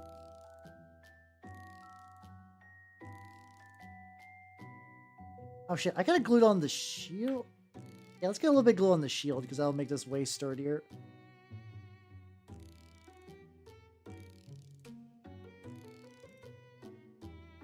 Hey, let's go. I'm gonna let her dry for a little bit. The machine's not mastered. I don't know. Tell that to Alpha Legion. They changed squad from there. Truck trader. Oh, so it's just like a big. It's just a big jamboree. Weird nonsense.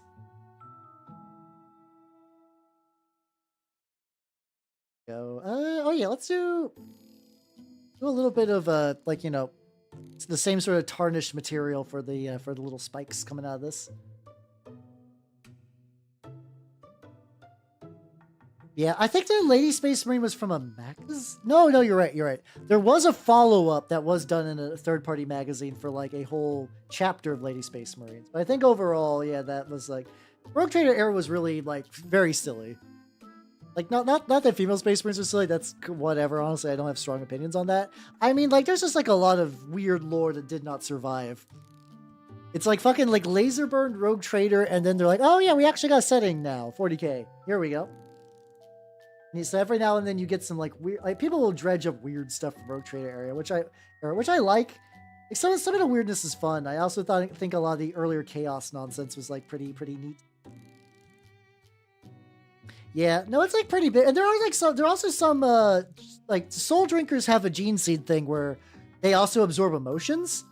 So like if a person is like in terror as they're being killed by, like, let's say you find a corpse and you're like, oh damn, I'm gonna eat it.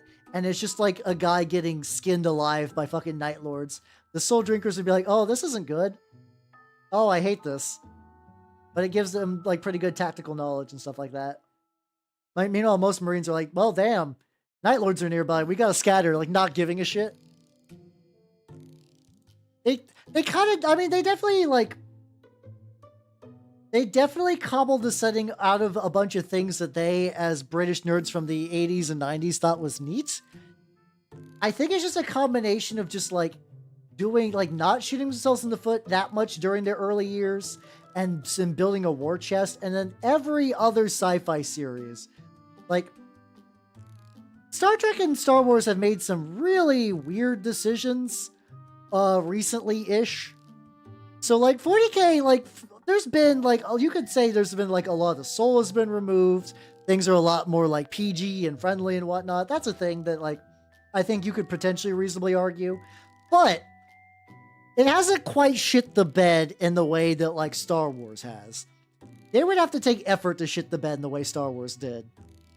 Which has just kind of meant that it sort of cemented itself as, like, the sci-fi, like, franchise that's really making it, that's basically survived mostly intact up until now, which is also why, like, it's been around long enough they can actually, like, begin to cash in on its age and whatnot.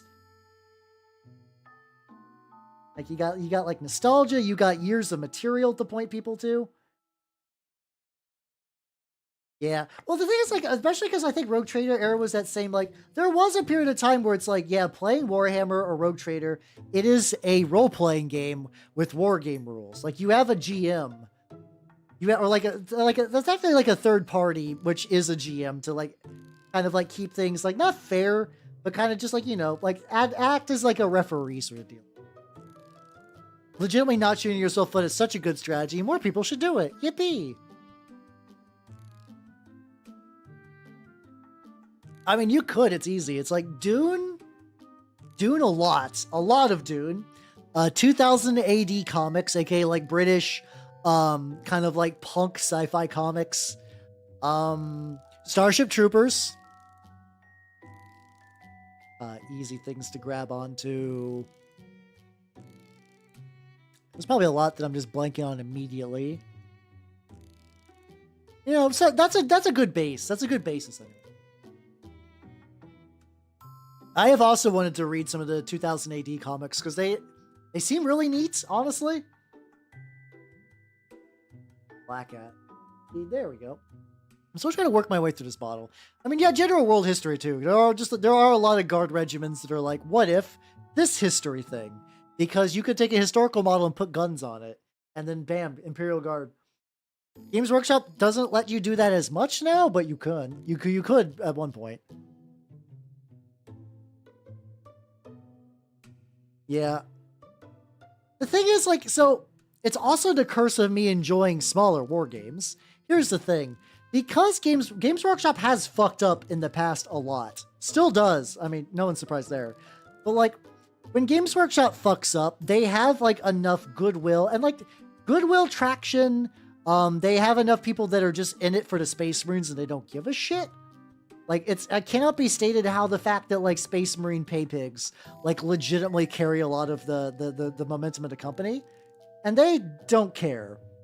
Like, a lot of people were like, these Devastator squads are dumb. A lot of people were just like, fuck it. Yeah, new Space Marine unit. Let's go. Yeah, what if Viking but in space? What if Mongolian but in space? What if King Arthur Knight but in space? What if, honestly, Black Legion, Sons of Horus, or what if Chaos Warrior in space? What's another good one? Oh yeah, what if Egypt but in space is done multiple times? You got that in Thousand Suns and Necron flavors. A lot of real world history is just being like ripped super, super cleanly in the 40. By cleanly, I mean just like they didn't try to hide it. There we go. Black rim for you, and... But yeah, like once again, I liked a lot of indie war games. War Machine absolutely shot itself in the dick between 3rd edition. It was at one point when Games Workshop was at its low, an unironic competitor. It's definitely not that now, but it was. I cannot stress this enough. So time to grime this bad boy. This will be a quick grinding. Not gonna take a lot going on. Same setup. Streaking grime, winter style. Got my stuff.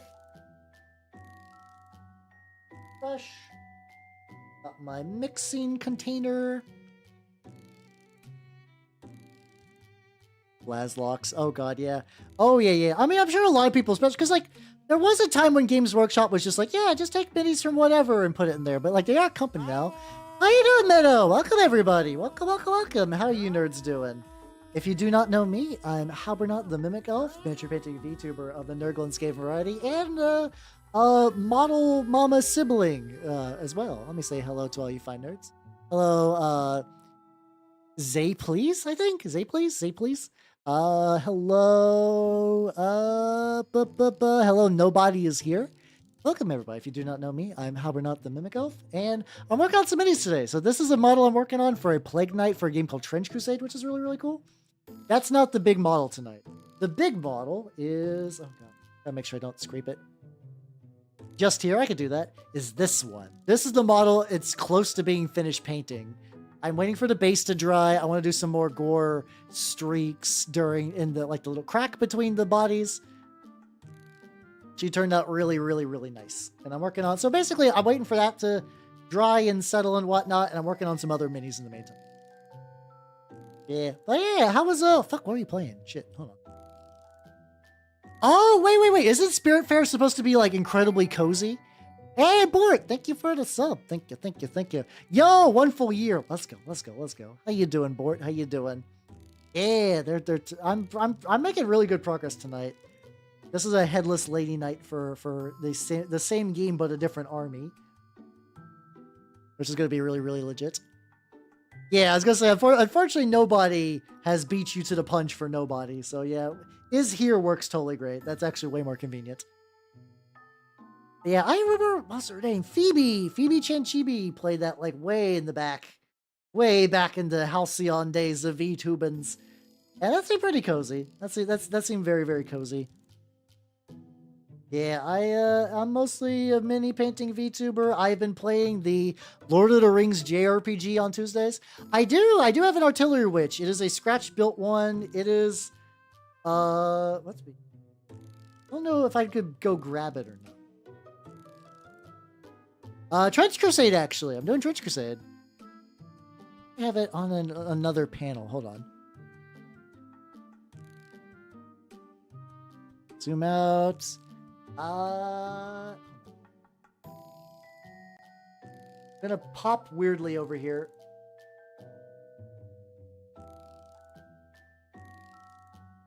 Did I not load? Hold on. There we go. Fuck it. Hey, we're back at the shot. Oh, I forgot about the Slimy McSlut. Anyway, we're talking about Frank's adventure because that happens from time to time. Yeah, here's my artillery witch. It is a kit bashed model from a Bestiara mini and a random bomb I picked up on the internet. Whippy. I'm gonna get rid of Ventress. He doesn't matter. He does not matter for this. I'm gonna just tuck her right there.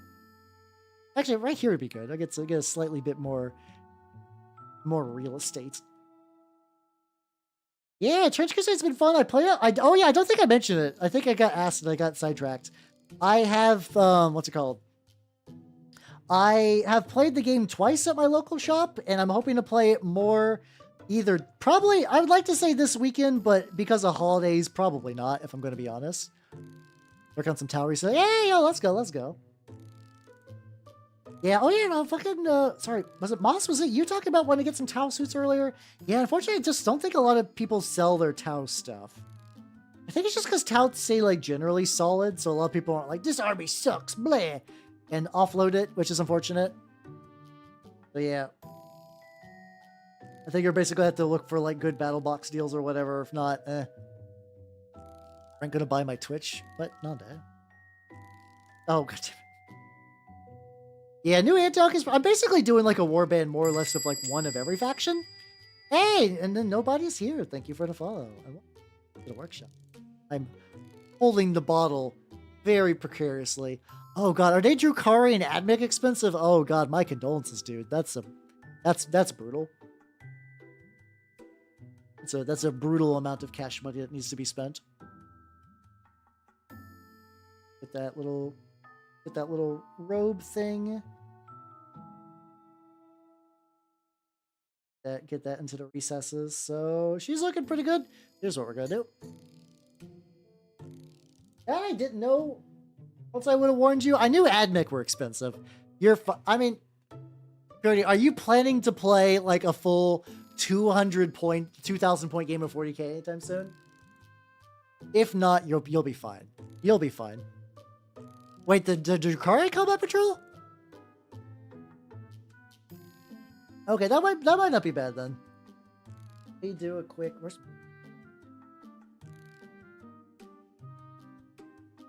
Chips I knocked over on the floor earlier. Yeah, okay, then maybe do that then. Maybe do that. Especially because, like, it's nice. You could just, like, I don't know, put 3 of those on your throne and be like, damn, done. Bam. I think I tried to say bam and done. I got damn, which is very funny. I do that a lot. I like, oh god, my Q-tips. Off the boat. Oh, that's pretty cool. It's nice. Yeah, Purity just got into doing minis recently. Got some Drukari because they're an edgelord. No. It's like a... To be fair, Drukari are pretty cool. I've been reading the last Fabius Bile book, the Clone Lord, and Drukari show up quite a bit. Say it with your chest. Purity goddamn Valentine is a fucking edgelord. There we go. But a fun one. Very nice person. Oh, Shape Ruins. Hey, let's go. But yeah, maybe do that then. Maybe do that. Yeah, they've basically shown... I really like the fucking, like, homunculi dude in there, who is just, like, They're like, this guy has a mask made of wiggling skin, and he doesn't walk. He just moves around on flesh legs. I'm like, that's my shit. That's my fucking jam. Let's go. If I ever did Drukhari, I would very much lean into that. But I don't know if you can lean much. I think you have to kind of do a multidisciplinary Drukhari smorgasbord. Oh, did I not get a lot on the back?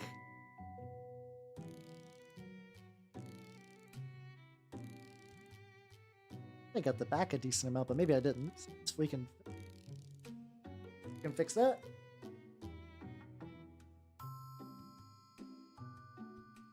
Get my blow dryer. $80 for 3. Oh Jesus! Oh, that fucking blows. That's a brutal amount of money.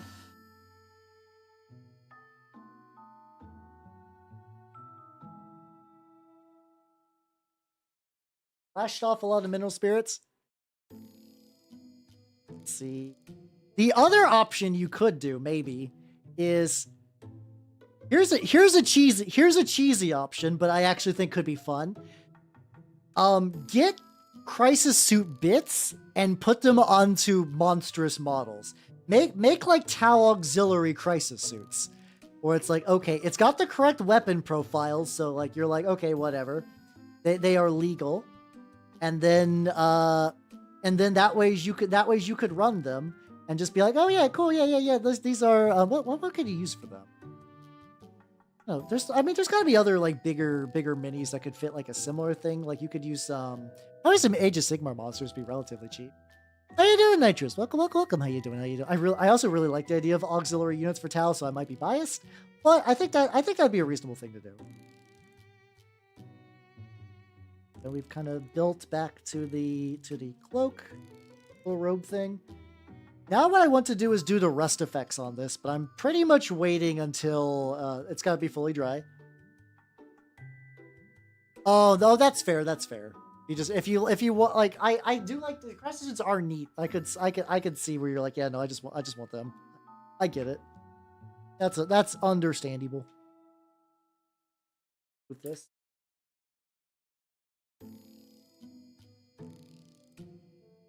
Then now I just gotta do, oh yeah, there we go. Alas, now I just gotta do one quick layer of black around the rim. Oh shit, hold on, let me get this layer on, and then I will totally do that. I just happen to have the paint right. Ah, fuck. It's fine. So I'm also hoping I don't remove too much from the edges of the cross. I do think the enamels go protected a little bit. I'm a little iffy about varnishing. I guess a satin varnish would keep a lot of the shine still. Yeah, honestly, I feel like this is the most Nanners fan club we've had in a while. But yeah, for people who don't know, hey, look, this is one of my wonderful snake Nanners. She's doing good. I think she's getting her last couple of wiggles out before the winter hiatus. There we go. Don't worry, Nanners will return to streaming in the spring. God damn it. I'm still like cracking my shit up that I said hiatus for my goddamn snake. Let's go. But yeah, she's doing good. She's doing good. I need to make sure she's like all real set up for the winter too. I still gotta go to the pet store again. Probably on Saturday once the fucking rush from like Black Friday shit dies down, and then I could actually like pick her up some stuff. But yes, Resident's not too bad. It's not the worst. I get it, but shouldn't be too bad. But yes, Nitrous, congratulations on the sophomore rank of the official Nanners fan club. And just some bloke on the internet, congratulations for making it to the junior rank. Let's go. I can go ahead and do the Uhu glue, I think. Let's Uhu glue. Hold on.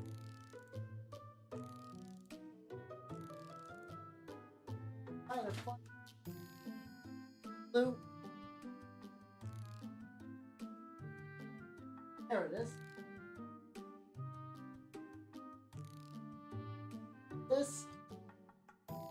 There we go. All right, so Uhu glue is a kind of stringy glue that's really, really fun for gore effects. So what I typically do is I take a contrast paint, like Slaughter Red. I got Slaughter Red. Let me zoom out a little bit too. This might be a little too close. Ah! Uriel Ventures jump scare. Fuck. over shit.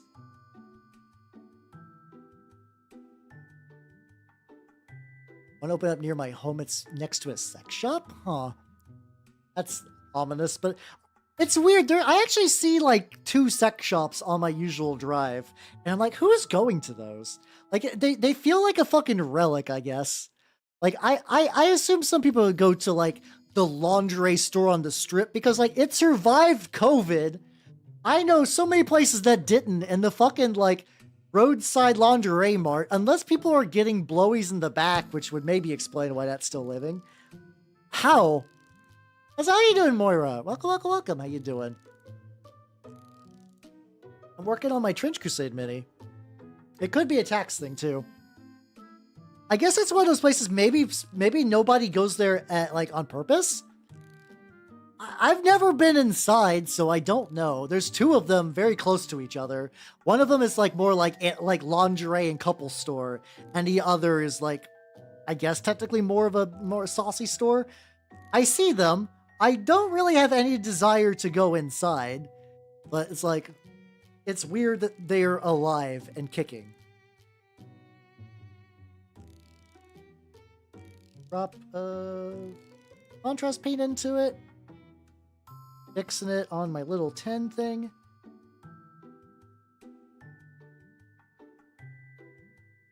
I get a good old glob of this. So yeah, I got some Uhu glue. It is really sticky. So you just basically take a bit, stretch it.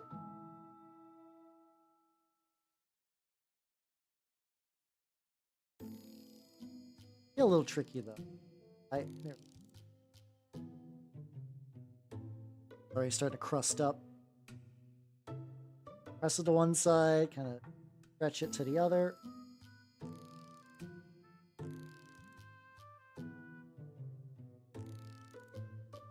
There we go.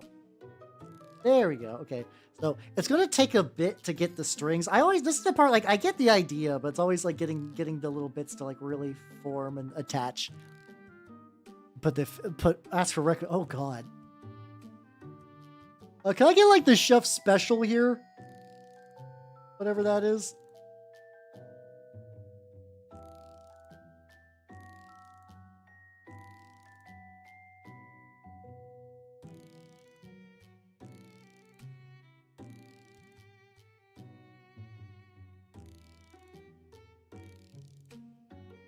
So close. I just need to get off.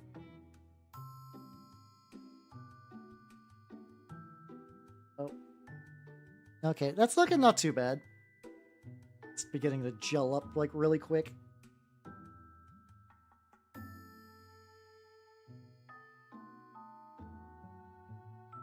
It's breaking weird. Ah! It's been a while since I used Uhu. Definitely fucking it up. Hello, my good sir. Me and the missus are looking for a little way to spice up the old romance. If you get my bit, and by that I mean sex. And listen, she's a beautiful old broad, but we're both getting in years, and my tools, my tackle, if you will, isn't working quite the way it used to. So I'm looking for something to really bring the pizzazz to our lovemaking. Like that kind of person probably exists, but I don't know. Okay, there we go. It's kind of hard to tell, but there are like nice little strings going on in here now.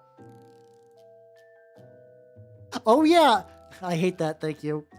I mean, that person maybe exists. Maybe, I don't know. Oh yeah, I forgot. Gooning is caught by my auto mod. I mean, fuck it. Okay, that's fine. Context. Work at a sex toy shop. You know the best ones. I guess so. I don't know. A little bit connected between.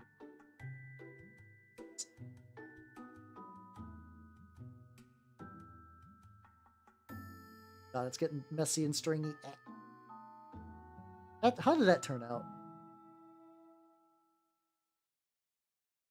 Okay, it's looking pretty good. I don't think I'm gonna fuck with this anymore. I think this, if I futz with this anymore, it's gonna fuck up.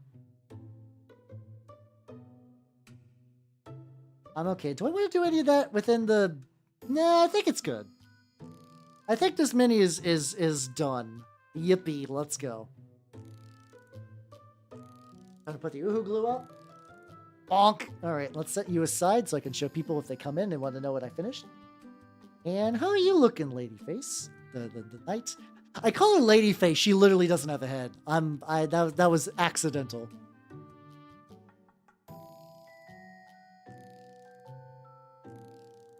Yeah, see, that's my thought too. It's like, there can't be that many boomers going to these. Like, I could see one. I mean, like, two roughly close to each other. I'm more willing to believe that they are a front than the fact that there's just, like, an organic audience for that, you know?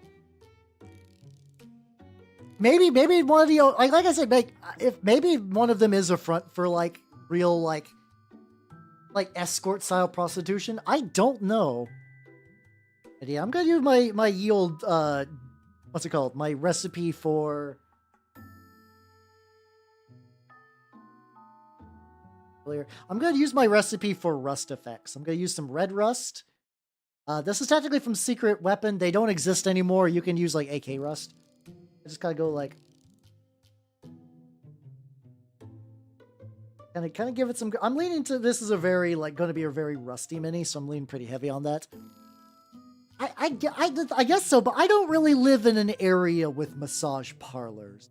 There's not, I'm not exactly in, like, the massage parlor part of the country, which it sounds weird to imply that there is, but I feel like there is. I feel like warmer climates would make more sense for that.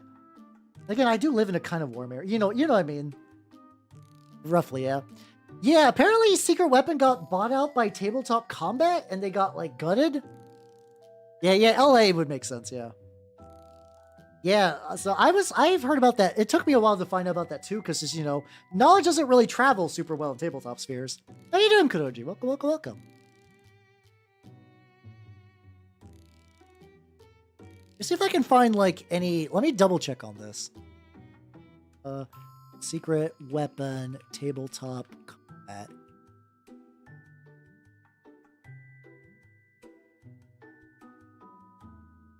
There we go. There we go. I don't know if I necessarily trust spiky bits. But this might give you a general idea of what might have went on here. I'll post it on the YouTube side too.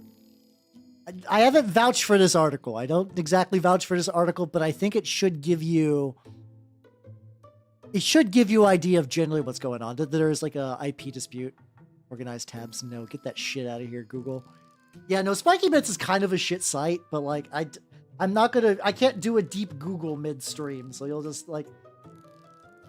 If you... Maybe you could use it as a springboard to find a better site. I've honestly never been a big fan of Spiky Bits. Their website's always been, like...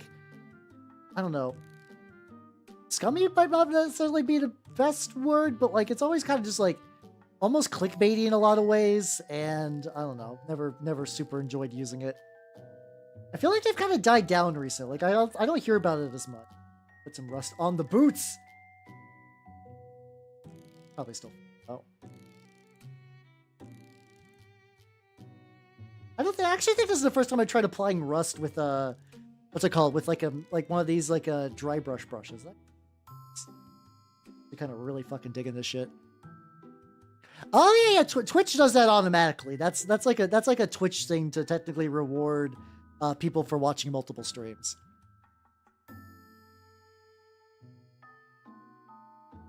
I was vaguely under the impression that, like, Tabletop Combat tends to buy other companies and gut them. Like, I think, like, oh, okay, so that's the part 2 then. Yeah, that might be it.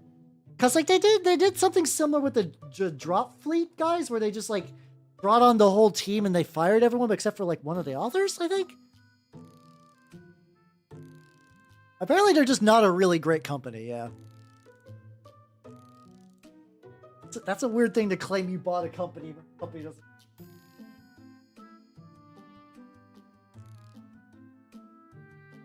Oh, they hedge fund. Yeah, that's... It sucks that you can't escape this shit even in the escapist realm of tabletop war games. I think I went a little too strong on some of this. A couple little bits. If the shield is over, whatever, it's...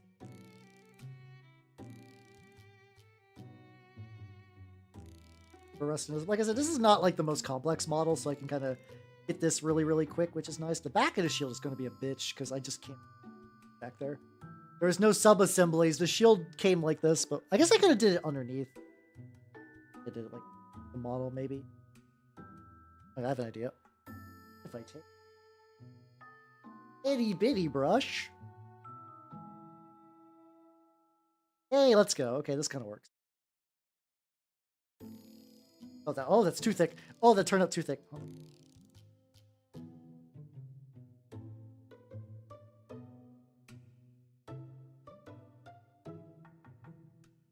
Okay, this should be fine. Especially because this is the back of the shield. I don't think anyone's gonna give that much of a shit about the back of the shield. So let's go. Yeah, yeah, the thing is they do occasionally make good games. Like Carnival is pretty good. Some of the Drop Fleet stuff I hear is still fine.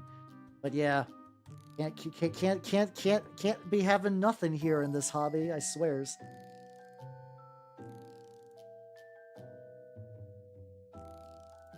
So I want to do the what's it called? I guess I could attempt the effects. If I want to keep going with the goop, I could still try that. Let me do one quick thing real quick before I decide to do some goop experimentation. Also, Thunderdome Drew, thank you for the follow. Welcome to the workshop. How you doing? I'm working on some various Trench Crusade minis. I technically got my Sorcerer done. And now I'm working on a Plague Knight, which I think would be fun.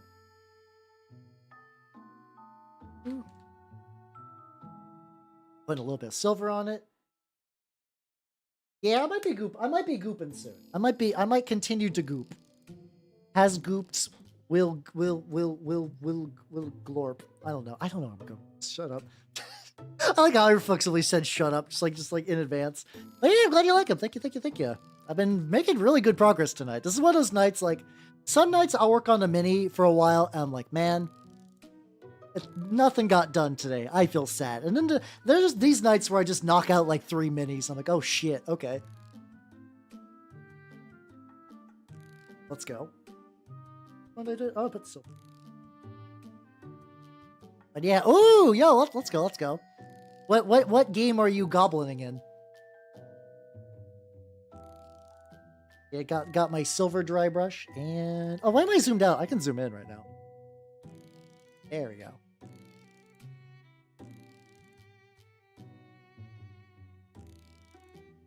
Oh, it's funny because like I got like probably the perfect metal blend on my what's it called? On my it's a mini of mine. Oh yeah, it was like a zombie guy I did. I got like the perfect metal look. Got conned into putting together Gloomspite are cool, but yeah, I could see like having to do a bajillion goblins would be aggravating. So hang in there and try your best. I believe.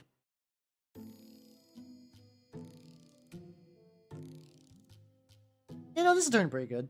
Yeah, I do like a very fine, like, dark silver dry brush on all my rusted metals. I feel like isn't that like last little oomph, the little bit to make it stand out and not like totally get kind of overwhelmed. Also nice because it's still like, I mean, some of like the raised highlight areas actually still carry a shade, which is nice. Ah, gotcha. So yeah, if you're doing Gloomspite, definitely Age of Sigmar then. And yeah, that's fair. To be fair, the Goblin range for Age of Sigmar is really, really good. I can't do another Horde army because I already like burnt out on Skaven a while back and just sort of like really got my groove back. Despite being a rat painter like legitimately prior to VTubing, I could not muster the drive to paint all my goddamn rats because Jesus Christ, what the fuck? There's so many rats. Why? Why? I did that to myself. I was slightly conned because people were like, yeah, you could run like low model count Skaven, run House Scryer. They just use all the big units. That's a lie. That's a lie.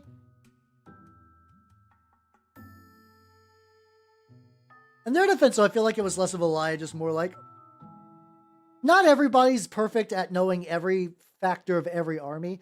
So you hear Scryer, the elite Skaven, and you're like, oh yeah, you could probably run elite Skaven if you run them. That makes sense. Yeah, it's sad, but yeah, there are a lot of really good horde armies or like model heavy armies that you're like, these are cool. Also, if I ever get around to painting them, I will be doing this forever.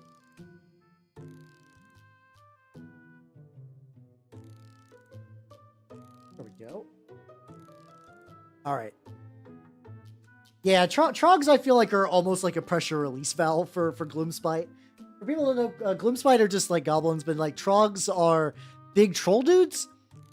So if you're like, oh, I'm getting absolutely driven nuts by by Games Workshop stuff, you have an out. All right, I'm gonna let's try a thing. I need a new palette. Then on this, I got my acrylic gloss. Still got that. Buy you just like one of these big bottles. Don't get the tiny little ones from like Games Workshop. You can use one of those big ass bottles for it. Need to grab some material. Okay, I'm going to astral project real quick because I need to grab some shit. All right, I am going around. I need to pick up my back-to contract. Oh, where is it?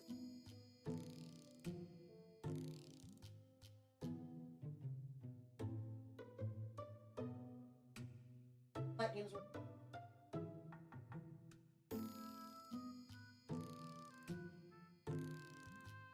I mean, if I just need to mix in black paint, I will, but I feel like contrast blends a lot smoother.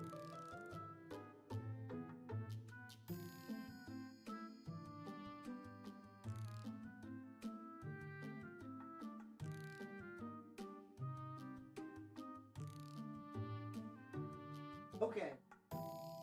That's fine. That's whatever. That's whatever. What I really need, I really need is very specific. Hey, I found the bag. I'm gonna do one bar. Hold on.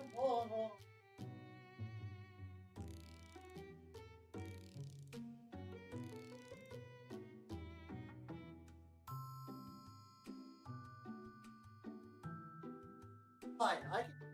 I can deal with this. Night. So, how you doing, Shadow? Welcome. I am trying some shit. So, when I was like, I need to grab the secret ingredient. The secret ingredient for this idea is a bag of fucking like it's maybe hard to tell. These are just like little foam balls. Can I open it on camera so you guys can see it? Oh, the bag. How did the bag get so dingy? It's just being in my house. Does that just make something like covered in craft, like gunk? I guess. Whatever. Open this bad boy. Yeah, there we go. Get you some. Oh, this feels really good. Oh, that's sort of glove. What's it feel like if I just put like my hand? Ooh, okay. Okay, this is some fucking like autism sensory maxing. Let's go. I gotta stop. Anyway, so you're like, why do you have a bottle of just like random ass fucking little beads? Because like, there's a type of black mold that kind of grows in like little round bits. Now, I thought it would be cool to like replicate it with this. So I need a brush.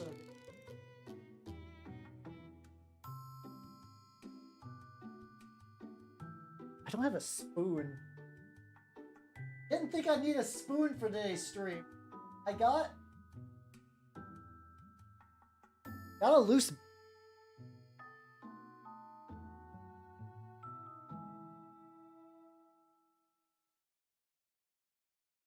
I got a loose base. Just gonna use that as a scoop. I'm gonna try to mix like I'm gonna go one container, just like one little thing of that. I'm gonna mix some acrylic gloss medium. I'm free balling this recipe. Oh, hold on, there we go. Acrylic gloss medium. Is that too shiny? Is that seeing like bad reflection? Okay, I think we good. Acrylic gloss medium this, and then some black to make like the black part of black mold.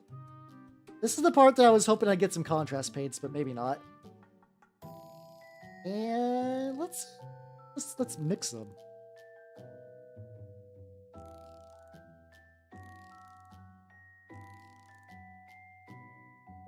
Okay, I think this is getting the general idea of what I want.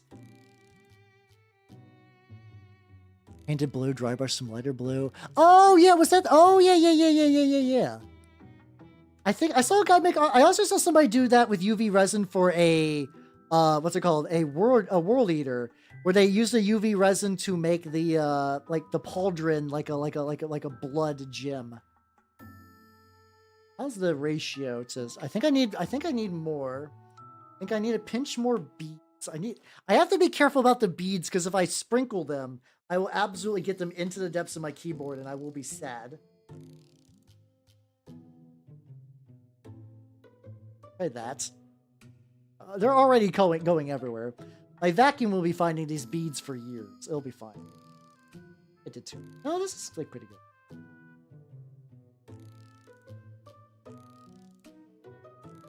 Warp it in the middle.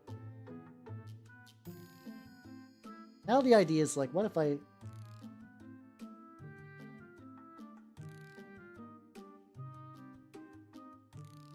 Actually, they still kind of retain a white color. I want to be like dripping out the...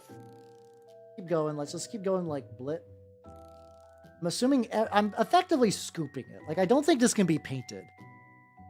Sort of a texture paste. I'm trying to do something that sort of mimics black mold. I'll likely need to repaint over that. Oh. Okay, guys, the vision's forming.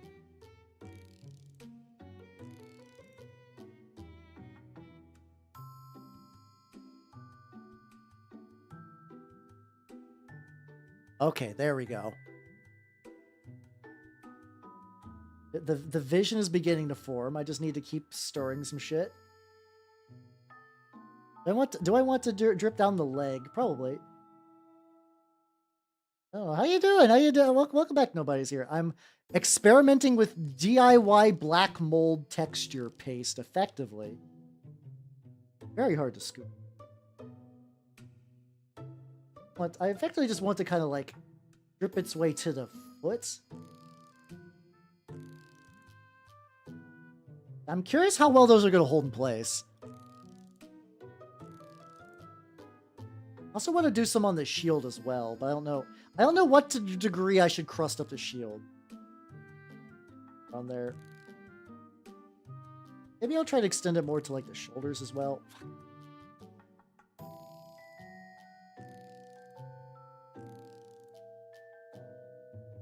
Let's go. Let's get from your youth. Oh yeah, there's like probably like Floam. Actually, this is basically Floam as like a spreadable paste. Big old warp at the top. Hey, there we go. Yeah. Welcome to my sick and twisted evil Floam. Okay, we can take some more of this and like put it around like the edges, you know, just like little. Might as well tuck it. I might as well tuck it as many places as I can. Oh, I had a clump of it just fall off the face. Oh, I nearly put... Oh yeah, I saw... yeah, turnip people do really wild texture stuff. There was apparently a guy who like let his models like crust in salt for a while. Which I think is neat. Yeah, I definitely made way too much. Okay, a little goes a long way with this stuff, but I could just kind of sprinkle along the base and I get a similar effect. I probably will seal it and paint over it. Like I do, I think the white kind of looks neat, but I don't want that for the end result. Also, next time I might try mixing it with glue. But we'll find out though. Like I said, this is a very new process that I've been... I did not find a guide for this. I am freestyling incredibly hard.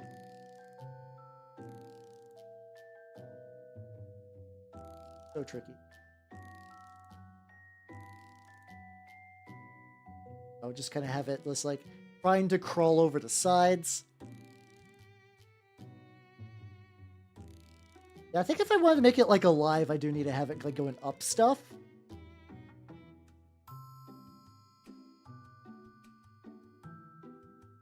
Probably going up like that. Like, this is why I'm glad I used the shit brush, because, like, I'm sure the little balls are gonna fuck it up.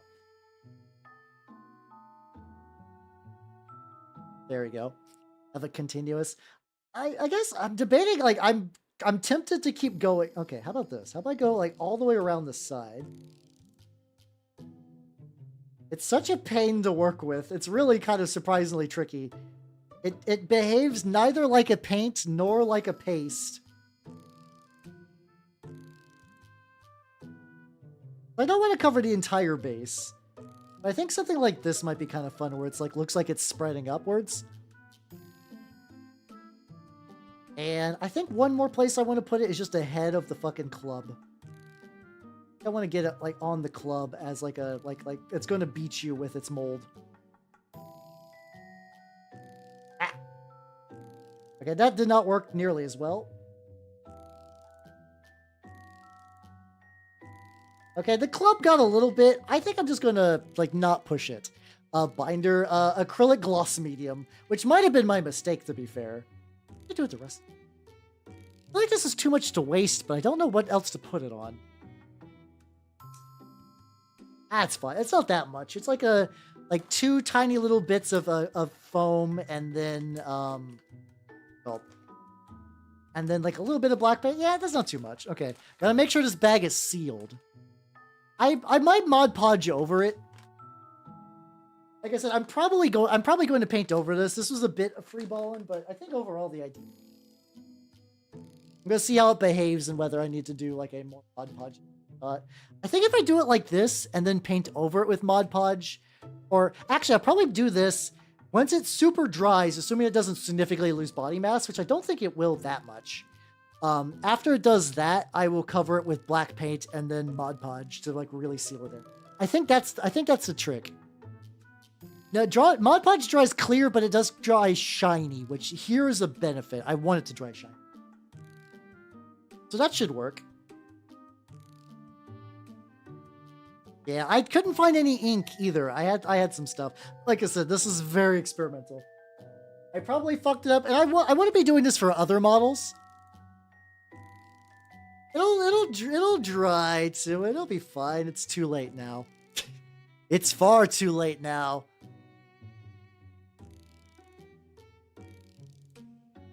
I'll just keep an eye on it during the remaining hour and 20-ish minutes of painting left. It'll be fine. The other option is if I use... I got spray-on glue, but I don't think that would super work here. That'll be fine. I'll let... Oh, there's like a... There's just like a little bit. I just noticed like this little itty bitty bit. Buddy. And what else? What other minis? Still got the Yoke Fiend. Yoke Fiend still does need some love.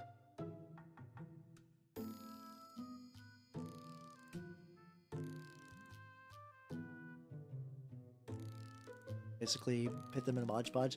Oh yeah, I've seen a lot of people do that kind of thing. I've also saw Miscast had a video to like use that for making banners. There's a very specific. I have a Death Guard model that I want to use a very specific banner from. It was one that a VTuber drew. I don't want to say anything yet because I still want to do that painting stream. But I got the brass rods for it, so I could actually make like the banner pole. Hey, no, it's all good. Mini print commission. Yo, let's go. All my viewers are getting married and getting cool jobs and graduating. Master's programs. Listen, you guys are fucking rad. Hell yeah, let's go. Very happy for everyone. Fuck yeah, let's go. A little bit on the nails. Just smidgen on there. But yeah, fuck yeah, let's go. What kind of statue are you thinking you're gonna do? Yeah, he's also got like, I might be able to dry brush skin onto this motherfucker. A little bit on the back of his foot that needs to be done first, and any other little bits that like just need something.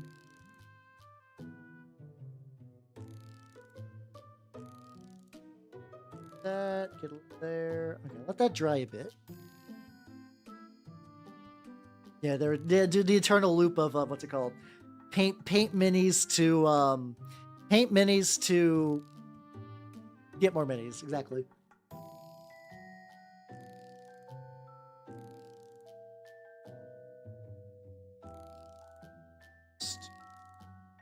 Oh yeah, I want to work on their base. Some emo-looking kid. Do you know how little that narrows things down? I get you though. I don't know any Genshin characters. I'm aware of Genshin as like a game, but I don't know a lot about it. Another trench coat made. This guy's the ammo monk is. I don't know how I feel about the way I did the oiling on the enabling on him to make him dirty towards the bottom. Maybe though. Let's do some. Get the palette up. I'm gonna see if I can just like get as much finished today as possible. I think if I take the output, I'll put the paintbrush and the paint backwards because I do that. A kabuki, I don't know a lot.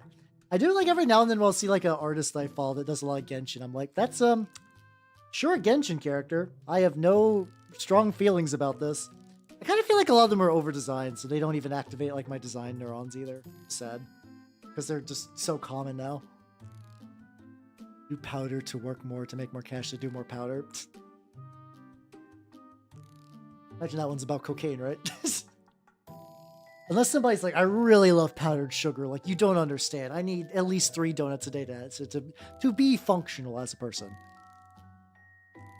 Actual story is shit. Oh, really? So is it like the settings, like the locations are cool, but like the story they tell them is bad? Like, how does that work? I believe you. I absolutely believe you. I just don't know I haven't heard much. I played it when it was new, and I was like, this is certainly has mandatory days that you got to grind on for materials, and then I stopped. Like, I'm good. I don't need that shit in my life. His base is basically done. A punt. Aside. I'll take him as just like, yeah, he looks fine. Like the street name says powder. Ah, I got de la Poder. Oh, yeah, I got this guy too. This guy is a turnip model from a long time ago that I rebased so he could have a magnet in the base. And because my previous base he was on just did not stick. Like it just called. Shit, this guy. Oh, this is fine. I was like, I know I have a black that's more like a primer that would probably bind to this base a little better, but not too bad. And I got the other Takodachi beast. I think the reason I've kept them on my tables because when I rebased them, I'm like, their bases are really bland. So I definitely need some more stuff. But I've got some 3D printable mushrooms I need to like actually like paint and stuff like that. Oh, that's unfortunate about Genshin. Eh. More Cons and the Abyss have done the paints. Oh, is it like one of those games? Like I remember, like Final Fantasy 14 had that a little bit, where they would talk about the previous eras and all the shit was really like cool. Like the Void Arc was like, yeah, Wizards used to do a lot of fucked up shit. I'm like, yeah, let's go. I want more games set mid-apocalypse. I want to see everything just go like full falling apart, like Wizard access instead of just like seeing the post. Yeah, that sounds like a punk song. To be fair. Like scrape the paint off. What happened on this horn? A bit more around here.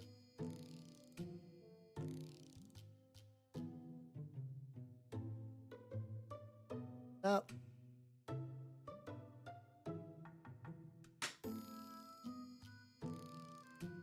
Get this guy done time. Like he's got like the potential to be done quick if I just kind of like really lean into the textured nature of his mint. Will that be enough? I don't know. I just like paint that like way too thin, or did I just scrape it? Distinctly possible. Let you aside. I got Ratto. What does he genuinely need? Keep looking at him. I'm like, he needs. Got a couple of gray areas. He's got gray claws for some reason.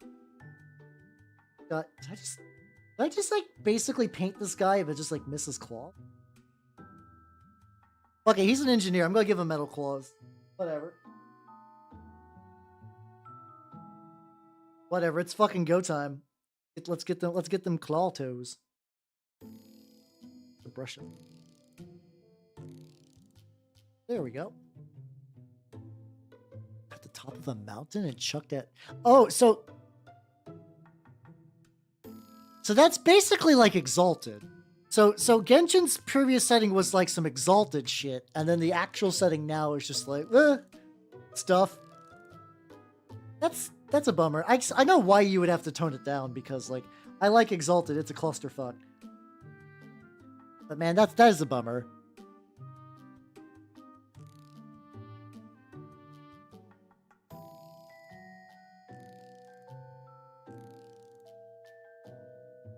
This. If I could just like re-dirt the ground. I'm actually not even super jazzed about the way the ground.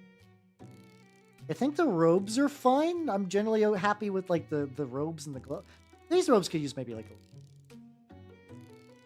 but if I wanted just to like texture the ground in a way that would be like nice and easy, quick. I have so many like half, not half painted. What's it called?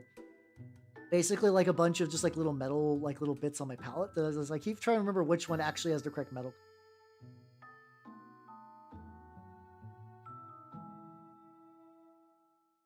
Oh, we can get that. Get a little bit of dirt in there.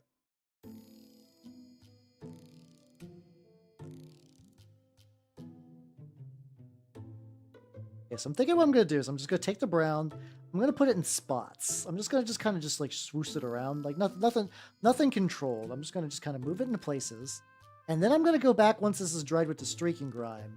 And I'm just going to cover it over the base and like the feet area. And then maybe after that kind of like unifies things a bit, I can... Oh, there's just like a bit of his cloth, doesn't it?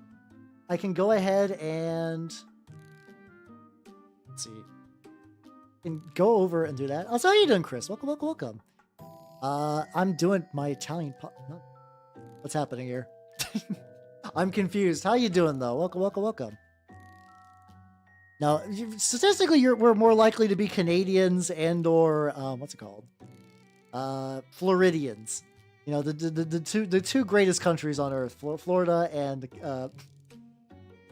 or Australians too. We got a lot of Australians. Or actually, my viewers have a pretty good thing. But yeah, pretty varied. But so yeah, you have yourself a good night and take a good rest. I just go.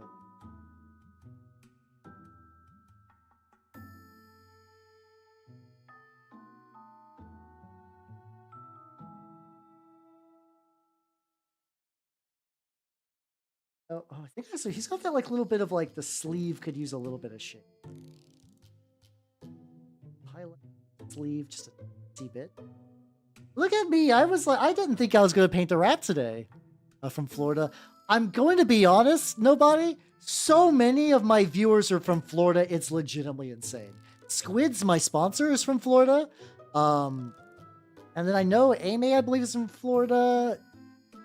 Cyan Ratto is from Florida. We got a lot. I don't know why. I don't have a good reason for why so many of you nerds are from Florida. I just find the coincidence very funny.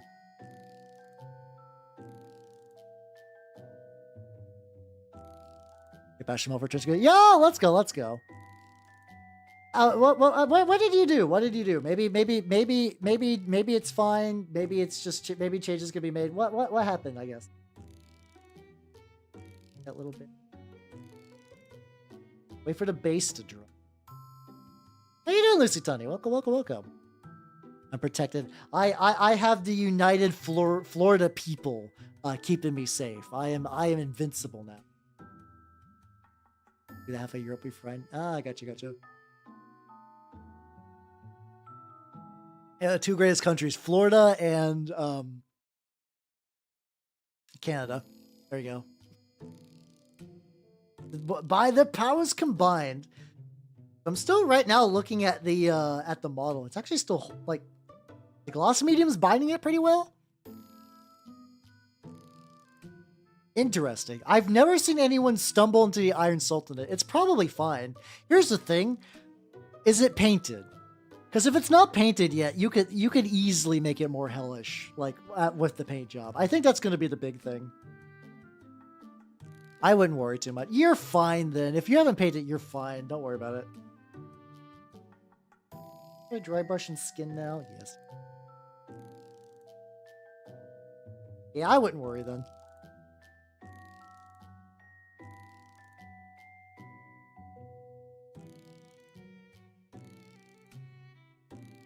Totally different dry brush. This one's been getting a lot of use today. I think I'm gonna stick it with it. No, it's oh cool. It's redried. Excellent. Palette, and let's begin to see these textures awaken. This guy's got a lot of folds that I think are going to be like.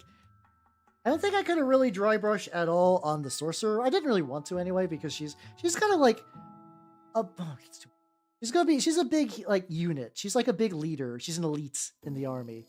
I wanted her to have like as much TLC as I can. This guy's a disposable yoke. He's there to whip my own dudes, and that's his. I do like how it's like, okay, in the court, you have the big units that are doing the big things, and then like on the objectives, you just have like this guy and one wretched just whipping one wretched over and over and over. That's his entire job, is to hold that objective, whip the wretched. If somebody comes over to him, he's fucked, because torture implements are actually really bad weapons. Someone who lives in Florida. Oh yeah, I think it's common in Florida too. It's like the idea that's like someone that goes there to like vacation, stuff like that. So there we go. We got the crossover you guys always wanted. We got that overlap. This is actually turned out pretty good. I think I'll need a dry brush with like one more layer to get it like really, really bright. Which I think I have a good layer for that. Got a tip on there. Oh yeah, you could. Let's see. You could post in the Discord. I don't check the Discord super. Really dry this out a bit more. I don't check the Discord super often during stream, but we do have a Discord. If you do, yeah, there we go. And that like if I don't answer, to be fair, I don't answer a huge amount, but usually other people are in there too. So if I can't help, other people should be for you. Just got a couple.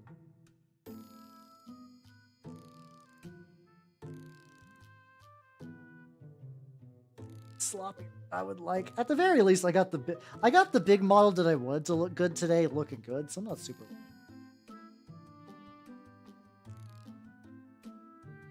I was like, the skin's kind of dark, but I'm kind of okay. No, I think I'm fine with it.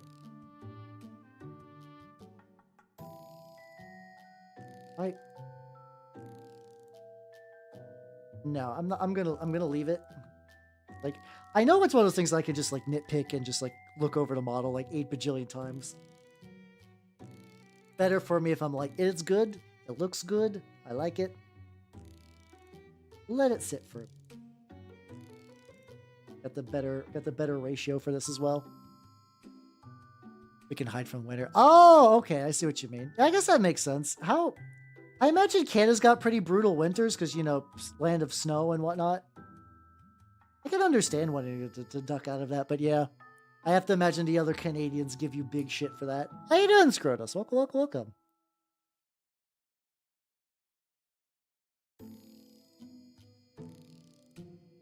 I finished the big model I wanted to work on today, so now I'm just doing like little side bits on so many little side quests. Yep, so that's done. Do I need to wait for that to dry before I hit up some bits? Probably. I'll just like a couple of other areas on here. Love. Hey, how you doing? I'm dry brushing this Yoke Fiend because I want to play him on my tabletop, and I want him to be done. And he is a shitty little goober. Got eyes. I think I got 2 tiny screaming faces on his face, but I don't know if he's really got eyes by the traditional sense. Nor I don't even know if I should bother to give him detailed eyes.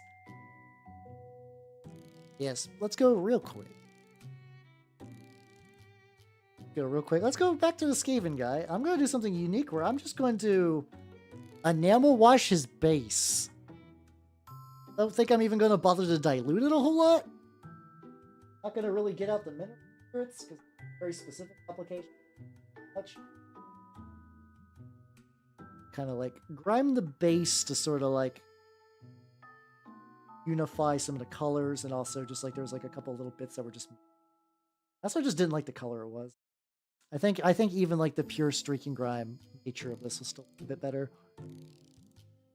Check. Nice. I'll have to. Hopefully, I can check that out after stream. If not, probably later.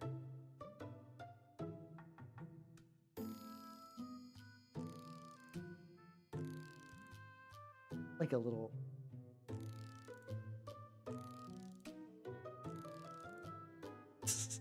Okay, that might be a bit much. He had like a weird defect thing going on where it was like there was just like a little painting error. I'm gonna put that on, and then maybe once I like air dry this, I can go back and sort of touch that up a smidgen. And hey, Chris, thank you for the follow and welcome officially to the workshop. I'll also do some pigment powders base as well.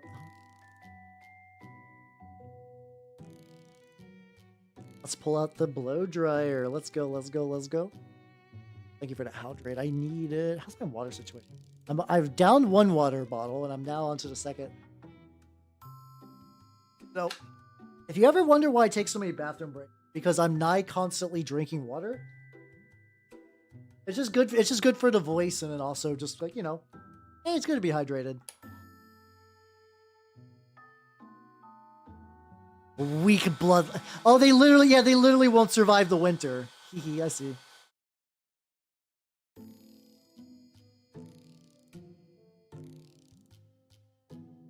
Don't say thirsty little flower. Jesus Christ. That's a very different drink. But yeah, Chris, have yourself a good evening. Take it easy, yo. Have a good rest.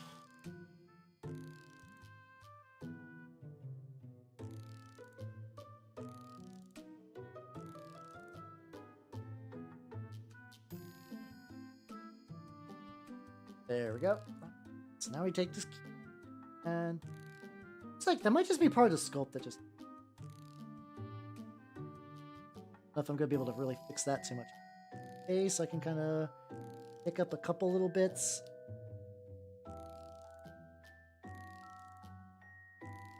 Yeah, I painted that metal, and then I'm just like, yeah, I'm actually just going to cover it in sludge. Fine. I actually do like the base colors.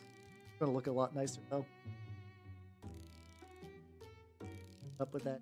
Absorb as much extra bullshit as I wipe off. Wipe up a decent amount off of the bits.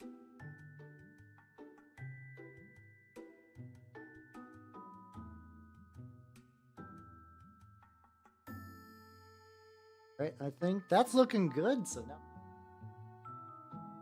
now, moisturize me. Now all I gotta do is just wait for that to dry, and I can do some pigment powders, and then I could use a alcohol sealer on that. Update on the gloopin. Hell yeah. Hell yeah, hell yeah, hell yeah. So far, still doing pretty good. Everything's holding on in place. Part of me wants to use the blow dryer on it, but I'm totally see that these would be way too weak and they would definitely like fly off into the distance. That's good. What else? Yolk Fiend. Go back to the boy. Go back to the boy. Oh, that's the plan. Yeah, the plan is the slime mold. I'm kind of holding on the gloss to maybe kind of be a weird binder, which I don't know if it's how long that's going to hold. We'll find out. Eventually, I do want to paint it black and then dry brush it. I mean, gloss it. It's like probably seal it. Probably the end goal is to seal it with Mod Podge to make it a little bit more sturdy. And you know, also Mod Podge got that nice gloss sheen to it.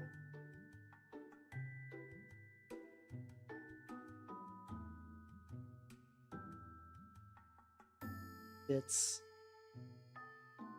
mostly shading some of the bones too. I don't like it actually.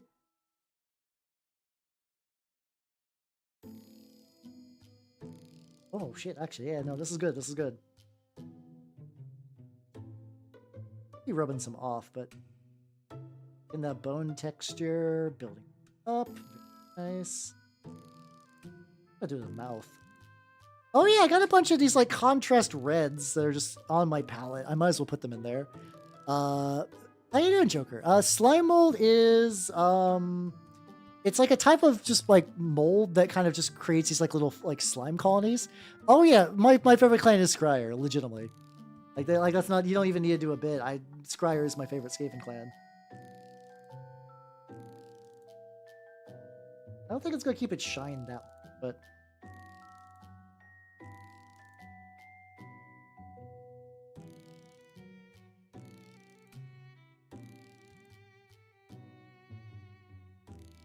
there we go. It looks pretty good. Yippee! Man, I don't even have to let paint go to waste. Yeehaw! Love that shit. Use a little bit of yeah, it's effectively like kind of a mobile. If you have any in your house, you should burn your house. Probably not that far, but it's not good to have in there. Maybe it's because I'm using a. Where's my bigger brush? Oh yeah, I used it early in the stream. It's been a while. Claymores is also a good choice too. I don't know if there's a Skaven clan that'd be like Pshaw. Why is that one your favorite? Oh, I put it over here. I know the bigger ones tend to like actually dry brush better. Dog vomit. Oh god, everything about that sounds horrible. I have to imagine why it got named, but still. No, understandable. Queek is a cool dude.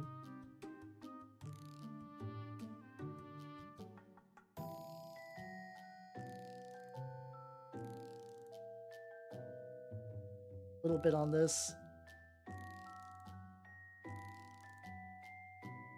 It's using a kind of bone white color just to kind of add a little bit.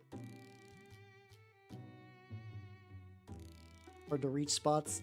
Probably not the best thing to dry brush, but whatever. How's how you doing, Shin? Welcome, welcome, welcome. Yo, let's go, let's go. Got another one. Let's go, hell yeah. But yeah, I've been I worked on the let's see, my sorcerer is done. You do a proper rotator. I don't know if I should do that tonight. It's always weird because like I would love to get the rotator done after tonight, but I also don't know if that'll be like too soon. I think it's like if I got off the stream at 12 and I got the rotator done, get that done by 12:30. Actually, that's doable. But those little rotating videos I do, they take like a okay amount of effort. They're not too bad. Like they're definitely not putting together like a full ass like fucking stream. It's kind of the closest thing I can really do to YouTube Shorts in a way that's economical for my time, but also it's just fun to show off my minis that way. You know? Backer kit, yeah, I saw that. Oh, yeah, I definitely want to stick more to black mold, but that does sound like it could look potentially pretty.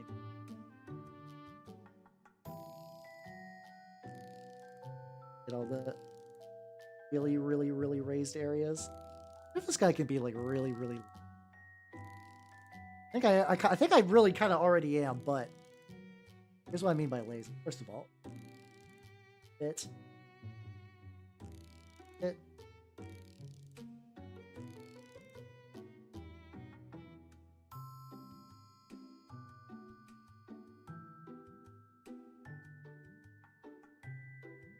Oh yeah, his base. So he does have a base. Problem is, I definitely made the base before him, and it's got a bit of rock that's going to make, like, I could glue it to the rock. I'm thinking I'll probably just put some dirt texture at the very, very end to kind of even it out. I could remove a chunk. Oh, that's not too bad. Let's go. Yeah, I'm very curious I know they basically showed what's going to be in there. I'm curious what's going to be the price and what the extra feature. I did the very first turnip Kickstarter, and those minis have lasted me forever in my turnip endeavors, so it's like, getting something similar would be pretty legit. To be fair, the first one was also ridiculously cheap. Like, it was like straight up, like, I think I got mine for like 20 bucks. I don't think he needs full pins. I think pins might be, like, not that they wouldn't be bad. I think I can just get away with glue.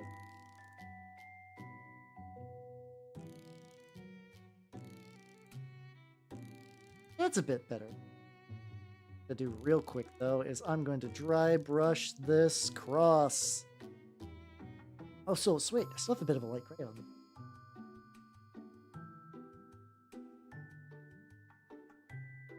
That's that going. Put a little bit on the rubble too. I think this is when I lost my really fine grit stuff, so I had to use some like backup rubble, and it's like very thick. It has like it does have a nice appeal to it. In Trench Crusade, I am doing my primary one is the Black Grail, and I do have a warband for that. I'm currently building a court warband just because no one in my shop really wants to do court, and I think they're a really, really fun hobbing project. Oh yeah, I'm not too surprised. Alpha Booster seems like a nice guy, so I'm not too surprised that he went to do that, especially because he already had the interest in Turnip. I know a lot of people that got into Turnip because of the Alpha Booster, which is really, really neat. How's he doing, Cole? Welcome. Lost 7 to 61. Oh, wait. Oof. Oh, that sounds brutal. Who are you against? Fucking brutal, my dude.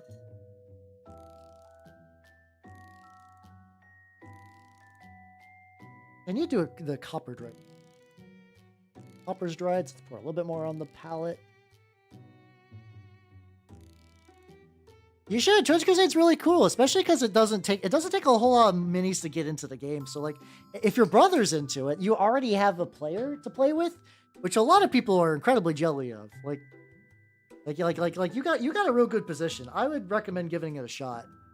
If there's anything I could do to also help with the persuasion, let me know.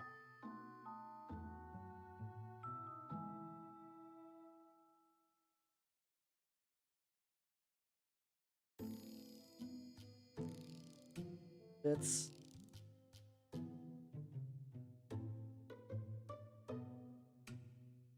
Twitch Pokemons I should pick. I guess like do you have like certain like gameplay preferences, style preferences? I could probably guide you in the right direction. Or like if there's like certain like a faction that I think would gel for you. Like do you like regular infantry guys? Do you like kind of like evil shit? Do you want to go super elite? Do you want to go like melee? What's your mini availability? Why do I have black mold on my leg? Oh, actually, okay, so the little chunk that was on my leg actually did begin to dry. Kind of nice. Yeah, let me know. I'm reasonably knowledgeable about the game. I don't have a huge amount of play experience, to be fair, but like I do know a decent amount about it. Yeah, I mean, it's also like because it's not a huge investment to get into a new faction. Yeah, if you like all of them, just like do what I'm doing. Just start knocking out little warbands for each. Though I'm a little biased because I find this kind of stuff fun from like a hobbying perspective. I do like big guns. I'm not scared of either. Okay, you got some options. The Heretic Legion would be a good pairing just thematically against your brother's stuff.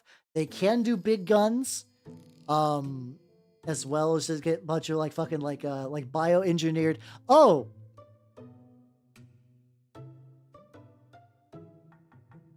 Have you seen Thunderdome Drew? Have you seen the Artillery Witch? Have you seen the Artillery Witch?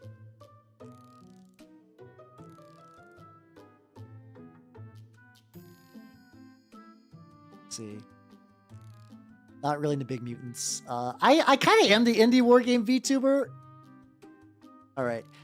So Hell doesn't have a lot of mutants really. Sultanate definitely does. Sultanate was gonna be another one. Why it's so hard to find like a picture. There we go. Okay, so while I'm looking for the picture, hear me out. You already know her. Okay, I'm gonna post her for everyone else anyway, because I spent too much time trying to find this fucking pic. Yeah, I would say Heretic Legion would be pretty good. God, this is so big. Green, there we go.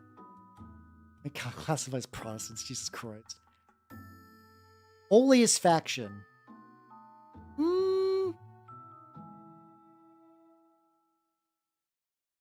I don't know. That one's a little tricky. Okay, so you can do like Zealot Holy for Trench Pilgrims. New Antioch is pretty holy by ways of being just like the everyday Christian man fighting against the hordes of evil kind of holy thing. So yeah, those would probably be good. Sultanate's, to be fair, Sultanate's pretty holy as well. They do some kind of like heretical alchemy shit, but God did give them a sick wall. They did give them a sick wall to kind of like chill behind. So that's doing something right.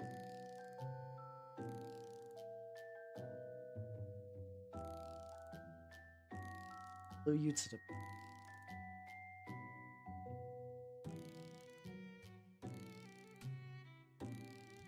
I'll let that. Oh no. Yeah, New Antioch do got the big mech armor, guys. So if you like that.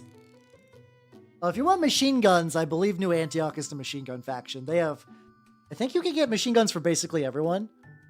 Antioch is, hey, let's go. That's true, yeah, you can go Papal States and get extra priestly bullshit.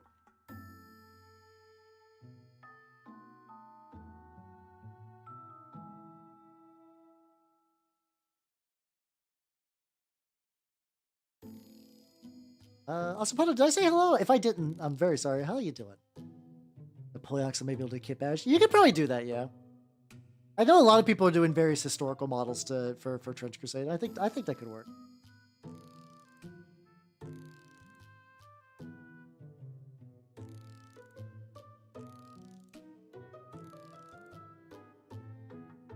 Something like that, yeah. Something like that. I haven't really super looked up the lore, but yeah, if you want the most like vanilla faction, is absolutely New Antioch for sure.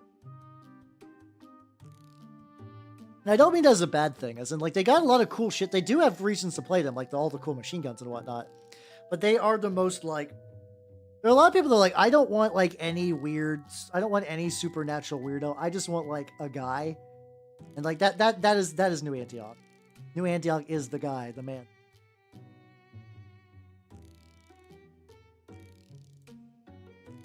Using this like lighter brown.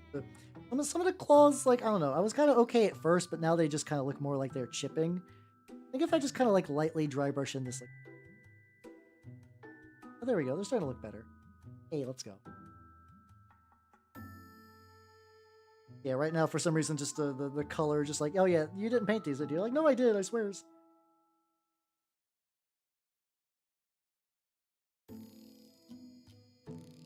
Tiny little dry brush I made of an old army painter brush because use reuse cycle for mini bits. Paws are good. Check on that. Yeah, you get the big. Yeah, I mean, there are some supernatural things. You get the sniper priests are definitely shooting with the power of Jesus. But otherwise, yeah, not too supernatural. Go ahead, do the quartz. Oh yeah, do that. That sounds pretty legit. Also, that color scheme can look really good. There are some trench pilgrims that have like a really yellow scheme in the core book. Not that I think that should dissuade you. They're totally like separate, but it's just like proof that like that scheme together looks pretty legit. My court, I'm really leaning into the like blood. Like I'm trying to do like the fucking like the witch and stuff, like blood and like a little saucy, but in like a demonic way. Like, I probably, maybe next week might be working on my Praetor if I want to keep just doing, like, a weekly Trench Crusade thing, which I kind of been enjoying. Weekly Trench Crusade minis has been a lot of fun for me. But I need to build that. I'm assuming I could get it called next week. I'm hoping so, anyway. Problem is, like I said, right now it's just literally sitting in my printer, just like needing to be cleaned and like taken off the printing.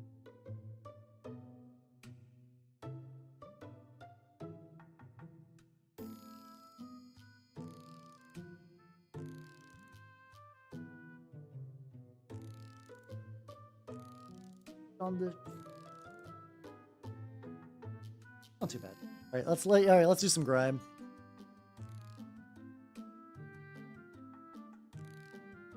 Oh, that's fair, yeah.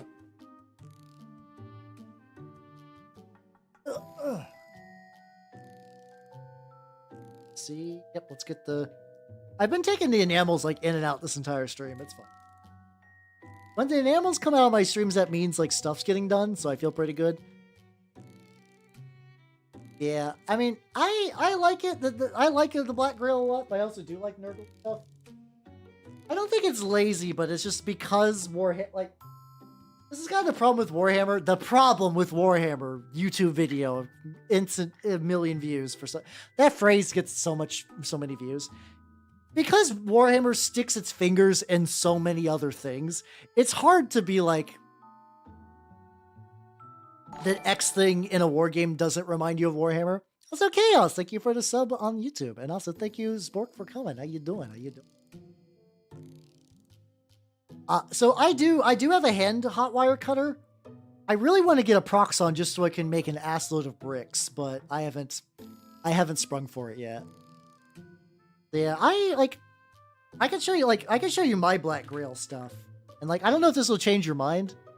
But yeah, here's my little crew I put together, and I'm very happy with them. And they don't immediately scream Nurgle to me, but they do show that kind of like fly insectile theme. Also, the guy on the right is supposed to be my amalgam.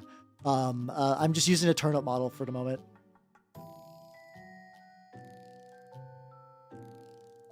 The hand. Yeah, everybody loves the hand. The funny thing is, if you look at the knuckle, the reason why it's bleeding is because the print chipped. Like, there was just a printing error where he just had a flat knuckle, so I just made it look like a scab. I mean, yeah, there's so... I mean, to be fair, it's the problem with X is not unique to Warhammer videos. It's so very, very common. In all kinds of shit. It's really bad. Yeah, it was from what's it called? Trapper Keeper's Lodge. I originally got some STLs from them for a different project, and they're a Halloween deal. Dungeon Trapper. I don't know. It's whatever. Anyway, their Halloween stuff was like, yo, you actually get every Halloween model we've ever put together. And I was like, oh shit, that's cool. I was not expecting to get all the Halloween. I was expecting to get one Halloween set. And that Halloween set happened to have the little crawly hand, and I was like, I have ideas for me. That's got like a lot of... The recesses that the wash is flowing into is basically working how I was hoping it would work. We'll definitely need to get some shit removed.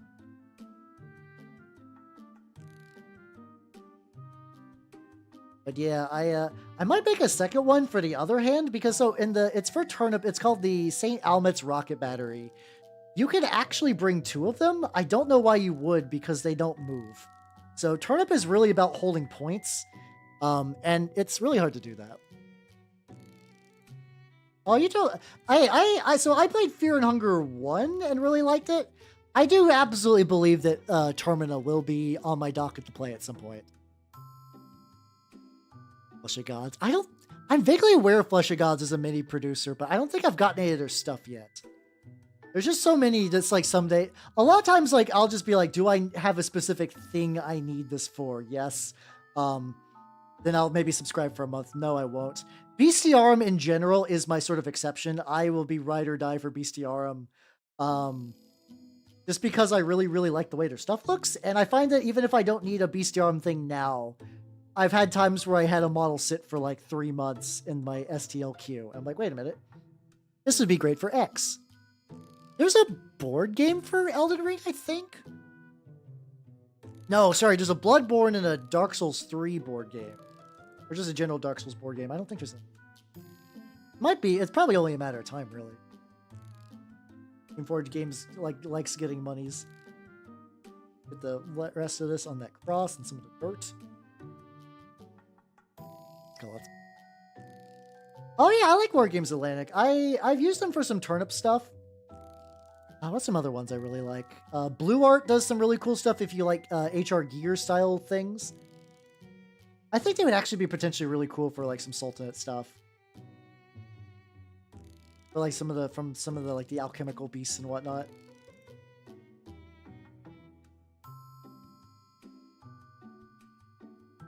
Don't want to get another spoon.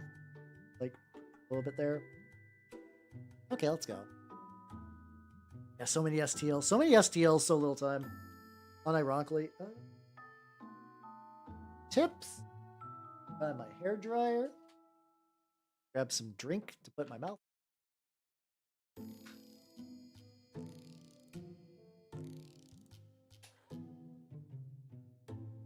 There we go. Just blow drying it to flash off some of the enamels. Hey, I guess guess worst case, I wonder if there's going to be a Black Friday deal on, like, I don't know if my Sunlu resin will go much cheaper because it's already at a really good price, but still.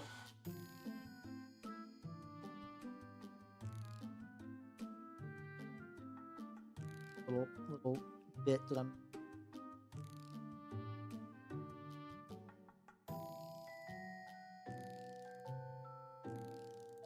There we go. Back to the blow drying.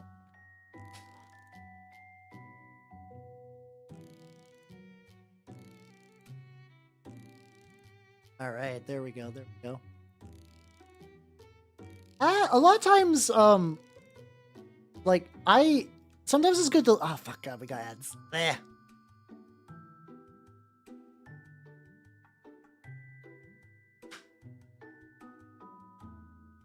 Oh, your subs, you're fine.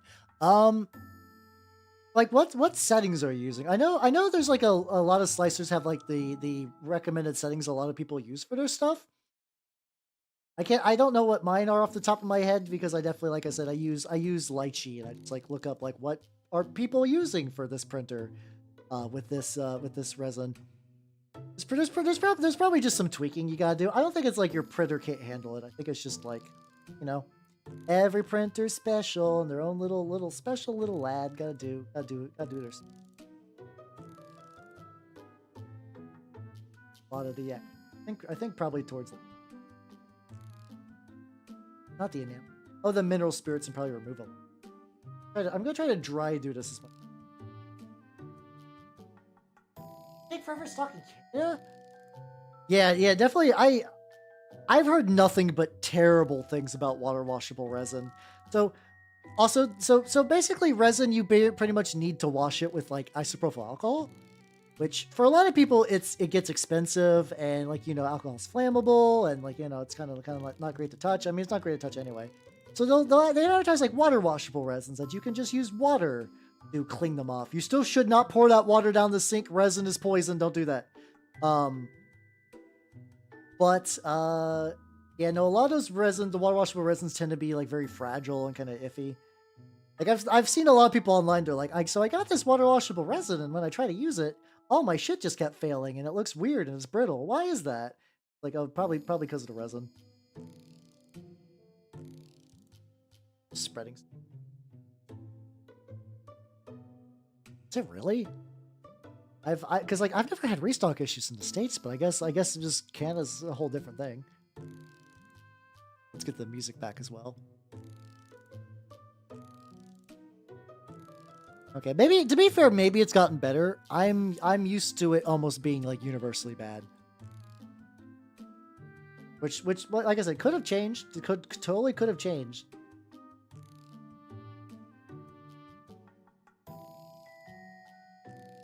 So considering that this is like probably one of the laziest minis I've done in a while, I'm still very happy about it. I just do it. Little dab of this. Lightly rub it over the belly bits. To get that going, I can kind of it's back in. A little bit activated. Oh yeah, there we go.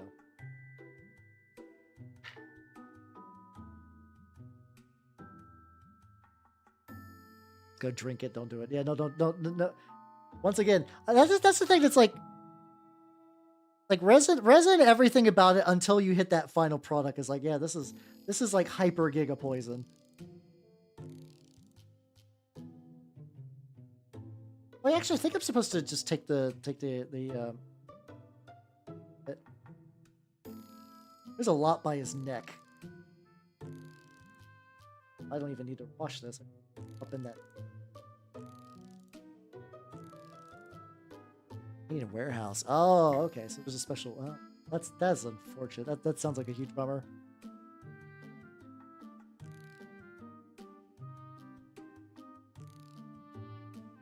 Couple places. Let's get Q.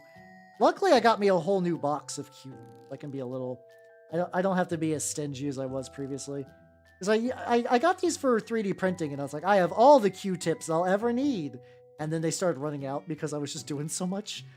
stuff on stream. I was like, oh, that's not great. Let's keep a bit of courage, just trying to hyphen it out so I'm not heavy.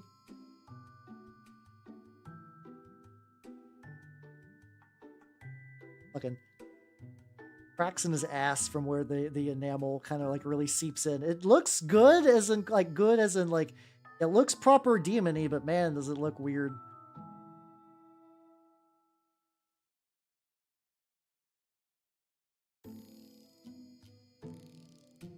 Little bits that dark. A lot of this I'm generally happy about the setup, I guess.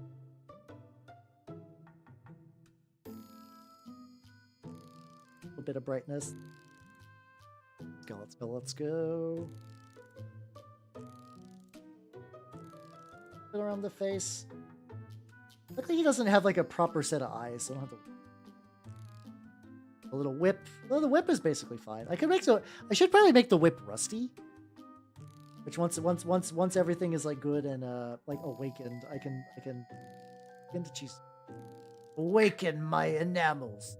Arise from your tombs.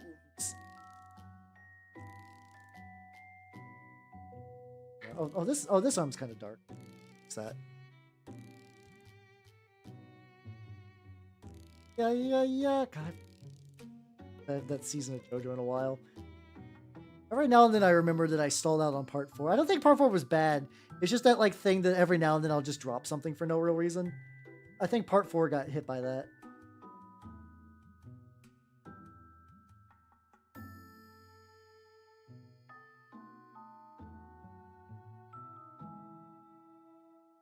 This area.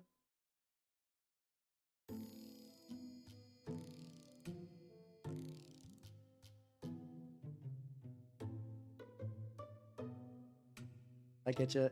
Yeah, it's real bad. I do want to try to like use this a little bit of time off to like even like watch a movie. I just need to do something like that.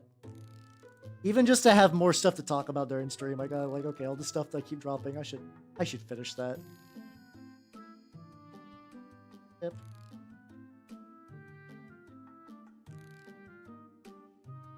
Relatively pretty. I think I'm just gonna set it aside. Let it fully dry. And then it'll probably come to time. The easy solution is don't watch Crunchyroll.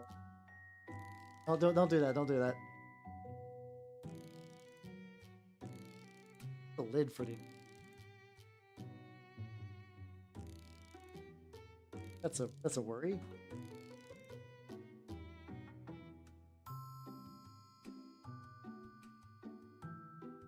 Oh, it's on my lap. There we go. Netflix killed the JoJo hype. It was kind of weird because like nobody knew about JoJo, then everybody knew about JoJo, and then when everybody knew about JoJo, the real obnoxious JoJo people kind of died down a little bit. At least I think they did. I don't hear much like JoJo reference pop culture as much, even though it's still getting like seasons. So while that dries, I'm gonna take another idle break because I also ran out of water again. So I'm gonna be right back, everybody. Or be. Oh.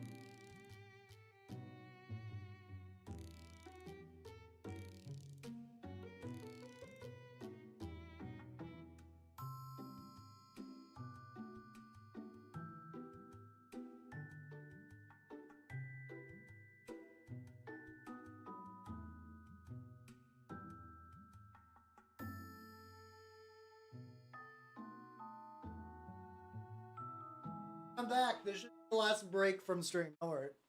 Yeah.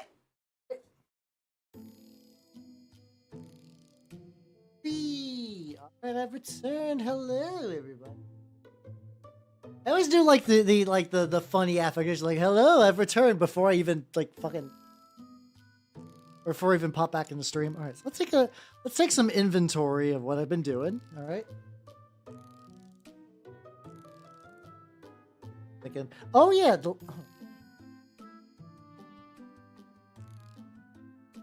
guys, it worked. Like,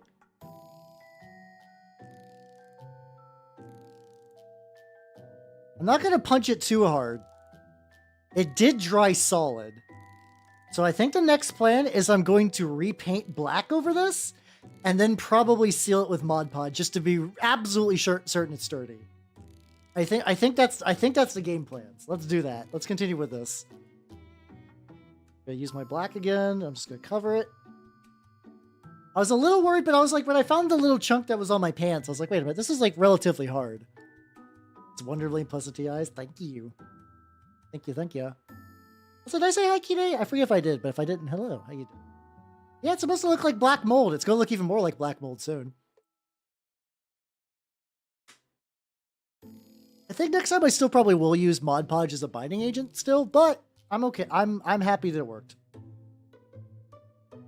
Yeah, now the game plan is just to go all these little baubles and just hit them with a layer of black. All gross and infested and gooey. Honestly, the black might still have some of the shine go through. I don't know how many layers I'm going to need to do over this. So the fun thing, if you like this effect here, I will actually be doing it for a whole warband. This is going to be my Dirge Black Grail, which is very much more in the... I'm leaning to make mine more into like kind of like more... It's a very like mourning, undead theme kind of thing.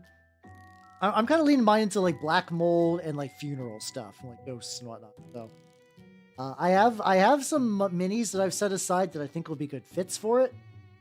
I need to actually like get those going. Like I got, like for instance, I got this big boy printed. I don't think it's going to work because I want to put a coffin into his chest. I'm going to try. We're going to see if the chest coffin will fucking work. And if it does, great. And if not, no big deal. We'll look for some other options. This is actually kind of fun to paint. I don't know why. Painting over the black mold stuff is really, really relaxing. I think it's just because my brain's doing like a victory lap of like, hey, how that thing you winged actually turned out pretty good. It did not explode. It's probably, this might need 2 coats, but whatever.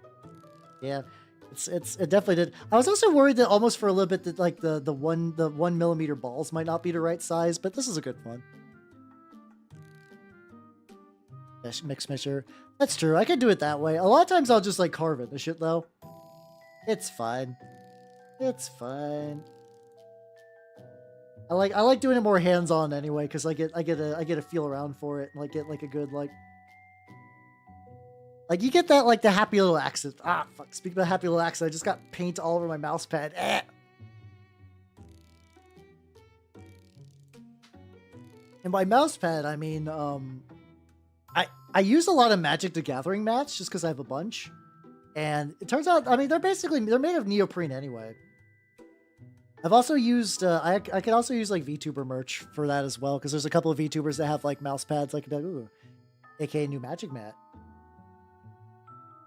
So right now, the Vtuber merch, I got like 3 fucking plush things coming in. I'm not even someone that normally owns plush, but like a lot of Vtubers I know who are pretty cool, got some plushes made. So I was like, you know what?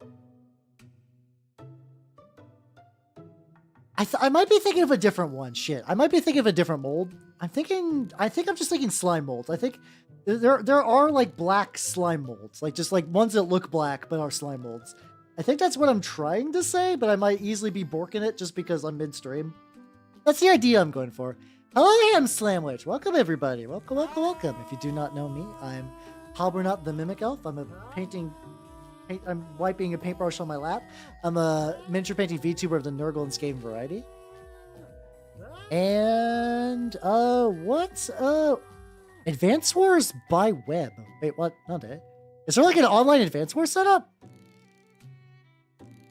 That's pretty legit, actually. Nice. Hell yeah, hell yeah, hell yeah, hell yeah, hell yeah. Hey, how you been doing? How you been doing? I've been working on a bunch of Trench Crusade stuff. Yes, dude, really? Holy shit, nice.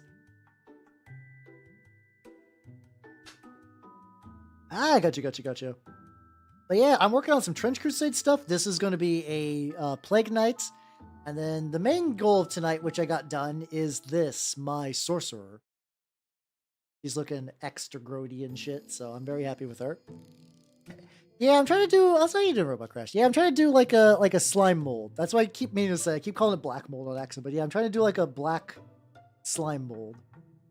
And it's turning out reasonably well. At the moment, I'm trying to like repaint over the little dots. So that ways they don't read as styrofoam. Maybe like having a little bit isn't too bad. Maybe having like a little bit of it kind of poke out will look fine. But overall, in general, I'm trying to lean more like this way.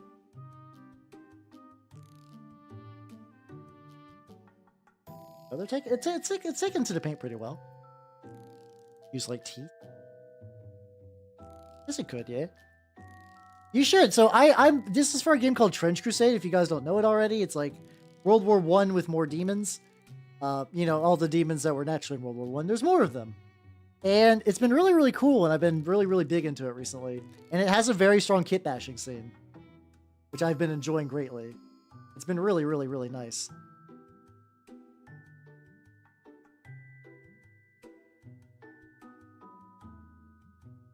For a couple that I missed.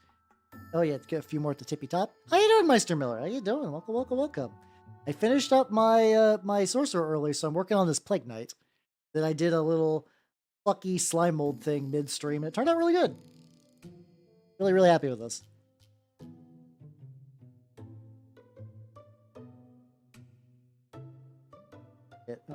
On the back of the leg. I guess that's the nice thing. If I actually stain too much, I can just kind of like glorp it and just kind of glorp it around the sides. Especially if I want to make it kind of look more, it's like kind of leading on a bit more. I don't know.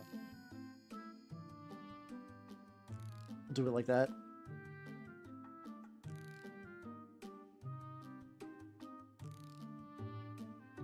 Time to let this dry. Yeah, it is so well done. Yay, let's go. The texture makes me easy. That's the point. Yippee! Yeah, Doom but World War I is also a good fit, to be fair. Both of those work. I might actually just steal that, because Doom plus World War I think it's a lot of gets people a bit more. It gets the brain, gets the neurons activated. I'll let this dry. And yeah, don't just enjoy your lurk. Actually, well, this is dry. I could just do the rim. Let's go. 2 birds, 1 stone. Hell yeah.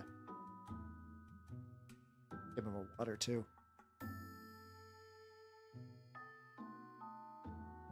Wait, which fucking like yippee creature? Which one does that belong to?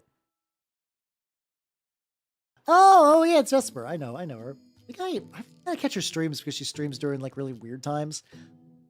There's a bunch of those kind of like spooky VTubers that just stream it like like either during the afternoon or like at the ass crack at night. And I'm like, man, curse me in my wage cage. You're giving me a very narrow time frame. I guess I could maybe catch them during, I don't know, if I could catch the ones that aren't Burgerlanders during the holiday. That might be fun. Guard, just something to do guard. Yeah, the new Kriegers look pretty legit. I'm not even normally a guard guy, but like those like legit look very, very nice. And I might spend some squid bucks on them. Might spend some squid bucks. That could be fun. Yeah, I think I've only got to catch her a little bit. She does seem like a nice lady though. Then again, I think for the most part, like I rarely, because of like how I curate my like feeds and information, stuff like that, I guess I could raid into her tonight, actually. That might be fun. I'm gonna be getting off reasonably soon. That's not a bad idea. I could raid into her. That'll be fun. Alright, so there we go. The mold texture turned out great. Yeah, definitely. I think I'm still going to give it some Mod Podge to kind of seal it. And also, Chaos Love. Thank you for the follow. Welcome to the workshop. Chaos loves you too. 'Cause I do a lot of chaos painting, so I'm a little biased. How you doing? How you doing? Let's go back to Rat. So what Rat needs is powder. I could do iron oxide. No. I'm gonna go into just burnt umber pigment powders. Gonna just kind of like mush that on his base. Brush, it's good for mushing.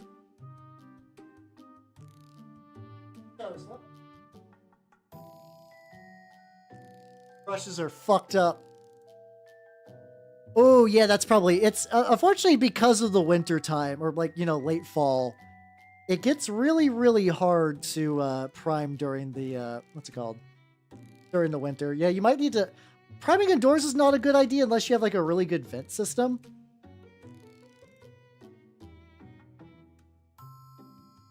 This might be a bit much. Oh, you kind of want to go heavy though, because this stuff tends to like really like settle down once you. Oh. Yeah, like once you begin sealing it, actually like really deteriorates. So I'm trying to like robe, get that on there, get that rear of the robe. Get a little dusty. Get that on the gun.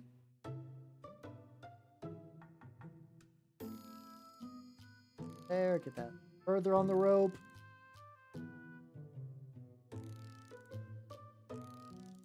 There we go. Get done by just, let's see, prime this. Oh, it's the birthday present. Do you have a well-ventilated room in your house, I guess? Or do you got like a friend's house you could do it at? Yeah, it's I'm trying to think of other options. Because like I said, I still don't think I could fully recommend the indoors method. Technically, if you wear a respirator mask and just don't go in a room for a while, maybe? I don't want to give you like bad advice though. Don't listen to that. Yeah, I've heard people talk about warming the can, like putting in your armpit or similar ideas. I have heard people talk about that.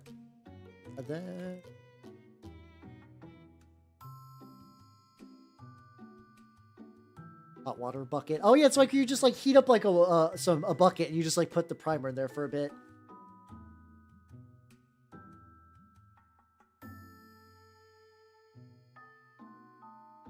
Yeah, I've heard a friend of mine. Let's see, there we go. I was about to say I've heard a friend of mine got recommended that. I was like, oh wait, no, that's purity.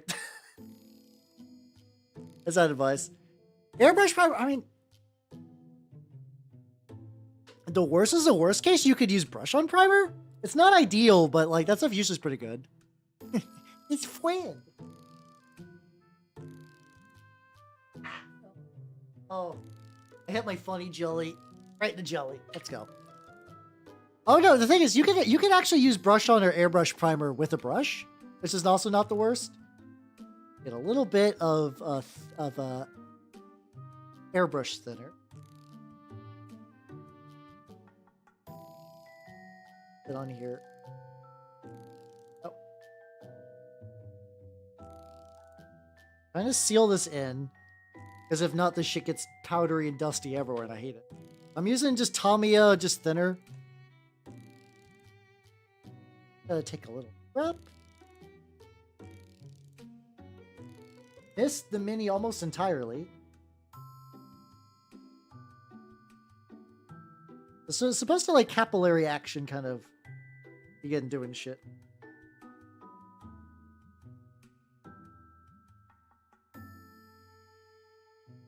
I have so many like used paper towels kicking around that's like I never want to try to get new towels if I can help it, because chances are I have enough. Go in. I'm going to severely like definitely going to make a lot of color eventually go away.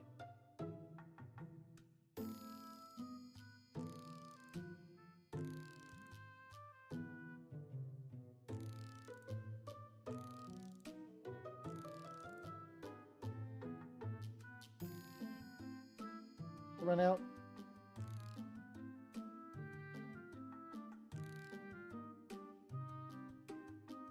Oh. But yeah, yeah, probably, but yeah, heating it up, brush on primer, or oh, yeah, those are probably the ways to go.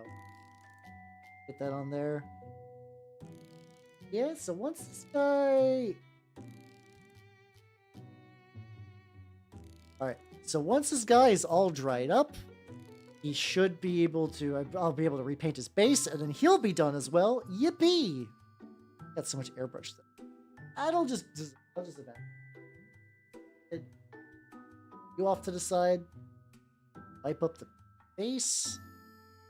And... what else? It's dry. I guess I can start Mod Podging it. Brush like. Let's go.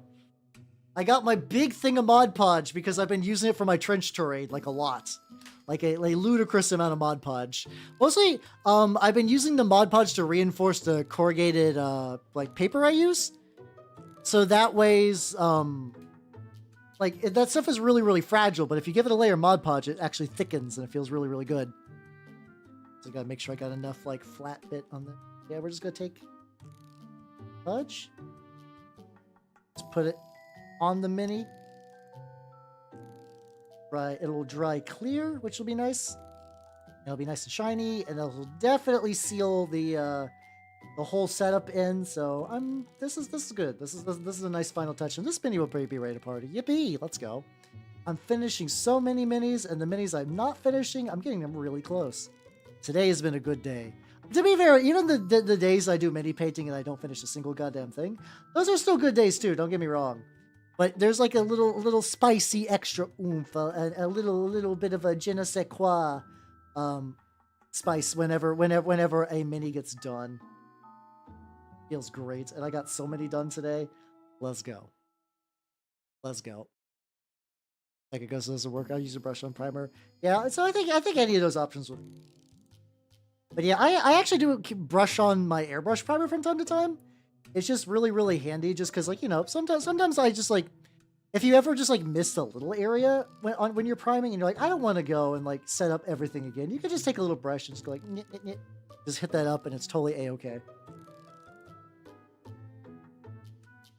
But part of me is like, I guess I could move this to other bits of the model too, just to make it, like, really shiny. I don't know. I do kind of like the white over this. I'm not gonna lie. It does have a certain look to it. Uh-oh, I think it's missing a little. Right, dab this brush off then, because I don't want to. Then again, I usually very rarely use just vanilla Mod Podge. I don't want to cross the streams. That quest completed. Honestly, I'm really. My jelly brain is just totally wired to, like, checking things off of a list, getting shit done. It's a very strong motivation factor. Like, I think really at the end of the day, like, I think about eventually I would like to get Twitch partner, but I think about it and it's like, I don't even think there's any features of partner that I need. I just want to check it off a list and be like, it's fucking done. List checked. Hell yeah, motherfucker. That's really it.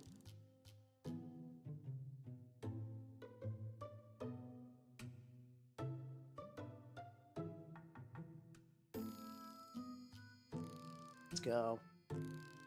Wait, that's why today's especially good.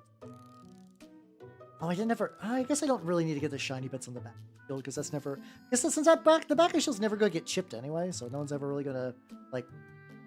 It would never get that scraping that would create that. Also, I'm realizing I can still basically just dunk the entire brush in Mod Podge, and I don't really have to worry about any cross contamination. It's such a big container, and then also, like, it just doesn't, like, touch really.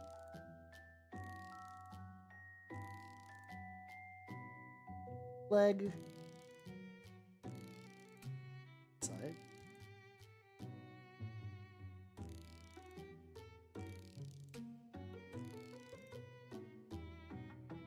And it's already drying a lot shinier. Let's go. Technically, I think you get access to some like money split things or whatever. I don't know. Those are not a huge goal for me.